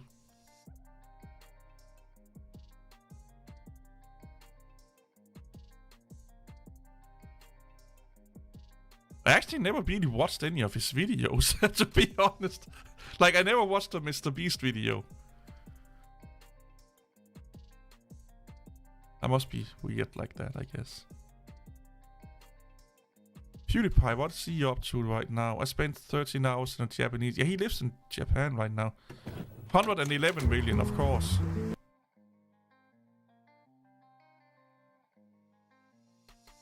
Escaping to Japan's Secrets Paradise.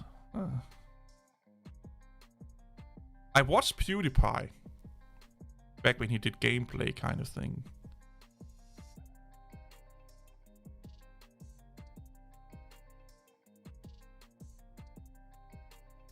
Only if you are a member. All my live streams are logged into members when I'm done streaming. There are 2 mainstream channels for me. I prefer Ken's Tech World. Oh, thanks. I do like PewDiePie. I just don't like his... I think PewDiePie is actually a really, really great person. Like, I like him as a person. Mr. Beast from the... I've seen a lot of interviews with Mr. Beast because it's interesting to see how he's running a YouTube channel and stuff like that. He seems like a really, really, really, really self-centered, arrogant motherfucker. Like, he thinks he's like the smartest person to ever lived on Earth and stuff like that. At least how he comes across. And I'm not good with people that think that they are smarter than everyone else. Because it kinda limit a lot of things that they could do, and it limits also their acceptance of other people. It limits their interaction with other people, and it makes them highly judgmental when you think that. Yeah, the soy face. I think that's, yeah.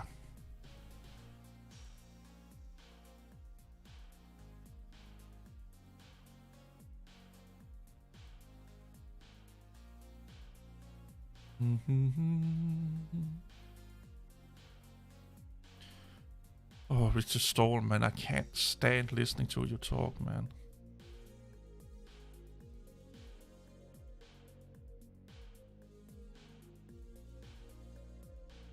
Frozen TV dinners. Oh, yeah.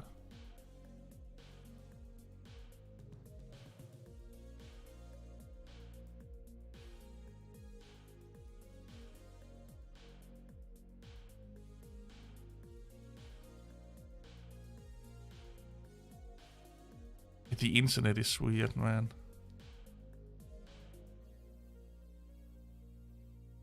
Oh no, I'm not watching a Stallman video.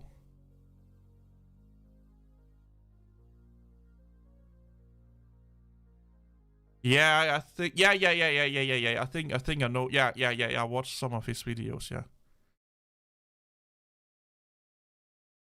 Oh, I love these old fucking Macintosh here. It was like my dream computer back in the day.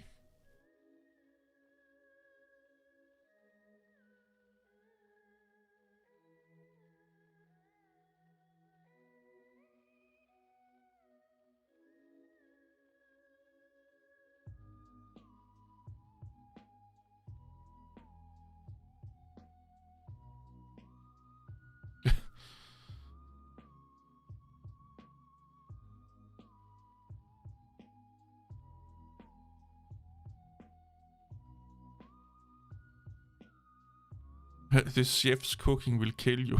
Yeah. Oh, is that the chili? I think that's the chili video, yeah.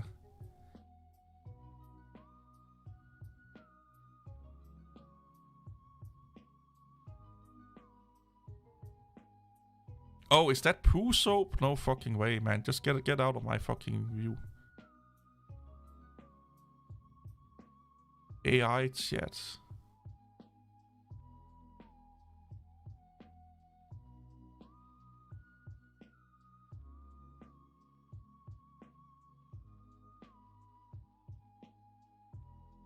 It's fun to look at YouTube when, you know, when you're not logged in and on you know, when you're on a fresh account, so to speak, where there's no when your preferences are not taken into account.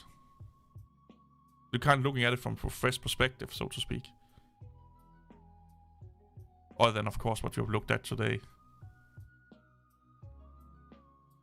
Desk Pro.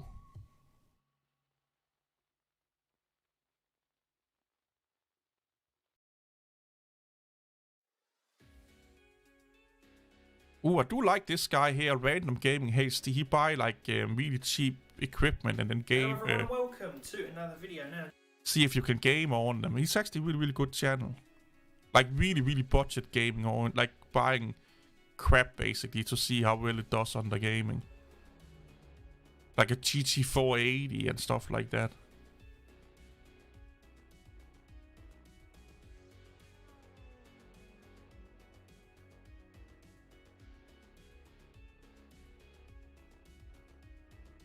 I do like watching him from time to time.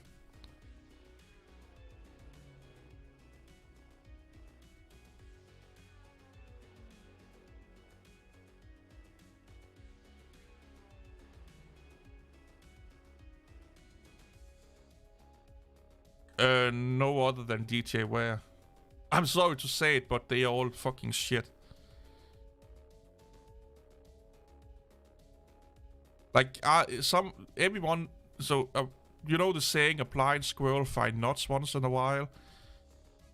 Of course, every Linux YouTuber have one or two or few good videos, but other than DJ Ware, I will not watch any other Linux YouTuber.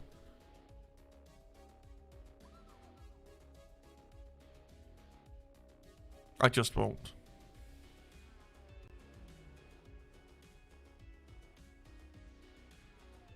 Luke Smith, oh my god, no, not that fucking lunatic. He made a video telling people to quit their job if they were not working with open source. That it was your duty to quit your job if you were working for a proprietary company. What the fuck is wrong with you, man? Is that a cheese car? That's just prototyping, I guess. That's an ugly fish, though. Yeah. I will be off in a second. Anyway, it's almost 9 o'clock here, and I need to go to work tomorrow. And I want to get something more to drink and relaxing a little bit before bed, gearing down a little bit. The fuck is that? Oh, that's liver. Oh.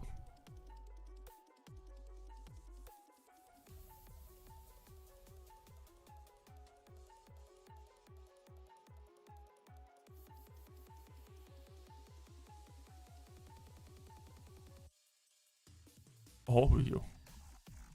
Oh, I do like Oreo.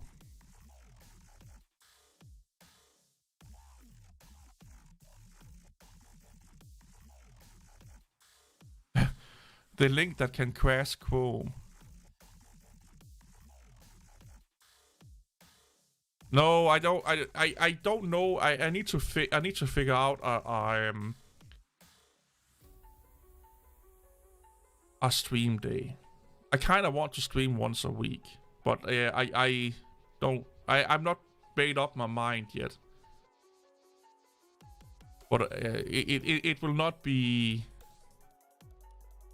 out of the realm of possibilities. Let me put it that way. I just need to see how it is with the new scheduling and you know, it's like this is kind of like the first month after I reevaluated my whole YouTube kind of thing. So I want to kind of gauge it for like a month or 2 months to see. So my plan now is to 2 videos every week.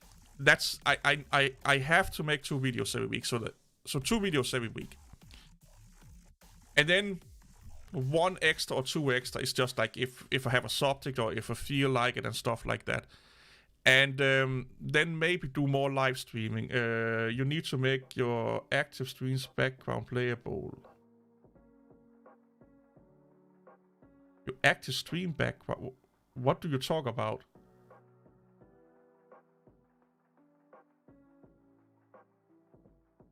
Playable. Your active streams background. Archive.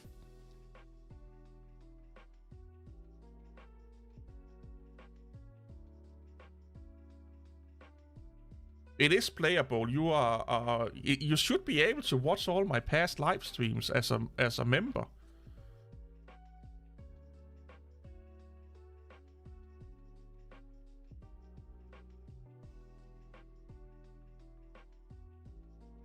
Oh, okay. So, Lama, that's because when I'm done streaming, I put it into members only mode. So if you have not watched the stream till you know, if you're watching it from this link, you're watching it right now, and you're behind. Let's say you go back an hour, and I put it into member mode. It say it don't exist anymore. That's why. Because I archive my stream in member only mode when I'm done. Or if it's not what you're talking about. Or are you talking about that you can't watch my stream with the phone turned off? Because that's not something I control. I'm sure I can't do anything about that. I can look.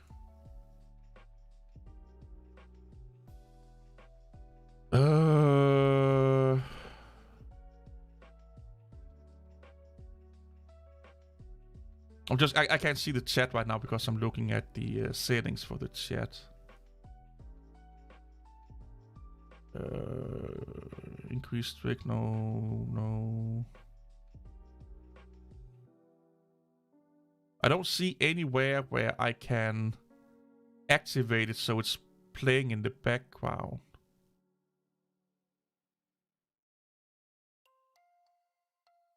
Yeah, I don't see any way of doing that.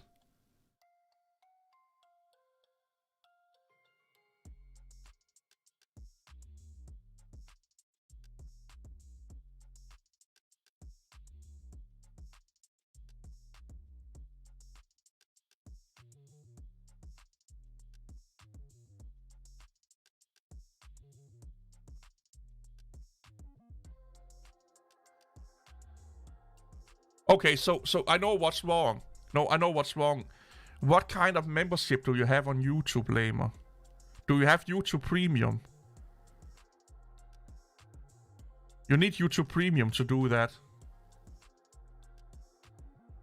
Yeah, you need YouTube Premium to be able to watch it in the background. But you need so there are 2 YouTube Premiums. Blop.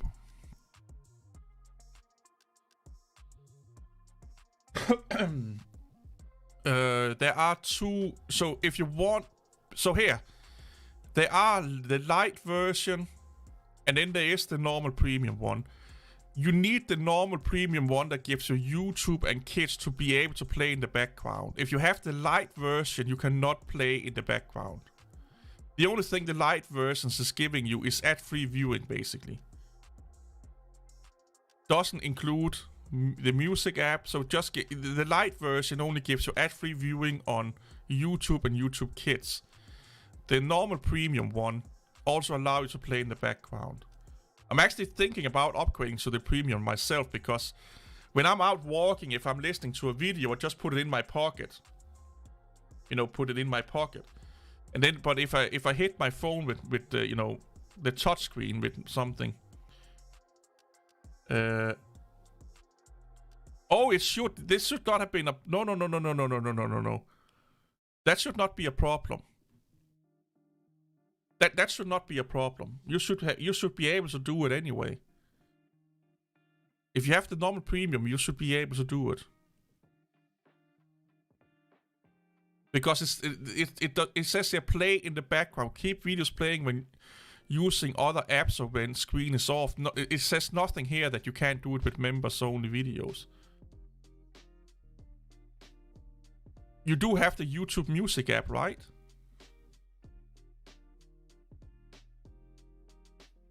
That must be a problem with the app or something like that then. Maybe there's a setting in the app that you need to turn on and off. I don't know. Maybe there's like some form of battery saving mode on YouTube's app, you know, in the YouTube app where it says like enable this to allow it to play in the background, you know, when the screen is turned off. Maybe there's some settings in there where you need to allow it to do so. For battery consumption's sake and stuff like that. I could see that being a problem. You know, like allow this app to run in the background or something like that. Because I know Android can sometimes do that. It takes permissions away from apps that you don't use that much. So they're not allowed to run in the background and consume battery. Any videos in the background, but your archive seems to just pause it. Yeah, that's weird. That's strange.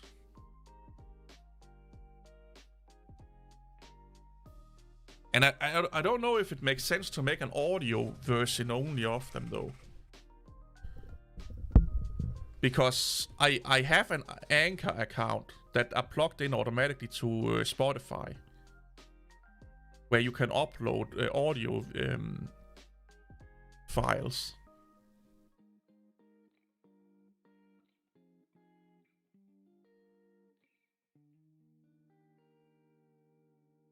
But I don't know what the rules for that is.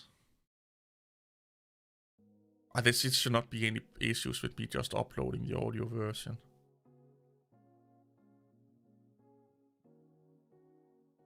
Yeah, you can download it as an MP3, of course. But if you are a premium member, can you not just download the video though?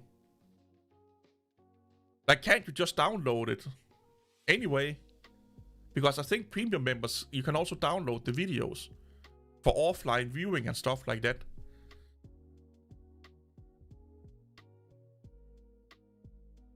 Here, download.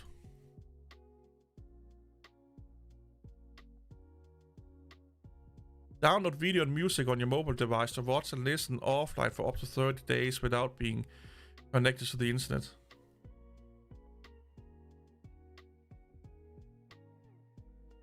Yeah, it's still in the YouTube client. Yeah, you need the YouTube client to background play.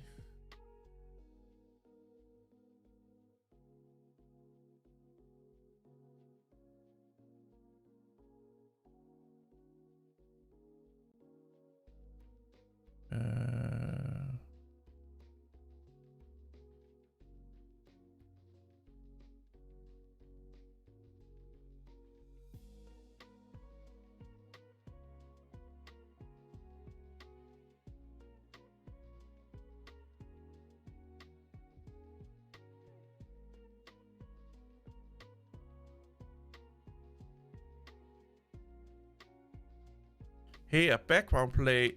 To change or turn off background play, go to settings, background play, under backgrounds and downloads. Yeah, this may be what Lamer, this may be the problem. Always on videos will play in the background default setting.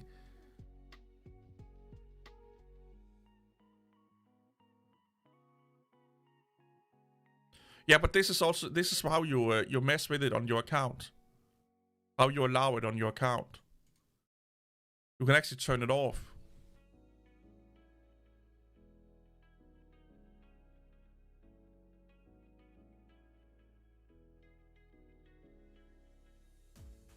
Boom, boom, boom, boom, boom, boom.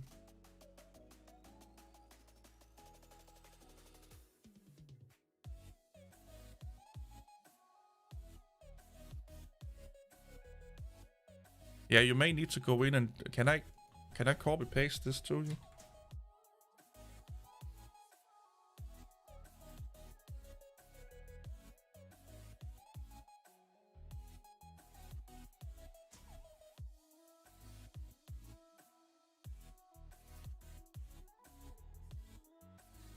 YouTube Premium is fucking amazing for content creators. But for it's fun to when I look at my analytics, for the few people that have YouTube Premium, I always get like they almost pay for a fourth of my ad revenue.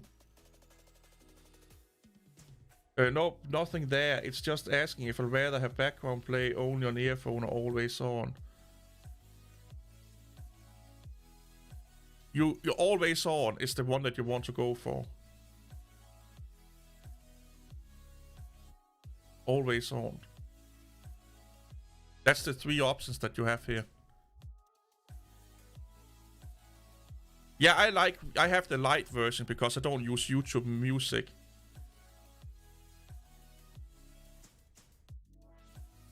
Well, you should feel bad for being a Brave user. It's been on all... Try and turn it on and off. I don't know. It must be an app issue. So there's this old saying, if it's free for you, someone else has paid for it. So if you're getting something for free, that means that someone else has paid so you can get it for free. If you're okay of leeching off other people, then yeah, if you feel okay with that, if your morals is okay with that, then yeah, it's YouTube being YouTube. Yeah, I had normal premium like in 2017 for like a month. But last year I kind of got it. When they rolled out the light version, I got it. Because I don't need, I have Spotify, I don't need YouTube Music and all of that shit. I just don't want to use ad blockers, and I don't like the ads. Well, I didn't mind the ads, but I pay like $9 or $10 a month for the light version, and I feel that's I feel good doing that because I know that I give more to the content creator with my premium subscription than watching an ad. So my view is giving the content creator more money than if I didn't have premium. That's a good feeling to know that I'm contributing more to the content creator than if I didn't have premium. So it's this is how I look at premium. Instead of me subbing to one of their Patreons or being a member, I give them more by just viewing, but I do it through YouTube instead.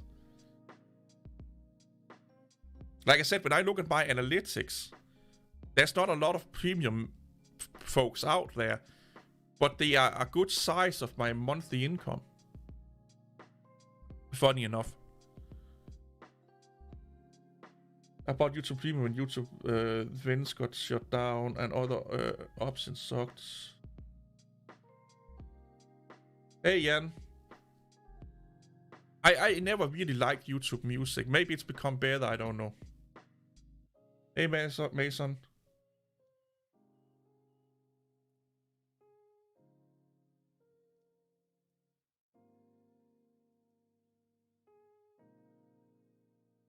Yeah, who will you allow YouTube? And yeah, I just like premium because it's site-wide.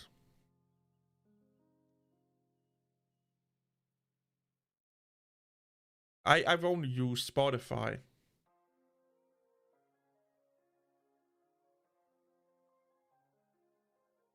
And back when I used YouTube Music, I didn't really like it that much. And now I have all my playlists. I have like thousands of songs on my playlist on Spotify, and I just don't want to sit and make new playlists on YouTube. That's probably the only reason why I don't go full premium, is that I don't want to make my whole new playlist or I get, you know, and there's no easy way to transfer your playlist from Spotify to YouTube. If you just could click a button and then they got transferred, I would probably go full YouTube. But I spent days making what is it called? Playlists.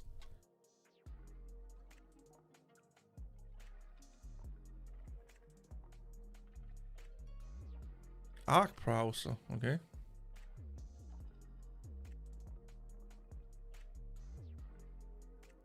Ooh, modding Cyberpunk.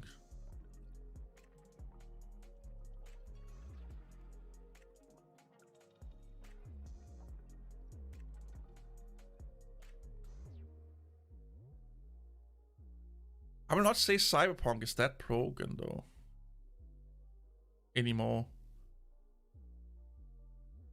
There are bugs in it, and it's not perfect, but it's not a bad game.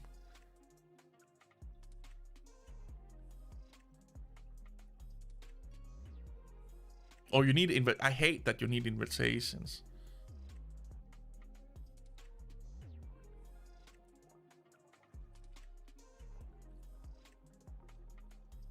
I feel like this shop podcast down my... They do.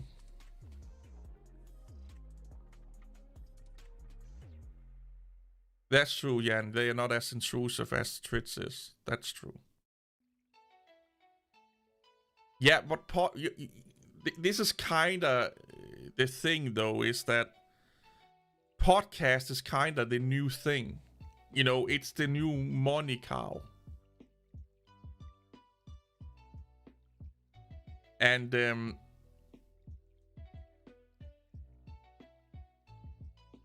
give it a couple of years, it will probably not be that anymore. You know, everyone and their mom have a podcast right now. It's starting to get oversaturated, and then people want something else.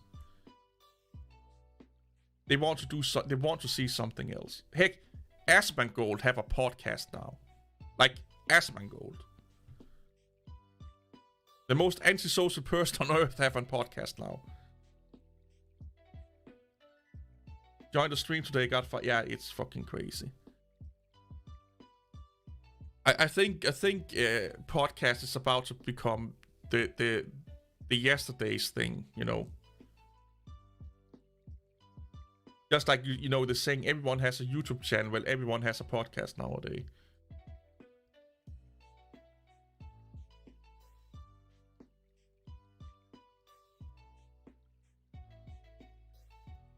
Like this could kinda be regarded as a podcast. I don't know. I am debating if I should just convert all my videos into MP3 files and put it up on Anchor in audio form.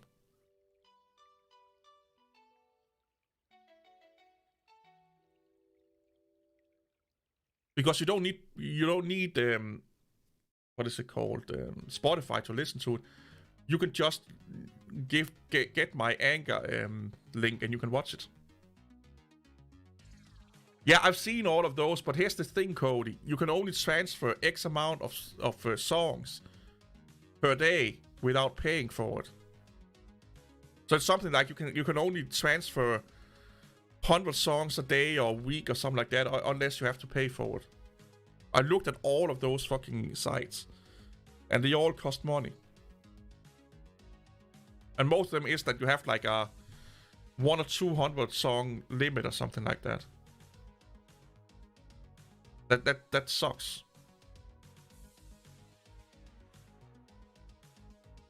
I like podcasts, but I don't listen to podcasts. I watch podcasts. So I don't sit in a car or at home and listen to them, or when I'm walking and stuff like that. I only have podcasts if I can watch them. Yeah, I don't want to pay some weird ass site I don't know anything about money to transfer music over when I don't have a problem with Spotify.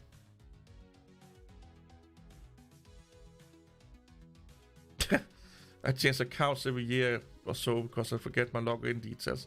Write them down somewhere then. You know, write them down somewhere.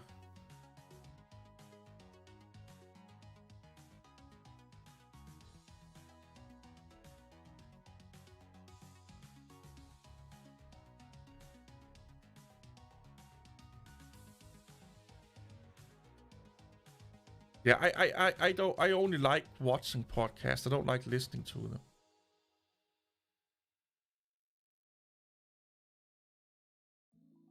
Yeah, I do like watching clips from the Van Show, though. I do like the Van Show.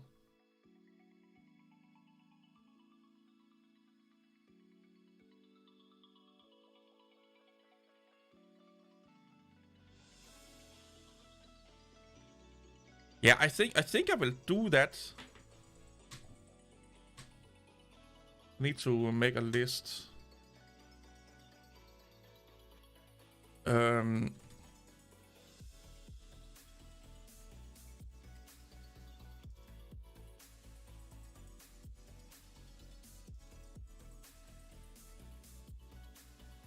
I can take like the last 20 or something like that podcast live streams and then put them into audio only and then upload them to Anchor.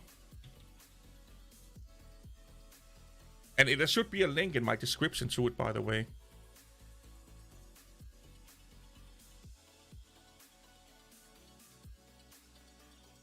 Yeah, that kind of makes sense.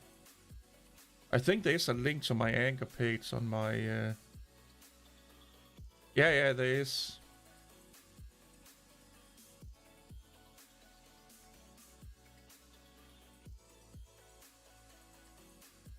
Yeah, if you pay for stuff, everything is better.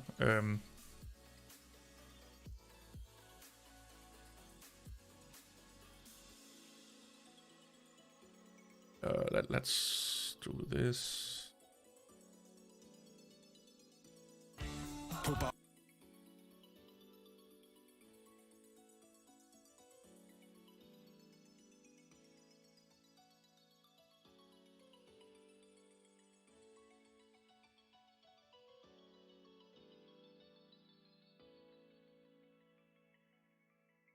Yeah,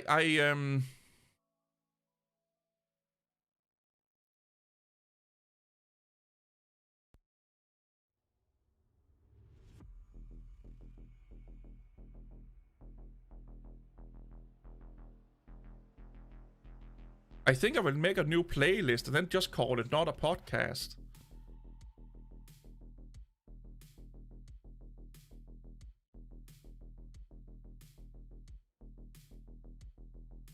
My talks. Oh, the Cat Thoughts videos. I thought about converting them also.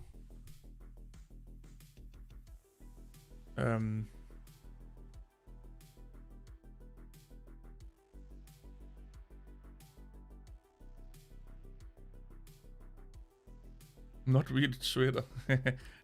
Yeah. But I don't know. I just feel that you will miss something. Yeah, good night, Mabel.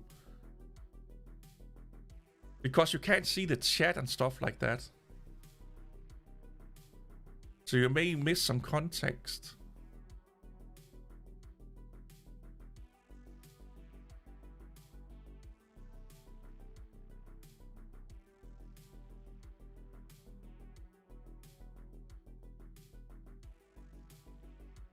But I think you can make different playlists in this here. And like I said, you don't need Spotify to listen to them. You can just listen to them in here. Tweeting.